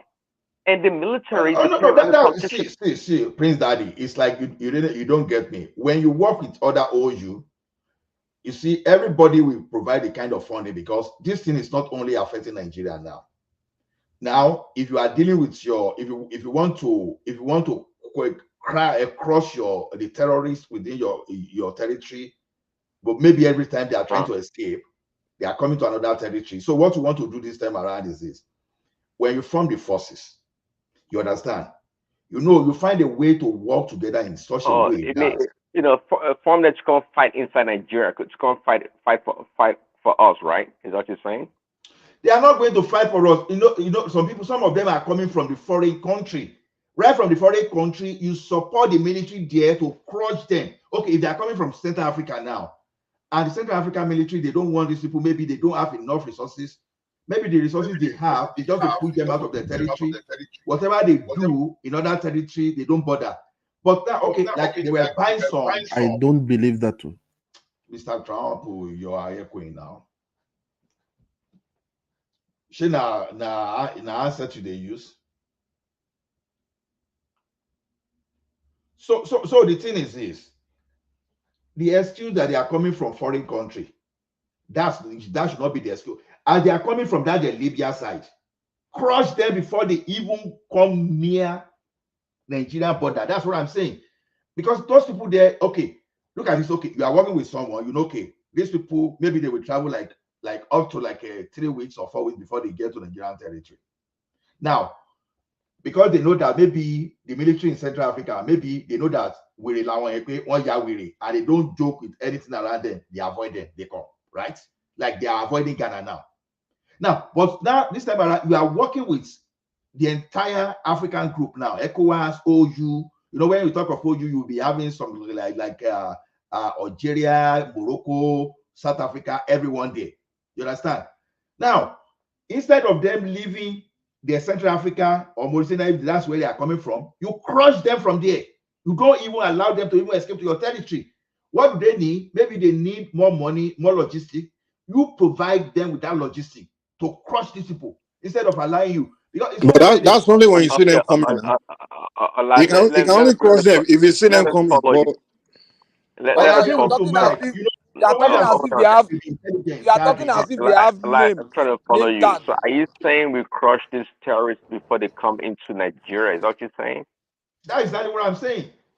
Well, so what about those already inside in the country? Hold on. No. Before you even get to that, how can you crush them if you don't see them coming? You have to see them coming before you crush them. And you can't tell me that right now. Wait. You can't tell me that right now. We see them coming and we are not crushing them. Mike, this is what I'm saying. When I say, you know, before you crush something, you understand, you gather intelligence, you do some other things.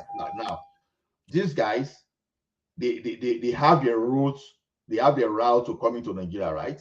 Those people that are coming from foreign, that's what I'm saying. Now, what will you do in our forest? You understand? We used to have like a forest guard and all those stuff. Okay, when I say you hand this over to local security that will know our forest, okay, you give them the charge of that one so that anybody trying to enter into our territory that are foreigner, that we don't know their mission, that we always suspect, you just jam to them from that area immediately. That's the local suggestion I suggested. Now, Ola, but by law, it's illegal. Don't you think when they want to come in, they will come in as innocent people? Do you think they will come in as It's those wicked? hold on. Let's mobilize. Hold on. First of all, it's already illegal. Wait now. It's already illegal to cross border into Nigeria in the first place without passport. So we already know that. It's not like this. Hold on. I'm not saying they are not crossing it. That's not what I'm saying. Don't twist my word. I'm telling you that since we already know that it's already illegal to cross border into Nigeria in the first place. So that tells you that we don't see them when they come in. We don't see them. It's not like it's not like they are walking in right now. We know and we are not doing anything. All the Nigerian immigrations, I know they just say, okay, come here. We don't know you, come in, you know. So the thing you guys are saying is almost like they see the problem, they are not solving it. Okay, Mike, you see the forest they have. There's no forest that has no family that owns that land in this country, apart from maybe the government reserve forest, right? Now, if they are coming from the forest from Abeokuta, you know, we have some family that knows those people, and we have some local hunters that really know their forest, just like these people know their forest. So it is very difficult to see a strange person around your farm and all those stuff, and they becoming as innocent. What's innocent?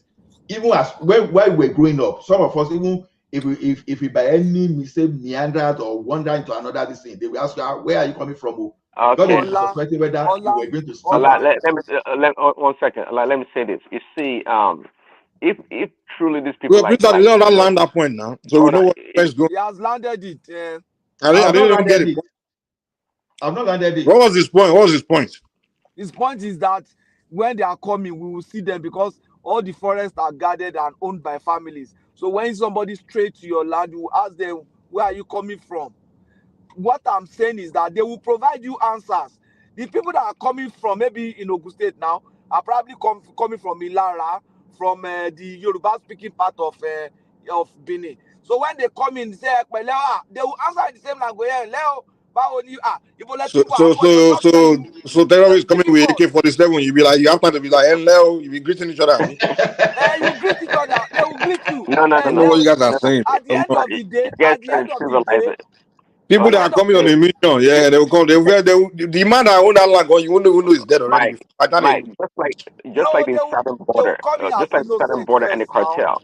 The cartel, they smuggle people all the time. So if truly that the terrorists are trying to come to the country, they know how to do their smuggling and they know how to channel their path, Exactly. to That's the get point. into the These people, country. they plan their missions. So it's not like they're just walking in. They So already plan their exactly, I'll not make it sound like they're carrying their checkabula or whatever and walking across the border. No, no, no. No, if it's organized, they know how to come in. Exactly. Prince Daddy, you are missing the point. I'm saying when I tell you that government should engage the local hunters, it's not as if just go to. You will give them orientation. You will train them. There's a difference between you carry me go inside bush now. Do I know anything about security? I'll just be wondering that. But if you train me, you ask me, this is what you look for. You understand? You give me some kind of how it is, all those things. You provide me adequate training for me to be able to identify dangers. So when I'm able to identify danger, then I will know how to engage in such a situation. Okay, let me give you something. Before this problem started, for the evidence, it's on YouTube there, so that it's not as if maybe someone is making it up. Before this banditry that's starting from in the West started that time, the like of Gani Adams, people may not like him or whatever, he shouted several months, almost a year ahead, that some people, they are having camp in Southwest, the foreign people that they don't know. They even gave evidences. Nobody answered that guy, and that's just a non-state participator, a non-state. Now, are we now saying the state we don't know? It's impossible. It's impossible. So that's why I'm saying when I say they engage local people, it's not as if you just carry them. Go. No, you train them. You put them in some cycle of organized, organized, so they will know themselves. So all those ones that are saying, so you can even speak whatever Republic of Benin language you want to speak, but you that want to come and carry evil this thing, will you come and not be engaging? They will see. Even for that, they will harm, and we know. So see, to me, you don't know. We just have to take steps. We can't just be theorizing this thing. We have to take steps, because that's my suggestion I've just given. It might not be the best. Some people might look at it, maybe, this guy is even saying something, let us do it this way, let us modify this way. I'll do that. You understand? That's exactly what I'm saying, because security matter now should be what everybody should get engaged with now. You understand? So to me, I believe that See, I tell you, man. Let me. I think what Patosky's suggestion about this conscription of peoples into the military, I think that'll be perhaps the best way to create awareness in our country. I'm telling you, eventually, some of these people will want to pursue military career. But that's medium to long term now. That's if you want to go that way. How long have we been at it? How long have we been at it? I mean, if you started we like already have 10, 20 structures years ago. now. We already have structures in place for that now. You have NYC camps. You have military men on ground who will train them, and these people, they are not going to be difficult to train because they are educated. They are not like the typical high school that went to training depot. So if it's going to take you, how long does it take to train them in NDA short service? 6 months now. So it's not a problem. 6 months, you have trained a regular combatant, a short service regular combatant officer in NDA. Yes, and these people will be easily. I mean, these people can. I mean, they can continue with their their civilian career or whatever life. And then But at the same time, it would be so much easier to bring them back and arm them and to engage them in the country. It's you a can wonderful even train idea. them in intelligent gathering. Exactly. Prince Daddy, like someone that live in the village. You see all those local hunters you see, they have their head Onwudiwe, and they have where they meet. Wait, now Patosky. Wait, those we are talking about, maybe they use that for security. Am I still echoing? When they want to hire Babalode to all those things, if I lie, Mike, all these just tell me say I people, they are supposed to be able to help us gather intelligence now. Wait, Patosky. Because we are talking of those people. What makes you think they don't gather intelligence? All these Orumila. May we not go there now. Am I still echoing everyone? Am I still echoing? I think you're fine now, Mr. Crown. Okay, Oh, okay, maybe okay. not. Now, Malcolm let me Mitchell. talk. Let me talk. Let me talk. Come on Let me there, talk. Patosi. Hey, you have to mention Rumila, the thing just send him The out. ancestor don't attack him for insulting. The ancestor don't attack your Michael Patoski. See, Mr. Ola, what could you talk through to? These people are not ghosts. They are human beings like us. They are human beings like us. It's our own father, mother, brothers, sisters, families, even relatives. They will not tell us that they don't know them. We know them. Even they caught some people a few days ago now from Delta State, producing and giving out repairing arms. It's one thing there's that for me, just give them 3 months amnesty to come and report themselves to the police, and they should put them in a camp. In a camp. What they call this kind of COVID camp. They come again, no. No. Let me land now. They do it here in Europe now. Let me land, please. Because even with any mobile phone, they can track you. Just you send text. There is a mass that this is the area you use and send SMS to people. No, how do you give foreign terrorists coming to your territory? No. Wait first now. Let's deal with the one inside now. I don't believe that they are foreign terrorists. This one a lie. Forget that one. We did talk for you. No outsider can come into your house without an insider giving them the information. No, it's not done anywhere. It is not done anywhere. And Mr. Ola, we all are not babies now. Only that we just kept quiet. We just wipe them off. Wipe them, their father, their mother, their family that is involved. Point them. If they don't give themselves, they did it in somewhere in Asia now. When this guy want to remove all the old drugs on the street, or this man's name. When they start killing them, everybody was just running to the stadium, giving themselves up to the police. They did not come there, and that place was peacefully to date. We know them. It's our families. We know them. They should stop and deceiving us. And again, even though we should counter them, even I was shocked. They showed us even some Okadas. Even they used to transport arms, even in palm oil.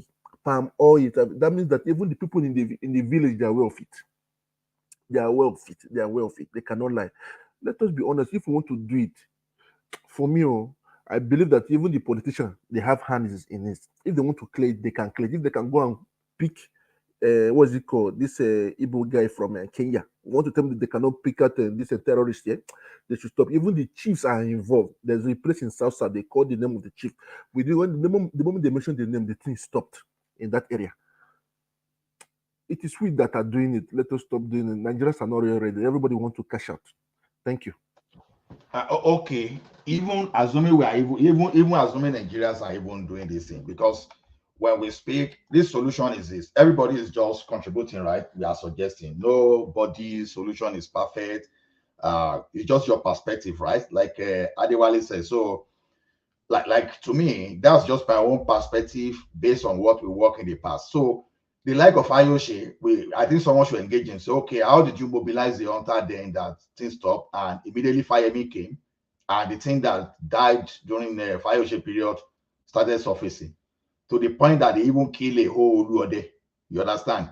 In during Fireme's period, what could not happen under Fayoshe?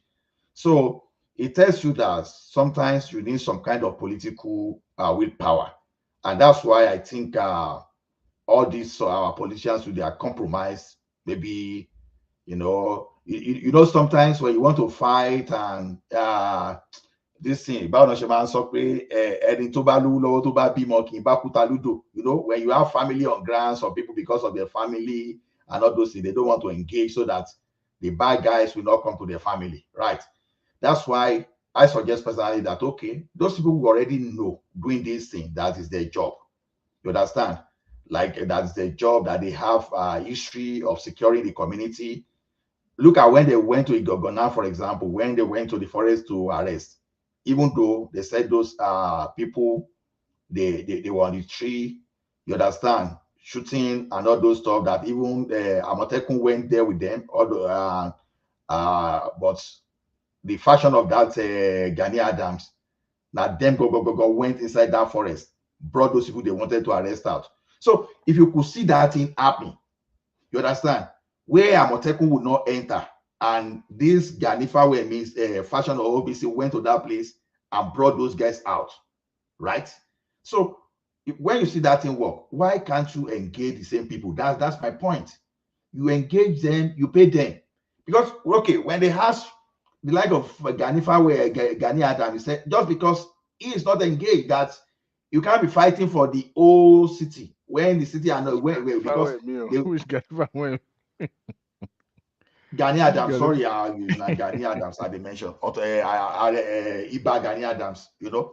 So so when they can do that, so the thing is, throw your support instead of saying, okay, don't do this, just support them. Even if it's just 3 months you want to use these people, engage them, let them do this, and then after 3 months you withdraw them. But can they help us flush these people out of our forest and make sure that they never return? You understand? You know, even you can give them order, say when you enter that forest, if you see them coming, just make sure, say, make them know Ben Johnson. You understand? Buy them so that they won't so that they don't go run away and come back another day. You know? No, All these now people they are talking about you. you need to record AK-47. Now rifle is when their weapon is higher than theirs. Now you will not really see their life now. I said when Gani Adams crew went to Igangan to bring Wakili and Co out, but there somehow they managed to get them despite all those firepowers. So it's better for you to change the language you're using. They don't use them against one man channel later. You understand? Because these guys they work with politicians too. If they have stick, they buy stick to counter them. You understand? Don't use you have to change the language. I don't want them to write against a woman's platform later. You understand? Just for security purpose. Because of it looks like we are promoting violence later. Just say what? I don't understand you. We are talking of security matter against ourselves. Yes, now there is some words we are not allowed to say now on the internet, on live. Like what? Like now, if you start talking about firearms now, at like earlier you get to Pi is not not quite. You like now when we were talking about these rifles, their names, things like that. You understand? One thing that you say that you use another word for it. Okay, I got your point. Okay, thank you. So, but I just want to you know that I know the rules. I don't use that word. So the thing is this: we can't just be sitting and be folding our arms, because there was a time that they even suggested that what is happening in America maybe it should be happening in Nigeria. But my fear in Nigeria is this: our anger management level is almost zero. That's my fear. America too, they can get crazy for head in America, but I think they are still responsible with the with the Shaka Abula. Because if you give that thing to Nigerians now, oh my goodness, you don't go feel waka for Agege in the night. Because any little thing like this, they will tell you, say, now we they control this place. That's why I know this. I have one question, sir. This kidnapping that happened, have the Nigerian government, have they done any investigation on the matter? Ironian or T-shit. They say they do them now, and they say they do them. So now the thing they tell us we go believe. And what was their findings? The finding. The only thing with the year is that Tinubu said he has instructed this thing to get it. See, Baba. So there's no investigation. See, that's the where we have to start from. Exactly. I agree with you. That's where we have to start from. Like that's the first step. You know, if you want to solve any problem in that country, whenever it happens, let's investigate, gather information, gather facts of what happened, and then from there we can what to think. But if something happened, we have no clue. We just know that something happened. We have no facts about no details, no facts. So it's just unfortunate they don't investigate anything in that country unless the only way we investigate is when they actually deal with the politicians. As long as you are not touching the politicians, That's these what I'm people will saying. not, As long as that the thing is not happening around the elite and the upper class people, so they will not hurt. it's not threatening. You know, in Africa, we don't regard lives of people in those villages or those areas. We don't regard their life as life. As Fortunately you and know, unfortunately for us, it's unfortunate. We are not like the Western world where every life is even the our poorest. security are not, they are not seeing themselves as if they are there to protect each and every one of us. They only see Exactly. themselves Even as our protecting the security, people alone. you will know that they don't have a security system designed for certain part of the country, like certain areas, like where the people there are not seen as. Even there's some part of Nigeria where I heard people still walk around, kind of almost naked. The police are supposed to be in charge of a community. Is already in charge is already in charge of one person's house, leaving the whole community in their home at their own risk. But it's protecting just one politician. Yeah, they just protect the relevant people, What like you said right now. the chiefs and your guys and everybody else. Like Your own. he said, some people are walking naked in Nigeria. Now, this is some people are working. I mean, this is some people are working. They can just say there are places where the people they haven't even seen civilization or like they are abandoned. Yeah, They're just neglected. those people were not, they were Even not the one colonized, you right? even give the guns to, are they taking good care of them to be able to do what they need to do to protect the society? These are the factors that cause Yeah, our another thing is insecurity. this: we have to understand one thing, though. See, just like you and I just said right now, that they only protect certain areas where the people that have money live. We also have to understand that security is not cheap.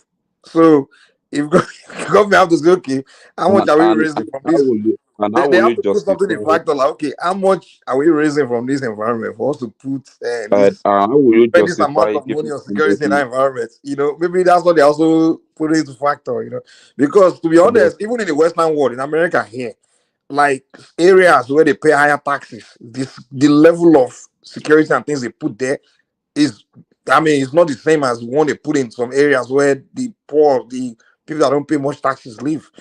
Prince Daddy, can you at least agree with me on that? You know, like in America, like the kind of police, the level of resources they pour into certain areas where the upper class, where the wealthy live is kind of more than they want to put in the hood and places like that. You know, am I correct?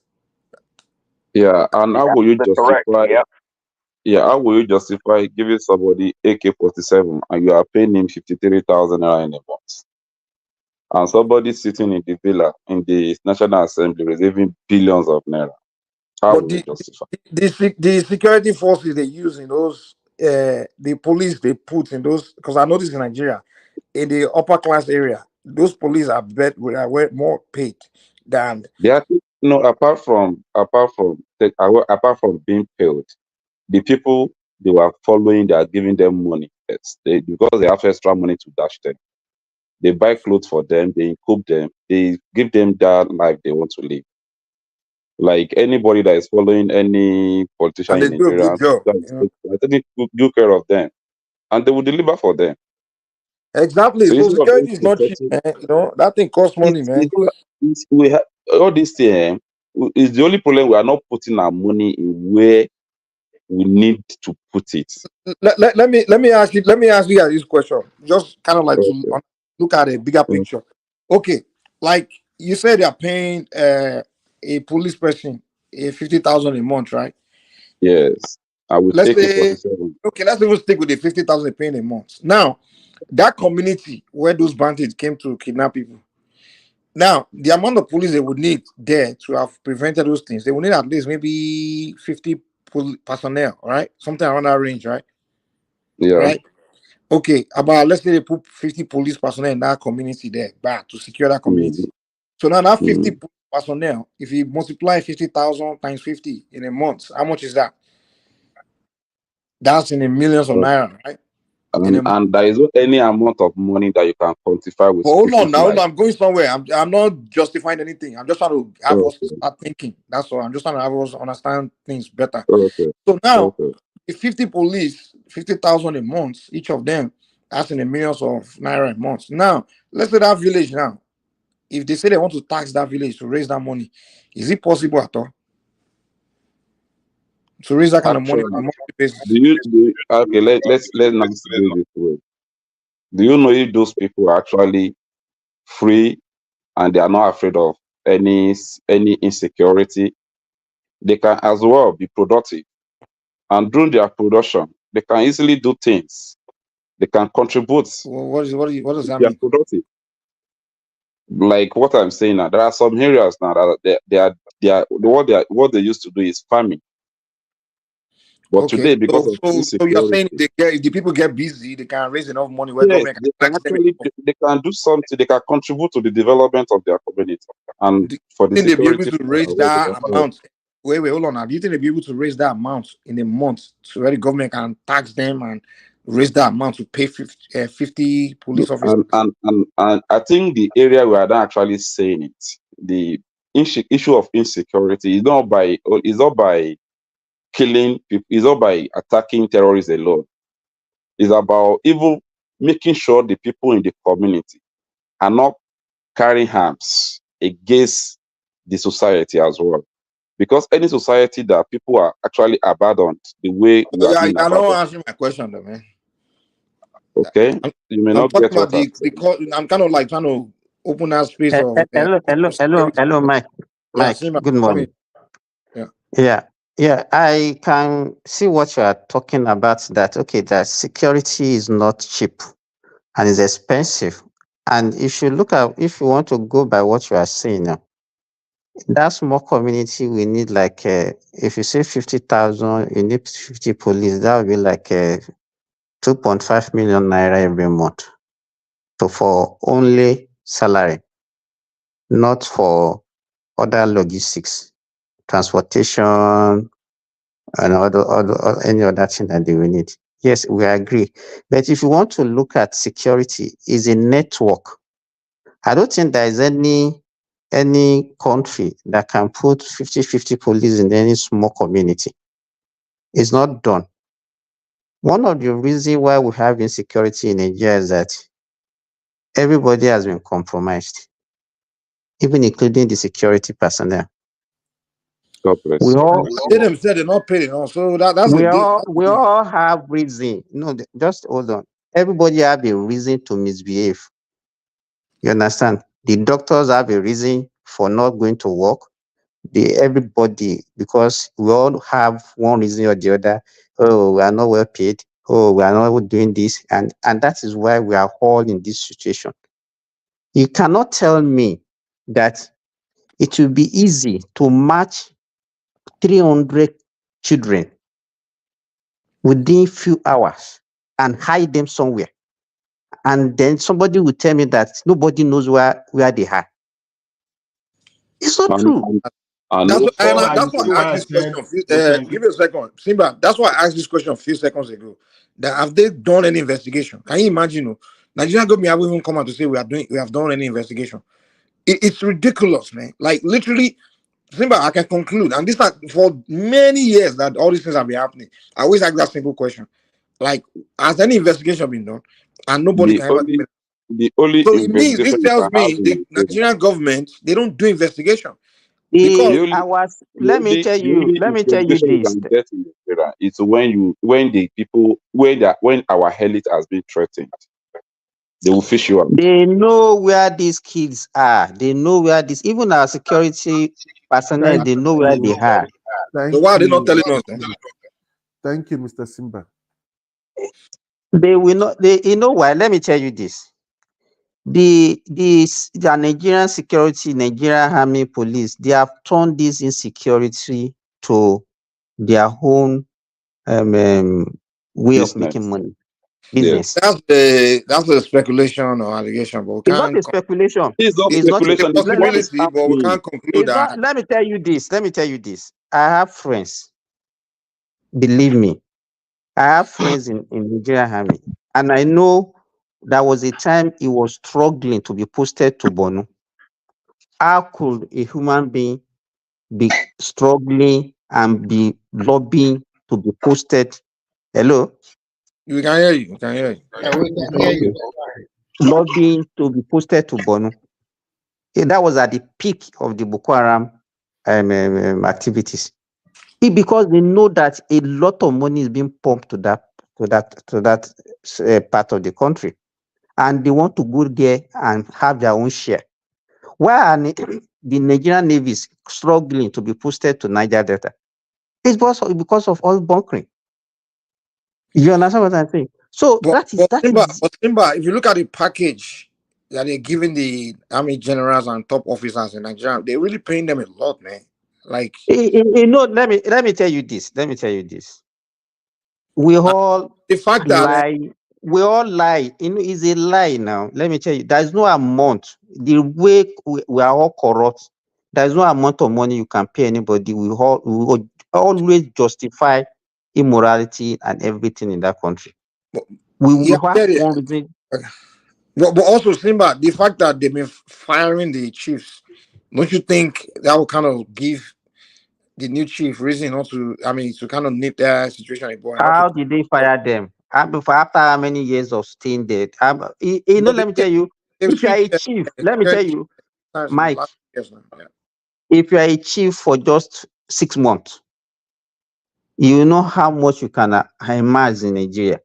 Just 6 months. But Abdulsalam Abubakar, let me tell you this. Abdulsalam Abubakar was just there for 1 year. Do you know what that man amassed in just 1 year? But Simba, hold on. Let's say what you're saying. I would like to know, Simba. I would like to know how much. Simba, hold on. Let's say what you're saying is true. But how much is a security chief, an army chief, wants to get from kidnapping poor people in those villages? How much, when he knows those people can't pay the money?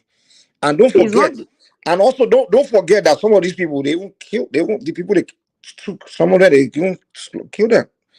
So how much is really the chief? If you're telling me that they are going after big men, I can say, oh yeah, maybe the security chiefs are after, they're behind this. But why would a army general be saying, I want to make money, so go to that dusty village and kidnap those people that don't have anything? Can I interject a little bit, please? What I see that is happening there after the Boko Haram event is just politically motivated. Let's go to the spade. Politically motivated, and it's also about financials. And the truth of the matter is that the leaders in those places, in the northern part, they also use it for power bargaining. In what sense? Oh, okay. For example, you can see the pattern. Sometimes they use it to get what they want. They have for example, they can say, for example, just look at sometimes they want something. Like what? Give us an example now. For example, recently you can see that the senators are saying, the northern senators are saying the budget was skewed against them. And some and no, I'm not talking about Boko Haram. I said, but that's what you said. I think that Boko Haram, that was initially religious fight. Then after that one. So which one are you saying is the political bargaining? Which one? Calm down. Please. Can you please calm down? Calm down. Listen to me first, please. After that Boko Haram that have a semblance of religious fight or jihadist war or whatever they can call it. After the event of that one, the other ones are politically motivated for financial inducement. Which one?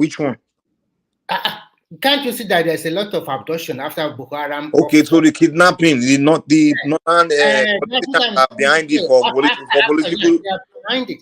They let me be frank with you. They are doing it to get budget. They are doing it for power bargaining. They are doing it for politics. Power bargaining with who? From the central government. Whether it's a Buhari that is ruling or Tinubu or whatever that is ruling. Okay, so let's okay. When Buhari was hold on now. No, you can't just when Buhari was the president, is northern senators are sponsoring banditry and all this chaos to get something from Buhari. Okay. So if that is your question, one way or the other, if they are not asking for power bargaining, they can ask for other things from him, one way or the other. Which like what? Actually, fortunately, let me just finish my thought. Would you just allow me? Because when you are talking, I've been listening to you for hours now. Nobody interrogated you. So you But you can have to know then my own session. It's not just talk. You have to be able to talk and be able to. I okay, don't like all those. What I'm trying to tell you, it just come down. What I'm trying to tell, during Buhari time, there were also a lot of abduction and ransom were paid. Is it not? Most of them, billions of money were paid through the state government or maybe through the federal government. So from this angle, some of their political players, even government officials that get involved, everybody get their own court, and the children were released unharmed.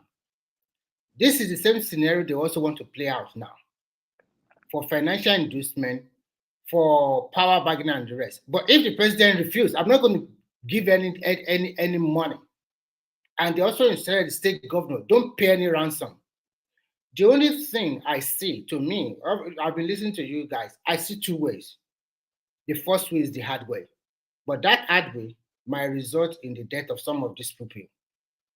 Because when you go there in full gear and you want to liberate these people, you probably there will be collateral damage. What? Yeah, so that is the first one. The second one is the kinetic approach, which is you have to deal with them, not paying money. Maybe you have to get their own people, also arrest them, because they're also members of the society. They are members of. But if they know them, they will arrest them. It's not like they are walking on the street. We don't say, okay, that's Adamu. Adamu is one that kidnapped last week, and that's Adamu right walking. They go and also kidnap the children and their great grandfather and everybody also. They go and take them into custody. So there is always ways to deal with people. If you want the hard way, yeah, but you are talking as if they don't want to deal with them. They want to now. Mike, listen carefully. Do we actually know them? That's the thing. It's not like the way we talk. It's like we think like these people are just people everybody knows. Like I know. Mike, let me tell you a story. I don't want to do anything Mike, about it. let me tell you a story. Maybe it will clear to you. Let me say this. There was a time in the northern parts of Nigeria where a woman was kidnapped. Then when they were now asking for the ransom, they were taking the ransom to where they asked them to put it. On their way, they met a military checkpoint. And those military asked them, where were they going? They asked them that, they told them that, okay, this is what they are going to do. They are going to give ransom to the kidnappers. And the military people now said, okay, bring certain amount of money from the money that you are carrying. Those people are now saying, why should you where did you get collect this story now? Just let me finish. I will tell you that if you collect it, these people might not collect the money from us. And they told them that they know that they should just bring it. By the time they tell them this, and they will agree. They have a certain percentage. What I'm saying is this. The earlier one you asked me before you say what you are saying, that story you are telling me, I want to know if it's a true story. Okay, just hold on. The earlier one you ask, why should a military general or somebody in charge that will now be collecting money from? Just what you assume. It's not an assumption. So where did we get the story from now? The people involved, I have a friend among them. And it was also reported. Yes. To who? So it's only reported, and what the guy said is this: the military checking point is not far from where they actually took the money to. Exactly. That's but he didn't say they asked them to bring body. But that shows that they were actually having their own court. So did the military know they were? Hold on. Wait. So people kidnapped them. We all know it was on the news, right? On TV, or you see it's the one they don't know about. It's not all the kidnappings everybody knows. On the news. Okay. So now the people asked the kidnapper asked for ransom, and those family got the ransom, and they informed the government that they are going to pay the ransom. Right? They are heading there to They will not inform anybody. So they were just going without informing. It's not all the kidnapping. It's not all the people that these people kidnapped that we heard about. No, those people that were going to pay the ransom. Wait now, let's try to get a full understanding of things we are saying. So the people going to pay the ransom, on their way to pay the ransom, did they let the police know that okay, we are going to? Did they inform the government that we are going to pay the ransom now, and we are going there, or nobody knew they were going? They were going to pay ransom, or they were just going on their own? Nobody will know. It's not all Okay, this. so It's not all those the family kept it kidnapping. to themselves. Mike, why are you talking like a small boy? The He's police not are a small boy. We're trying to make sense out of what we are saying. I don't like that. already.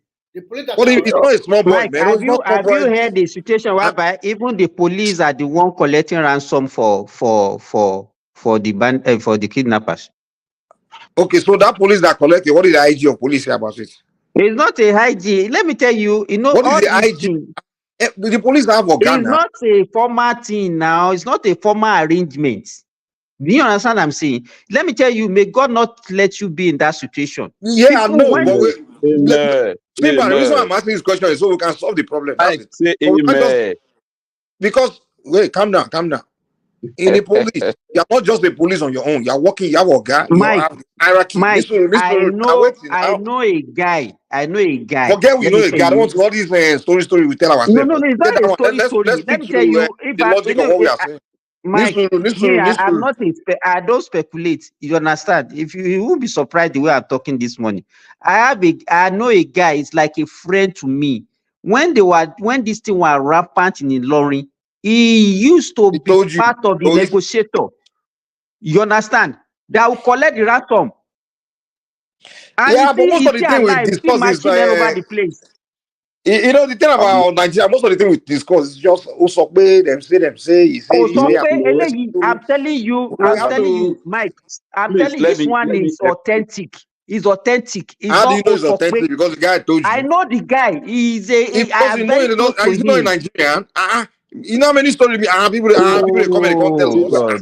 We tell each other stories now. How does it? Is it for you? If you look at it critically, no. Let me ask you, Mike. How is it possible? How is it possible to tell me? Is there any hidden place in that country, especially in the north, where is an arid land? Is there any forest in the north where you can say you hide and they will not see you? Is there any place that is not linked to one community or the other? Simba, let me help you. What happened?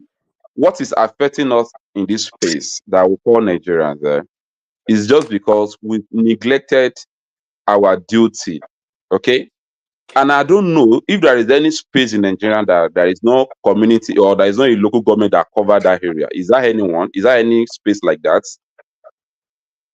And if there is nothing like that, if there is no any space in Nigeria that doesn't have a local government that is supposed to be controlling them, be in charge of the land and everything on that space, I think the best thing for governments to do is to make sure they empower each local government in terms of security setup.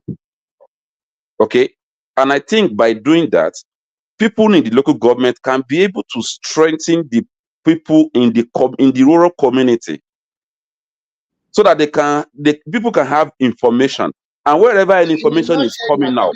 Community policing. That is it. No, community policing this time around. Don't take us to what I got what Foley is saying. Let me tell you. And that was why I said the security is a network. You can't be putting police everywhere. If you empower the community, they have a number they call if they have any distress. And any information they give, exactly. there must be a quick response. But But in a situation, what they will do, the people that they will call are also compromised. And that's what we're saying here. That's where the problem is. We have information now. This thing is a syndicate now. People have turned it to real business. Everybody is just launching on it. And let me tell you why. And let me just take you to where I think we are not getting it right here. It's because the people that are even doing our security job, it's not like they have the mind of doing security. Maybe because they are jobless, and they are not. Their way of life is not even because they like to do security or they wish to do security to protect people. And after you employ that kind of commitment and patriotism is not there. Yes, the real intention, the real focus of doing security job is not there. And that kind of person, you employ them, you put them in security space, and at the same time, that person that doesn't have the feelings for the job, and you are not yet treating the person well. So you kill the morale completely. Actually, there are so many Yes, sir. problems with security in Nigeria. Don't say that for me. My name is Remy. Sorry. Yeah. What I know is that in this world, you cannot control your police from central. Central policing cannot work for. First, we are understaffed in terms of policing. I think the major thing we should do, in my own personal opinion, is that speed up, whether it's community policing or state police. You have to speed it up. No, So that Remy, this you are not addressing the issue of a compromise. All those kind of that they are talking about. the reason why that compromise takes place, I will tell you. Because if you are a policeman and then you see your guy, the salary difference is too huge. You see how your guy is behaving, how he's living a lavish lifestyle, and you are corporal and your take home is nothing to write home about. The first thing that will come to your mind is how do I augment my money?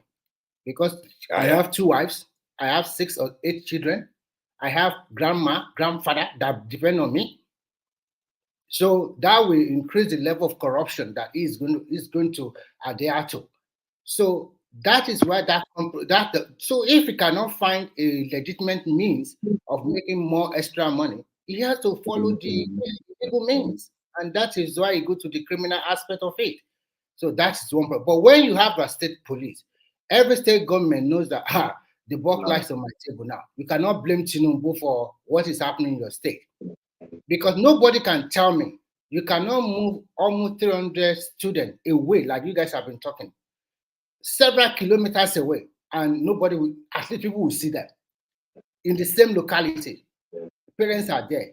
Where is my daughter? Where is my son? You are seeing them move them away, and you fold your hand. You do not do nothing. Let's be factual here. It has the political undertone. Hello, And are you trying to blame parents now or the community? No, I'm not talking about. What I'm trying to say is that what I'm trying to say is very simple. Moving a large chunk of moving a large chunk of people like that from their locality, people will know. And some of their parents also work in the bush, maybe as an hunter, or maybe they have a farm near close to. What are you saying? People that comes. What I'm trying to say, Babajali Koko, I'm not blaming the parent. What I'm trying to say is that moving this large chunk of people, the government of the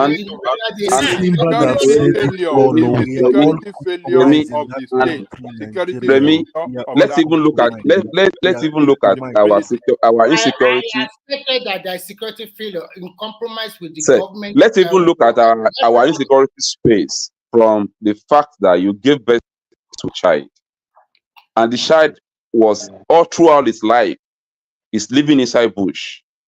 He doesn't have a taste of life. He doesn't know what education is. And you left that kind of community for like almost 20 years. You think that child will now grow up, okay, and be useful to that community? No. The These are the children.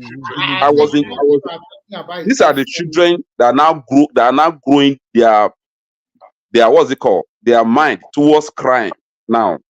They were the one they were recruiting now to be a terrorist. I will not totally agree with you with that one, because the number I'm not saying wait, please, I'm not saying it for you to agree. I'm only saying it as a fact.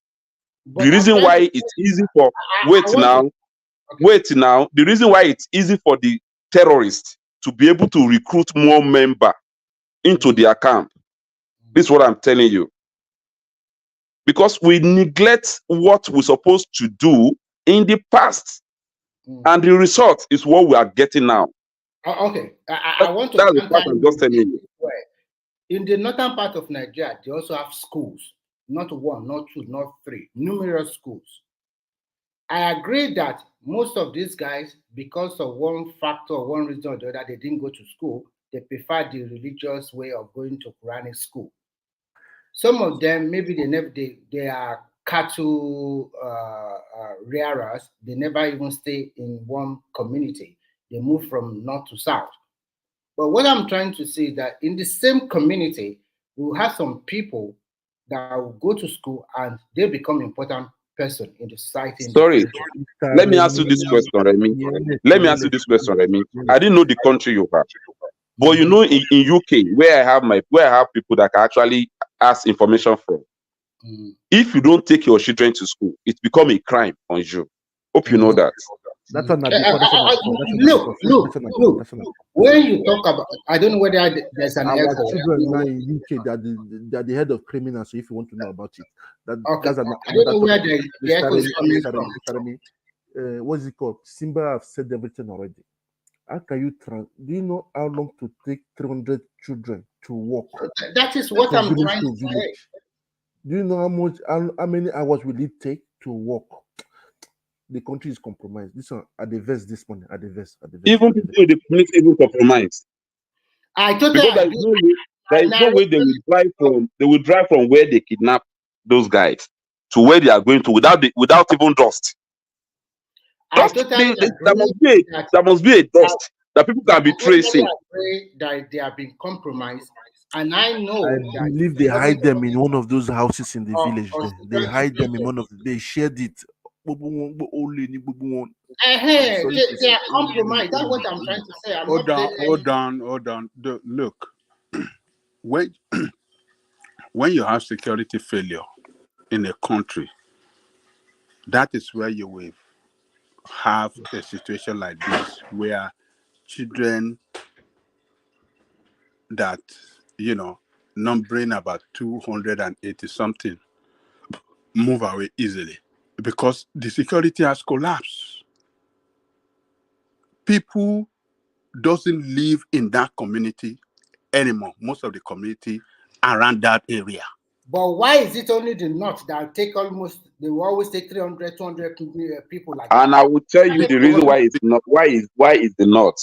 In the southwest, 30, 40 years ago, there are some leaders in southwest that actually take us through that journey of how can we liberate ourselves? How can we have a future that will be more futuristic for our children? And that's why we have what we have. People like Awolowo. Why are they People taking like Awolowo, and they provide that they provide that space like education. We understand. They make sure people go to school. But in the north, that did not take place. Why only in the north they are taking 300? Why only in the north? Hold on. Why only in the north that they abandoned children in the past that did not allow them to have what we call education? Why in the north? The result of that time is what you are getting now. They want to go and kidnap them. No, the result of what they failed to do then is what you are having now. Folly, try to understand my question. I'm understanding you. Calm down, please. Mention security. Remy, you don't need to argue with Folly over this. It's one of the reasons why we're having this problem. Yes. If you have large chunk of untrained children, you understand that. Let me tell you, as far back as early 90s, I used to have one guy, they call him Abdullah. Abdullah was staying with us for he stayed with us for 15 years. This guy does not even know the whereabouts of his parents. We have millions of them like that. They will just deliver them and throw them into the society. Believe me, and they will just be wandering on their own, surviving on their own. Such a person can easily be recruited into any crime. That is why let me even portray your point. There was a guy that was arrested in the Ekiti last month. This guy, they actually caught him with some materials. And if this guy tells you the operation that he has went to, they has partaken, and the highest share that they ever gave this guy is just 10,000 naira. The highest share. And this guy even involved in attacking what's it called, bullion bar. But if this guy has been given that touch of education from the beginning, and he can actually think and do something by himself, he can be able to work to earn some little money. Nobody will ever even more than what they will be paying him now. Yes, just 10,000. Just 10,000. The highest. All these things you guys are saying, I totally agree. My Second. question is to Babajale Kuku said there's a security failure. I agree. But I'm asking him, why are they not taking 200 or 300 students or pupils from south, in the south, whether south, southeast, and southwest? Why is it only in the north? Okay, in Ekiti. Last month in Ekiti. This same thing happened in Ekiti. What do you But mean? because our land. Wait, Mr. Remy, wait first. Let's follow the land. He said Therefore, Ekiti. exactly. I want to hear Ekiti. In Ekiti, this thing happened in Ekiti last month, and they actually kidnapped some students that are coming from. How many? Give it. No, let me finish, Remy. He has a point. School bus was kidnapped. But what actually gave us edge is because our environment is still not that polluted the way north is polluted. That's why we can actually don't say polluted. Folly. Don't say polluted. It's because our people will give information. Do you understand what I'm saying? No. Yes, no. What I mean by polluted is when people committing crime in an environment, it's more than people that is not committing crime. For people to even raise voice, it will be rare for them to even come out and say this is what we saw. What Simba is trying to tell is very simple. When they moved these people along, some people saw them and they gave the police, the security people, information. I'm trying to say what I'm even telling you now is this: in any community where people that are committing crime, how did they secure these people back? These children that were kidnapped in the Ekiti? Actually, the ransom was paid to release the kid. But after they take over the kid away from them, they pump into action. They make sure they comb the bush, and all of them was special. How did they know where they are? They made the payment. The payment is just to secure the life of those children. They know that if they have to go there, that means they might kill some of them. Yes, if they make the payment and you release the adopted child, okay, exactly. Now you already know the movement where they are hiding. Yes, so you can use that one. Any security what I'm saying, get my question. My question, I think we are just speaking the same way. We just don't understand. What I'm saying is that they know where some people know where they hide these children. It's not as if they don't know. You understand? No, because that's the power of information. Just that's what I'm asking. That's what I'm telling you. Even if you don't know where they are staying, immediately you make the payment, and the kid was released. That can give you signal of the environment they may likely be. Initially, let me tell you, they collect ransom away from where they are hiding the children. When they release it, I think what happened here, let me tell you, I think what happened here is that they know where they are, but they know that if they should go and attack them, they might run away and kill those children. They will kill one. They keep one. They pay the ransom to secure the life of those children, and then now march on to deal with them. I think that was what happened. Area, and that is the power of information. Let me tell you, that period, you will see our military personnel. They were going to that bush with their cars and with bikes, the new bikes. Our governor then. That was when they killed 2 kings. So the security things were really tense then. They came out in mass and they do the sourcing operation. You will see them going to that bush and making sure they bought the new bike for the military. They enter the bush to go and trace them and they fight them out. But the reason why they can do that is because the number of people committing crime in that area is not many. You don't understand what Simba is trying to tell you. Simba is trying to tell you that the local people, they give them vital information that help the security people to fish them out. They knew where they are. Because they don't want them to injure the children, they pay the ransom, and after that they scoop on them and they arrested all of them. That's what he's trying to tell you. I am trying to tell you, they take 300 people away from a locality. The people living in that locality, they saw them now. They saw them. They should tell the police that the people with information.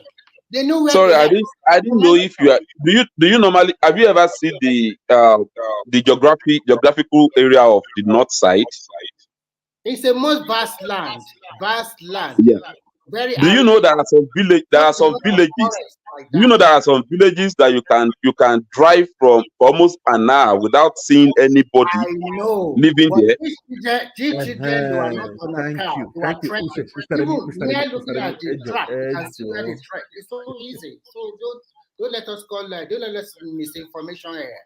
Even the trek several kilometers away, even tracing their footsteps, you can know where they Mr. Remy, that's where I'm going to now. I think the problem we have here is quick response from our security personnel.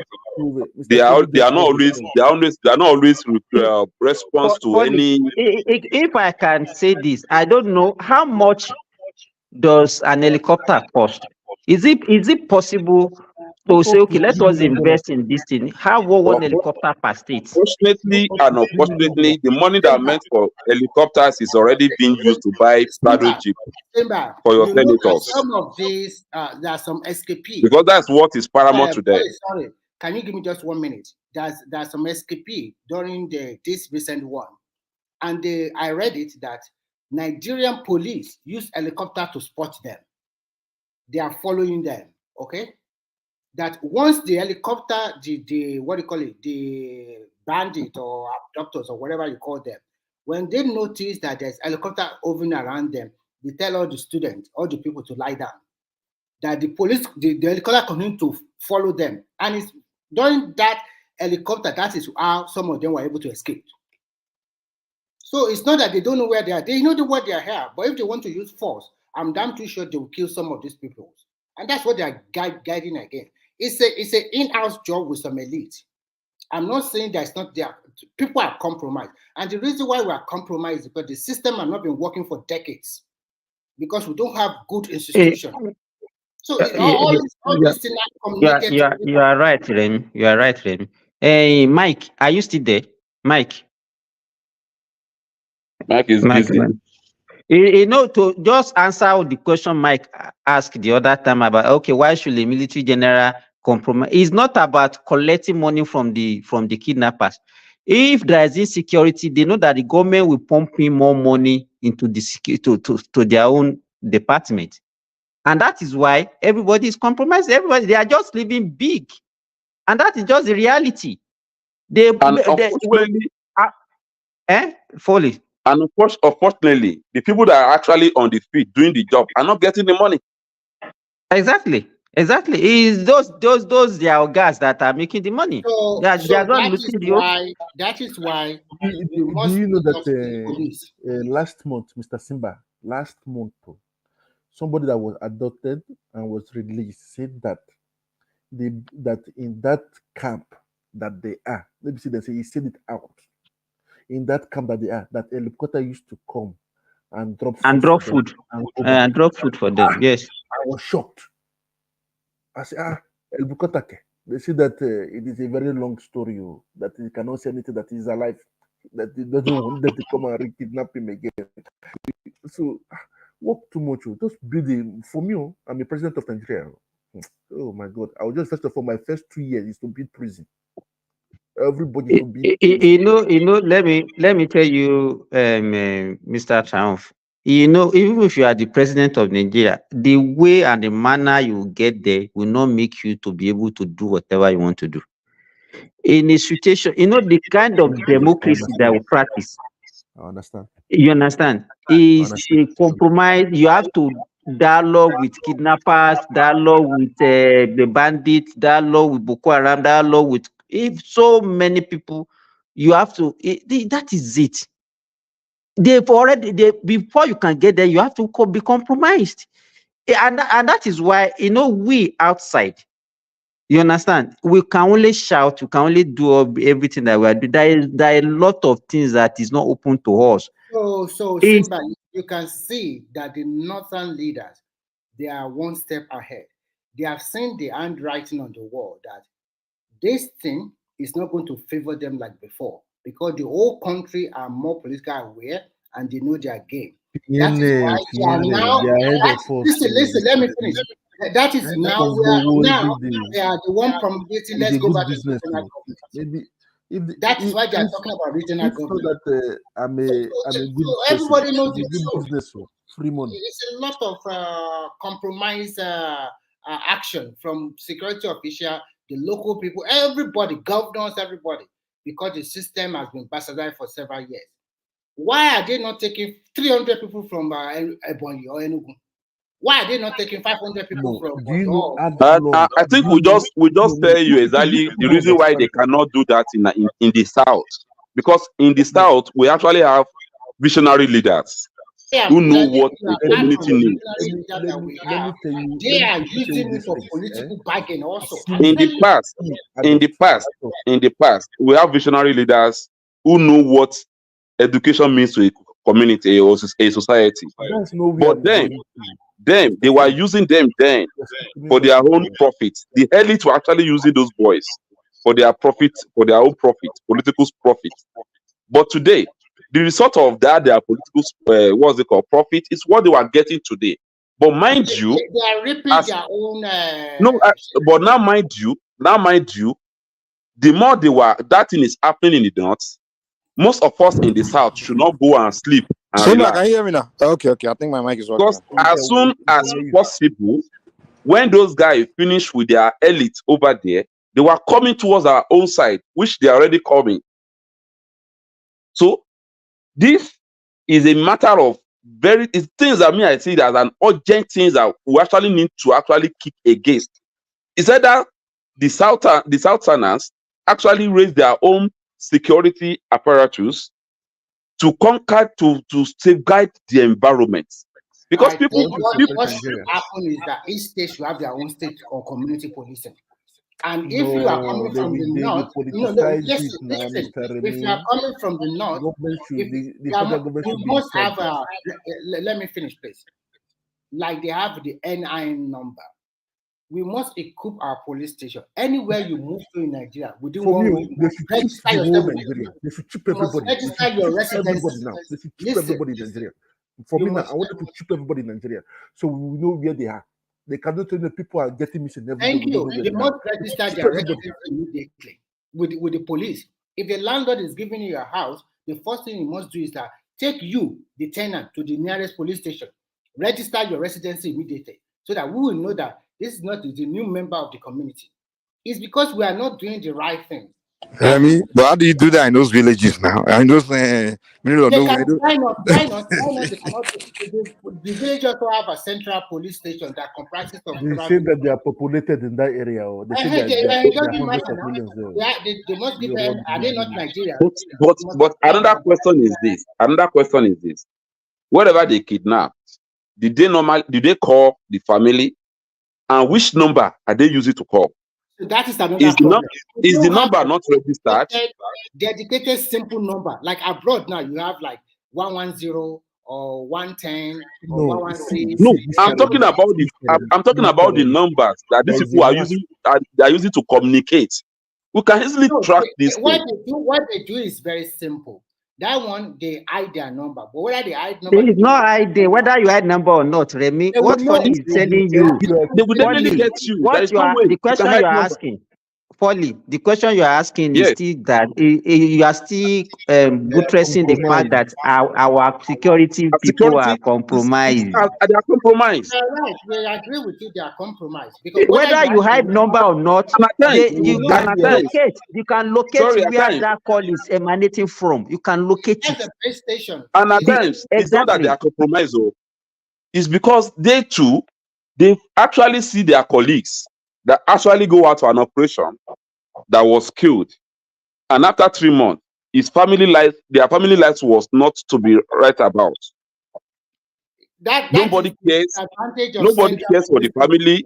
Nobody knows whether somebody died for a cause to take care of their family. So the remaining one in the office are not even ready to do the job, because they know my friend that did it last month. This is the result.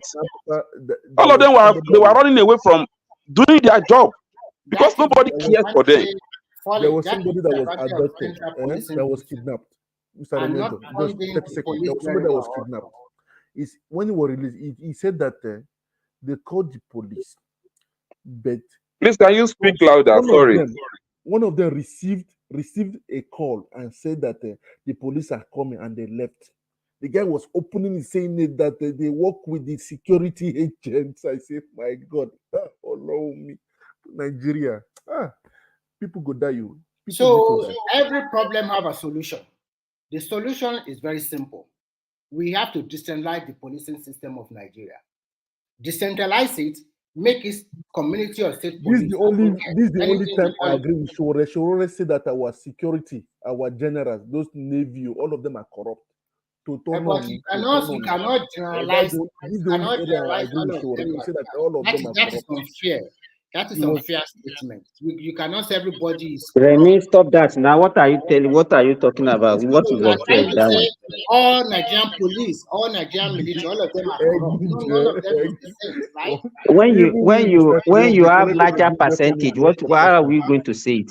Yeah, you can say large percentage of the even when you have a system that is not even allowing the good ones to even attain a position, that is the bad ones that are actually getting there. How do you say about that? I ask myself several questions.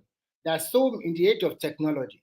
Even currency can be traced also, like somebody is telling in the comment. And the section by yeah. Now they pay in dollars, so Mr. Remy, they pay in dollars. So what I had to, I followed them. No, they pay in naira. Naira. Now naira now. Do you think they will take the dollar and go and change with a book and said they pay in dollars, Mr. Remy? I'm telling you what is going on. Maybe some people, I don't know. They pay in naira. Who is paying dollar? They pay in naira. Yeah. So the question we must ask ourselves are several questions. Decades of unplanning, decades of central policing system that is not working. I ask my question: how can the Inspector General of Police know what is happening in a village in Oyo town or Akimore or maybe in Shaki or He doesn't need to know. The Inspector General of Police doesn't need to know. That's why they have a head there. You don't need. Let me tell you the way you are looking at. Let me tell you the way you are looking at the whole situation as if whenever they want to take any action, they have to get an instruction from Abuja. It's not true. It's not true. They will tell you that it's not true. It's from the signal from people just like giving the excuses. Do you need when there is insecurity in your domain? Will you now be calling Abuja that should I go or should I go and no? And unfortunately, the local government chairman that are supposed to have the money to take care of the security apparatus in the area, the money is being funded by state governor. Apart from you see what is happening. When the whole system is it has already collapsed. Yes, it has. There's nothing to say about that. They've collapsed the system completely. Even in our palaces today, the people in the palaces, most of them are not even ready to serve their people. It's all about interest, personal interest, override national interest. So any society that people are now looking for money to survive, we will always be resorting to where we find ourselves. Everybody in Nigeria, whether you Christian or Muslim, they should chip everybody to start with. Even in our church, our pastors are corrupt more than politicians.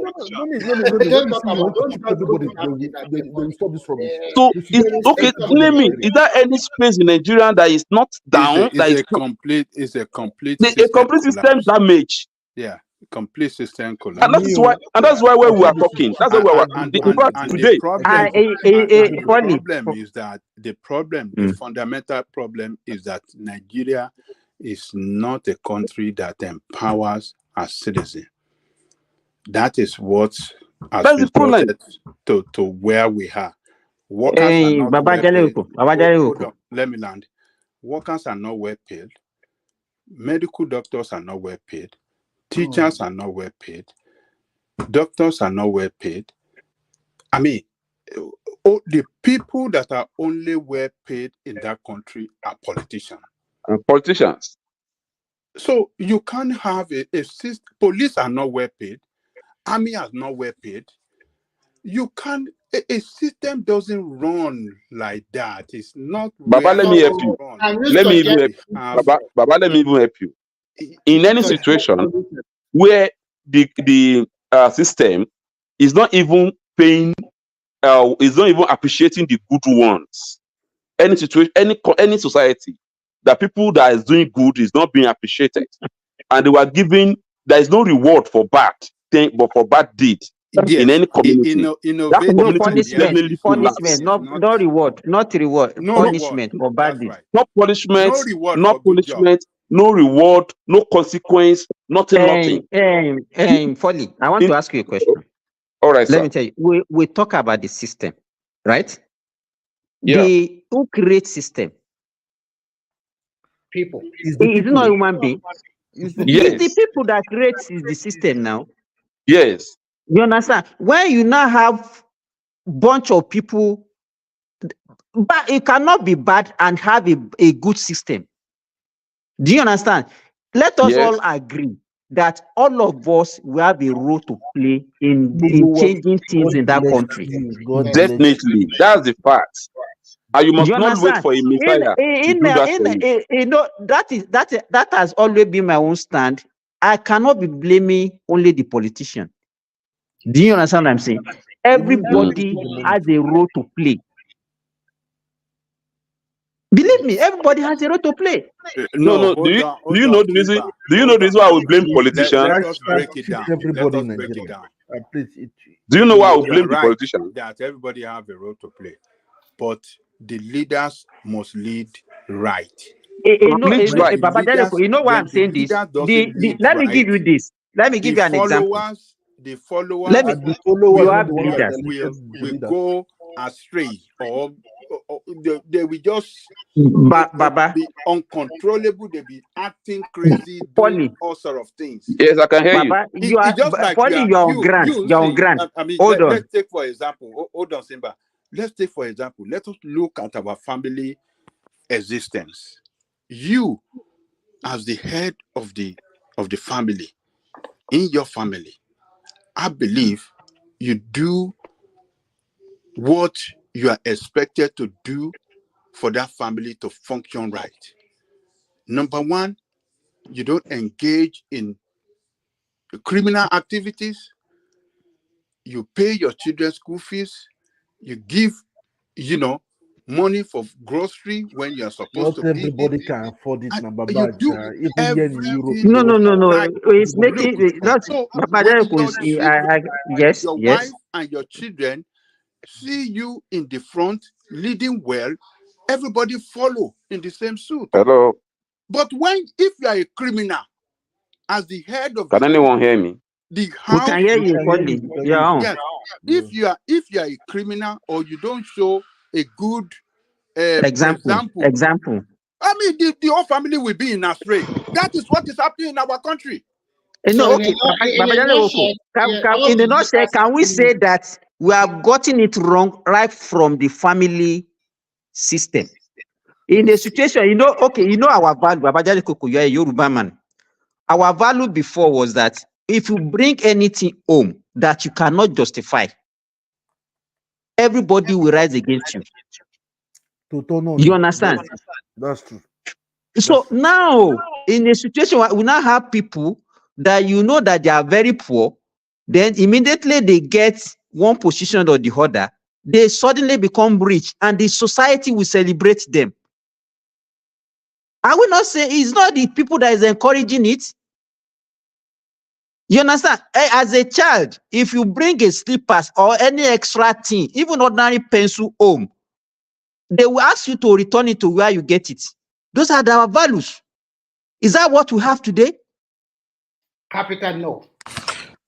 But Simba, that was when you used to be afraid of Hailala and Legba, You but understand? now, So the only person we are accountable to is Jesus and Muhammad. So there's no punishment. We are failed from the family, and that family system that has failed has cascaded into the whole society, where people only see sudden success, and people don't ask questions. Just go. Let me give me 1 minute. Folly, you are in Nigeria. I have friends that are politicians, and I've gone out several times with them. If we see the way the society demands Mike, from please, these I people, want to go out and come back. So I can't hear. You I can't understand? hear what you guys I've are been with saying. my a friend of mine who's an So I want to go honorable. out and come back. We Please. just went to a fish joint just to go and catch some fun, and people just rushed, came to us. Some people are making demand. I want to pay my children's school fees. My wife is pregnant, and I want to do. My father died, and want to make. You understand? All those ridiculous demand. They were not asking him that, okay, what have you done for us since you came, you become an honorable? Everybody was just asking for their own.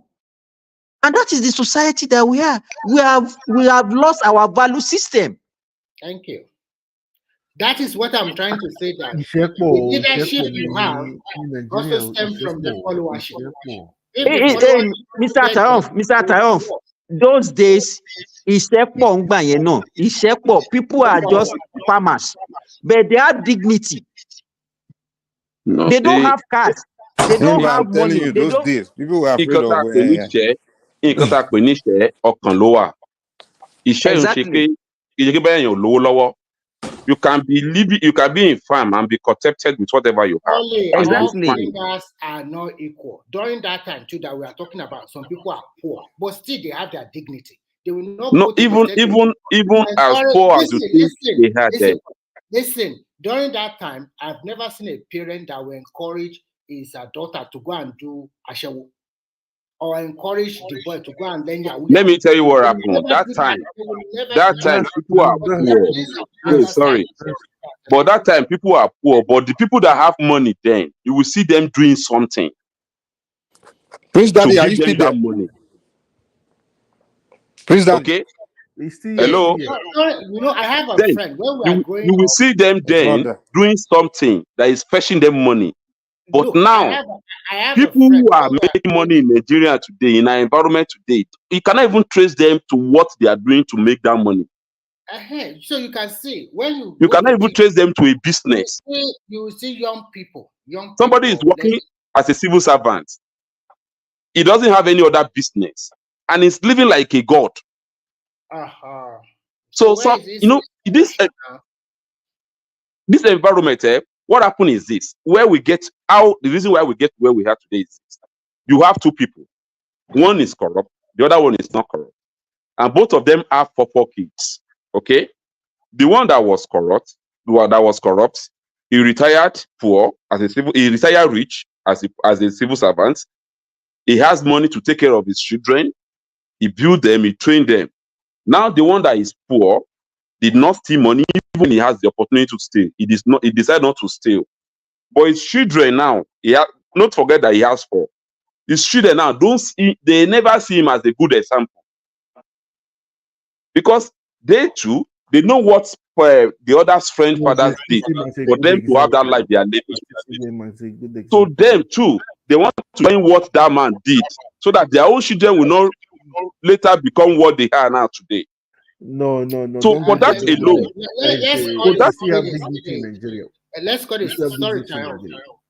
let's call it spade a spade. The system has been bastardized several decades ago.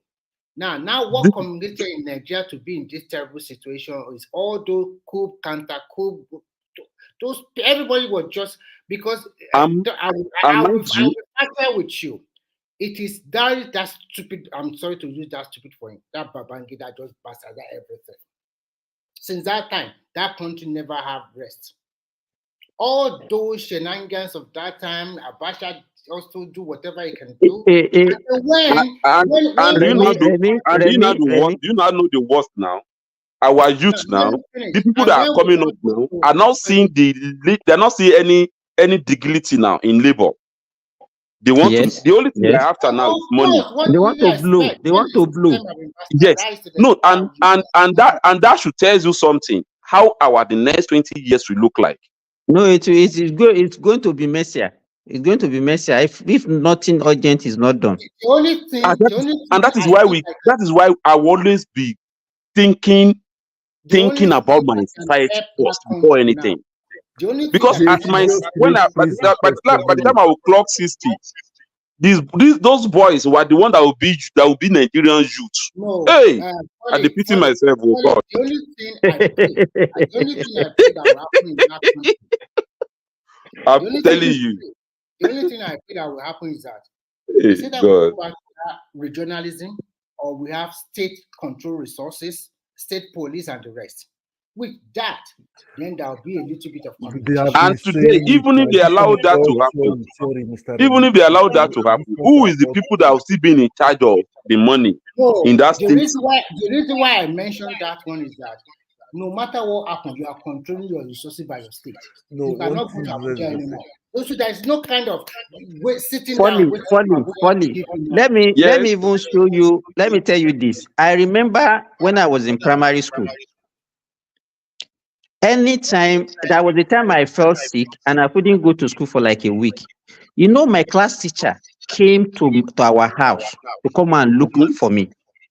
Mm-hmm. You understand? That That is was a when the public. guy is working. That is commitment. You can see commitment. Yes. You understand? That Even is a public school.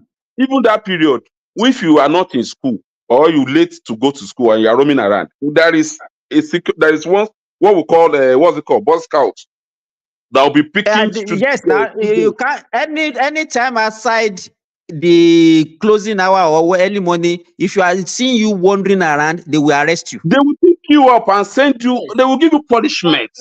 But today there is nothing like that anymore. Let me tell you, and even if the teacher cannot go, they will send some of the children that they should go to the house of the person that doesn't come to school and go and confirm what happened. You understand? Today, even in a private school where you are paying a lot of money, they don't care. Because I just want to use this one.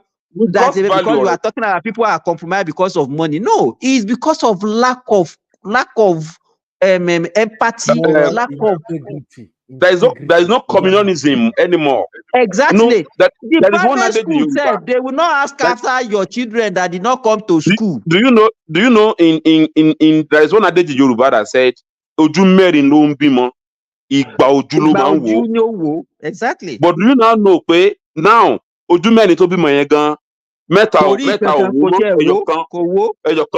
ẹyọkan ló wá kankan wò fún wọn kàn fi mistake ń wo ibi tó wà, ìmí gan wọn wò rárá mọ́. But Simba, don't you think that was because back then environment was more homogeneous? But now it's more like most environments in Nigeria is more mixed. More familiarity, more corporate. Because everybody knows one another. They will. Then when they if they see you anywhere, people move they from know your parents. Today now your neighbors are someone that move from another state. You know, like So that is why I mentioned that reporting to the police. I mean, registering your residency. No, we're in mess. You must register your residence. You know, this one Nigeria, it's favors, it's also good, but at the same time, you must so many problems to talk about. Oh God. So first and foremost, if you move from one locality to another locality immediately, even before you move into that house, you must go and register with the local police there. We must equip our police, state resource control, state police, everything, or regional government, whatever you want to call it. That time, when Remy, that time is our traditional rulers that perform that role. Nobody can enter any community that time without it's the Nigerian creation that destroy our values, man. The Nigerian creation. We put aside everything about ourselves. We start practicing something completely new. And let me even shock you today. New language, British culture, the new culture. You want to be Americans and British. Do you know today? British culture? How many people understand? And you sit with these people and you are talking about the way forward and you are talking about how things should be run. They'll be looking at you as if you are a fool. Why are you talking as if you are not in Nigeria? Is Nigeria designed to be a bad people? Folly, you must understand one thing. An average Nigeria does not have patience. They want the quick return immediately. Anything that will help him to get that personal interest, because that's what they worship in Nigeria nowadays. I pity myself. I want to blow quickly. But if you are the type that you tell them things take time before it can jam, they won't believe it. Even Remy, even the parents. I was talking to somebody. The parents are sending their children to their own school. Even if I'm to say it, even we should regulate the kind of music we will be listening to these days, even the parents, if it's possible, because music also plays roles.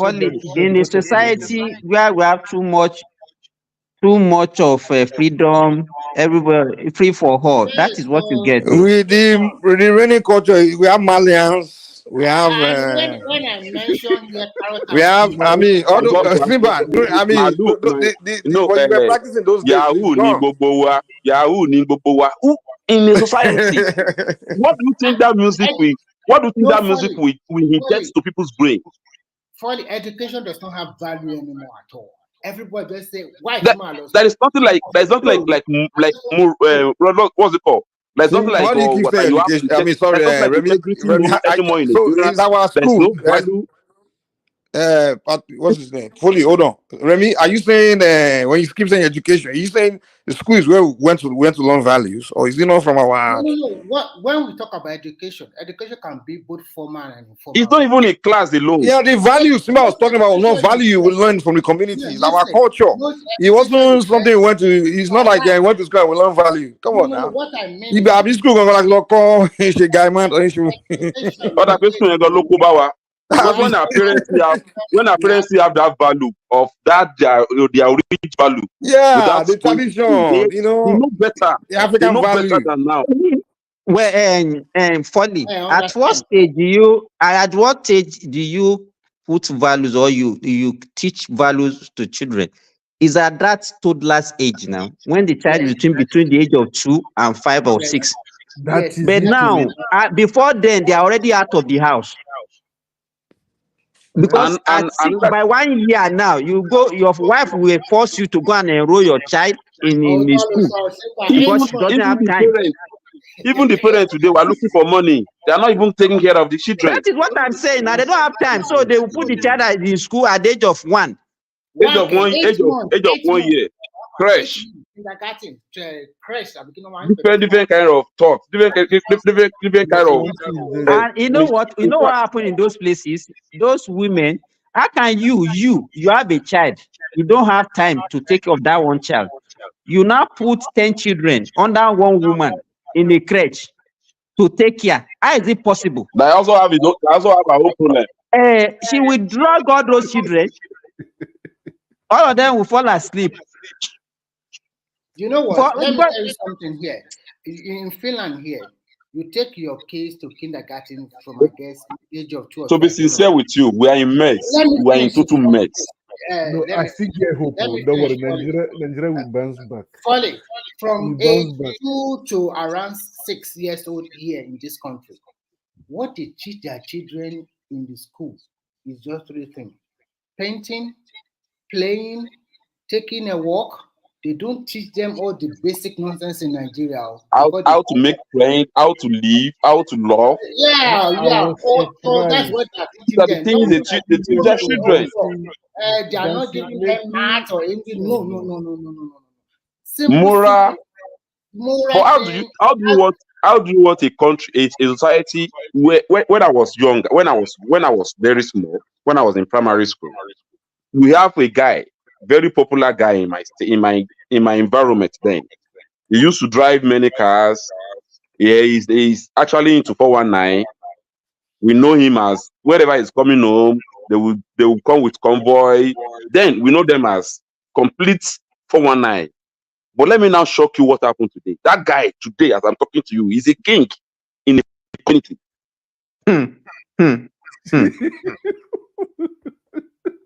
And how do you want people coming up from that community?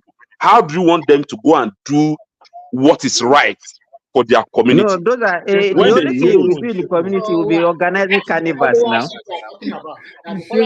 Let me tell you what happened. There was a time, because I'm into telecom, there was a time that MTN Max had issue in that community and they didn't have network. The MTN guys want to go and do the Max. Do you know this guy puts what's it called? Imariwo. Before that, as in to block that road, that before they can access that max, they have to bring 7 cows. So these are the people governing our community. And These MTN are have the to people. give 7 cow. I'm telling you, guys, they have to do something there. They have to do some ritualist ritual, some ritual there before they can access that place. 7 cow, Baba Fe Jerry And this is the people governing the environment. These are the people claiming to be a king in our society. These are the people that claim to be a king in our society. These are the people that people will go and be prostrating for in our society. You can now see that the value of the Yoruba work too much. We never. We are in problem. Seriously, you are in the complete problem. Folly, I am not here to be lamenting. I am here. We know we have problems. What are the solutions? Because any country you find yourself, every country have their own problem, one way or the other. We have problems, admit, fine, but we must find solutions. We cannot just hold our hands.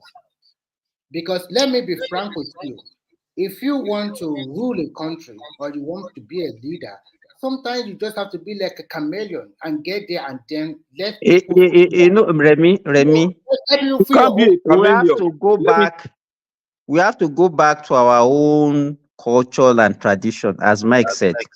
And then we have to go back to Oyibo, let me tell you, our society then doesn't compromise at all. Once you heard, you face the music, the community will punish you, and that is a deterrent. If there is no deterrent, it will continue to get worse. In those days, if you steal, they will expose you, the whole community will know you, they will parade you all over the place. That shame alone will not allow you to go and do such a thing again. So Simba, you know, there was a time I was talking about so many people were sentenced to death and they were out lying in Nigerian prison all over the country. Most of these governors, because of religious belief, and they are being brainwashed or whatever. You know, an average Nigeria, we always talk about, somebody is behind something, somebody is behind something. Do you believe that most of these governors cannot even sign a death warrant for somebody that have killed or murdered a lot of people? Let me even tell you the one that is very popular. Oji Usokano. Do you know that guy is still in the Senate? Of course, it's in the Senate because after being sentenced for corruption. He did not even spend months in the jail. He has been pardoned now. So how do you now want someone not to commit crime? No, the issue is this: the EFCC bungled that case. They bungled. I've forgotten because I read the whole story, but I forgot some of it. They bungled the case, and when this guy take them to the Supreme Court, he won. It was a deliberate. They deliberately bungled it. Who is that? Who is that? Who is the people you are employing to EFCC? Are they not these people that are even worse than the criminals? Yeah. So okay, Folly. Let me tell you something. Where are we going to get good people? You know what? The conscientious people among us need to identify themselves. We should sell Nigeria and redistribute everybody all over. Do you know what's funny? Do you know what's funny? Nigeria still have people who is actually mean well, who want to do good, but society they are very small, very minute. No, they are not small. The problem is they are not having the capacity to organize. You know why I said this, Folly? Just listen to me. Most of the people that are crying because they have not had the opportunity, Let me put it that way. If you don't base it on what people are saying, let me tell you, you are right. You cannot assess them. You cannot, if you don't know what they will do when they have the opportunity. But you are right. But in a situation whereby people actually know what they want, and if they actually put you somewhere and you are messing up, the power of them being organized can still take you off. But the people that you are talking about are also compromised now. Among them, you will see some of them that will come and immediately you are dead, they will come and be giving you even whatever plan they are hatching. What do you think? What do you think? Some What of do you them will think is come actually? and be giving you feedback and Say tell that. you, What do oh, you think this is their actually plan. affect? Oh. What do you think that actually affected AAC as a party from the beginning? Because one idiot just plant himself as a revolutionist, and You know before we what? know, That your party have a lot of issues. Even yeah, starting before we with know, they this gave him money to pay for. your Sorry, let me land. No, Let me Remy, land, let him please. let Foley land. Before we know, we gave him money to pay a rent at Lugbe. The money was 4 million naira. We later get to know that this guy paid 1.8. So immediately the party gets to know about it, they sanction him immediately. But the problem is they did not change his name in the INEC portal as they are, as to tell them that they've already removed him as their secretary. And after the election, this guy went to Wiki to go and collect 100 million. And that is where the party has the problem they have last election. For what? What is the 100 million for? Oh That no, he just figured one thing. AAC will No, support no, Wiki. you know, he actually waited. He actually waited to travel to America. To roll around like that, 100 million, just easy like that. Take 100 million. Bro, Yes. you guys You know allow what happened? other people. Can do. Hold on. Can do. Are Do you you know there? what happened? Do you know what happened? Hey, Remy, Do you are know you what guys happened? there? The 2019 election in Foley, Rivers can you hear State, me? AAC nearly win Wiki. Foley, can you hear me? Yeah, I can hear you. Now you cannot talk at the same time now. I say wait now. Yeah. I mean, let's let other voices come in too. You know, can do what as me for like almost 30 minutes. He hasn't said a word. Let's give him a chance to tell us something now. Me too. Okay, go ahead. Who wants to No, go ahead? but I hope Jack Borojo, me too. Why are you behaving like a woman? Good morning, all. Can do. Good morning. Go ahead. We can hear you. Yeah. I just, I wanted to hear, get a feel of the room before I said anything. Carol, láti Lagos, Nigeria. No more. I want to quickly ask you a question, and I want you to Yes, sir. collaborate for people that are here. My brother, Yes, sir. one of my brother live in Ibadan, called me early this morning. We went to Lagos just last week because we also have family set up. My other brothers are living there, and he was telling me he's a banker. He was a banker. He was telling me Lagos has improved a lot. He does not know his way around in Yaba, Tejo like before. That if he told me categorically that if other states in the southwest can just copy 50% of what is happening in Lagos, that Southwest would have done a wonderful job.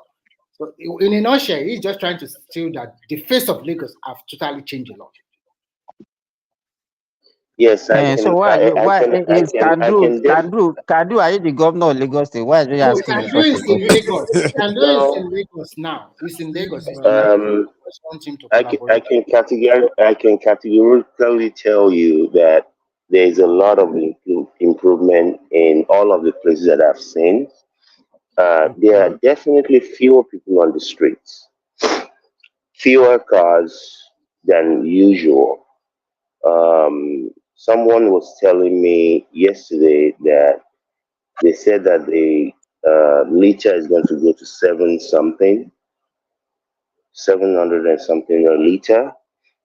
And to buttress some of the things I've been hearing, I was in earlier when when one man started the show. I was in for a couple of hours or so. One prominent Afa came to visit my dad yesterday. And my dad, well, they were having different conversations about Nigeria, this, that, and the other. So the Afa was saying that there was somebody in the north that was it EFCC or one of these agencies, they went GSS, to a house that he had GSS. Okay, they went to one house that he had somewhere in the north, and they made him press a button, and the ground opened up, and there were stairs that went down to a room. That the room was full of all kind of money, full, the way he was describing it. So my dad asked him. My dad said, "Okay, if you went to, where you do your prayer thing for people, and you pray that God will not shadow me or whatever. And on your way home, that same man that had all that money, that they went and confiscated all this money, said, Afa, Emabo, come and take 2 billion. 2 billion. He said, will you take it? The Afa was silent for a while. Then he said, well, Ọlọ́run ti gbàdúrà nìyẹn. Over the bingo. My dad said, let me tell you something. Me, that I sit here, I will not take it. And this my son that is sitting right here, I promise you he will not take that money. He said, this is the reason why we are where we are. Because the person in question, at least they're establishing that money is not clean money. And if you will take 2 billion, you in your position, you're not just an AFA, senior. He said, that is why, unfortunately, we are going to continue to be where we are. So I just wanted to buttress that, what was being said earlier. But Lagos is definitely looking good. I've been to a few places. The roads are looking good. Yeah, especially the bus terminals. You know, they're doing stuff. Lagos is moving.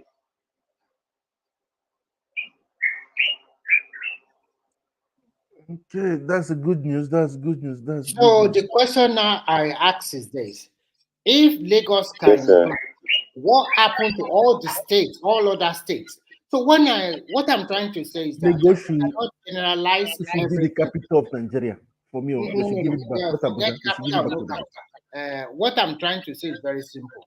Some governors are doing a human's job, while majority of them are not doing nothing. When Yes, I they want to change my agree phone. at their effect meeting that they must do wage award, only 10 states out of 36 states started paying wage award to their workers.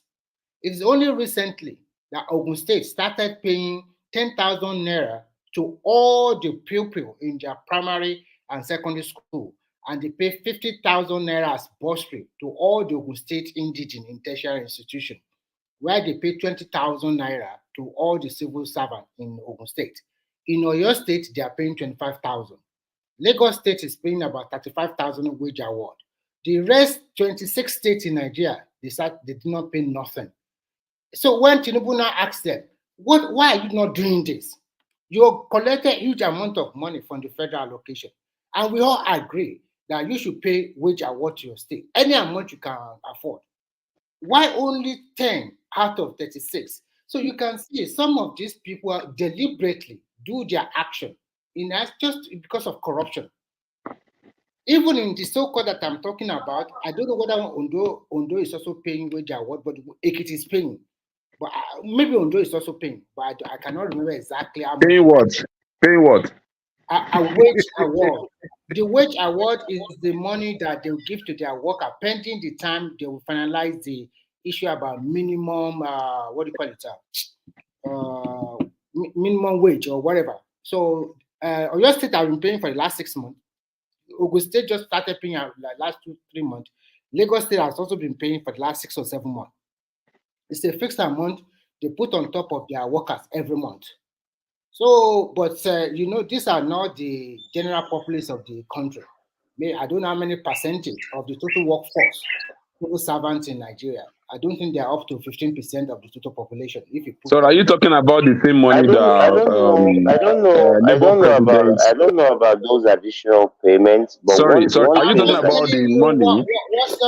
What some states are doing? It is a meeting between Tinubu and the state governors. They agreed that because Tinubu is paying. Were you there, Mr. Remy? Were you there? Were you there? No, let him land. Let him land. Let me tell you, it's a meeting. It's all reported. They had a meeting, and federal government is paying 35,000 naira wage award to federal civil servants, and they are paid up to date for the last 5 months. Or your No, state are paying for they paid them last month because they actually called for protest. They started paying them. listen. They've They almost pay them 2 4 months. months. Listen, They've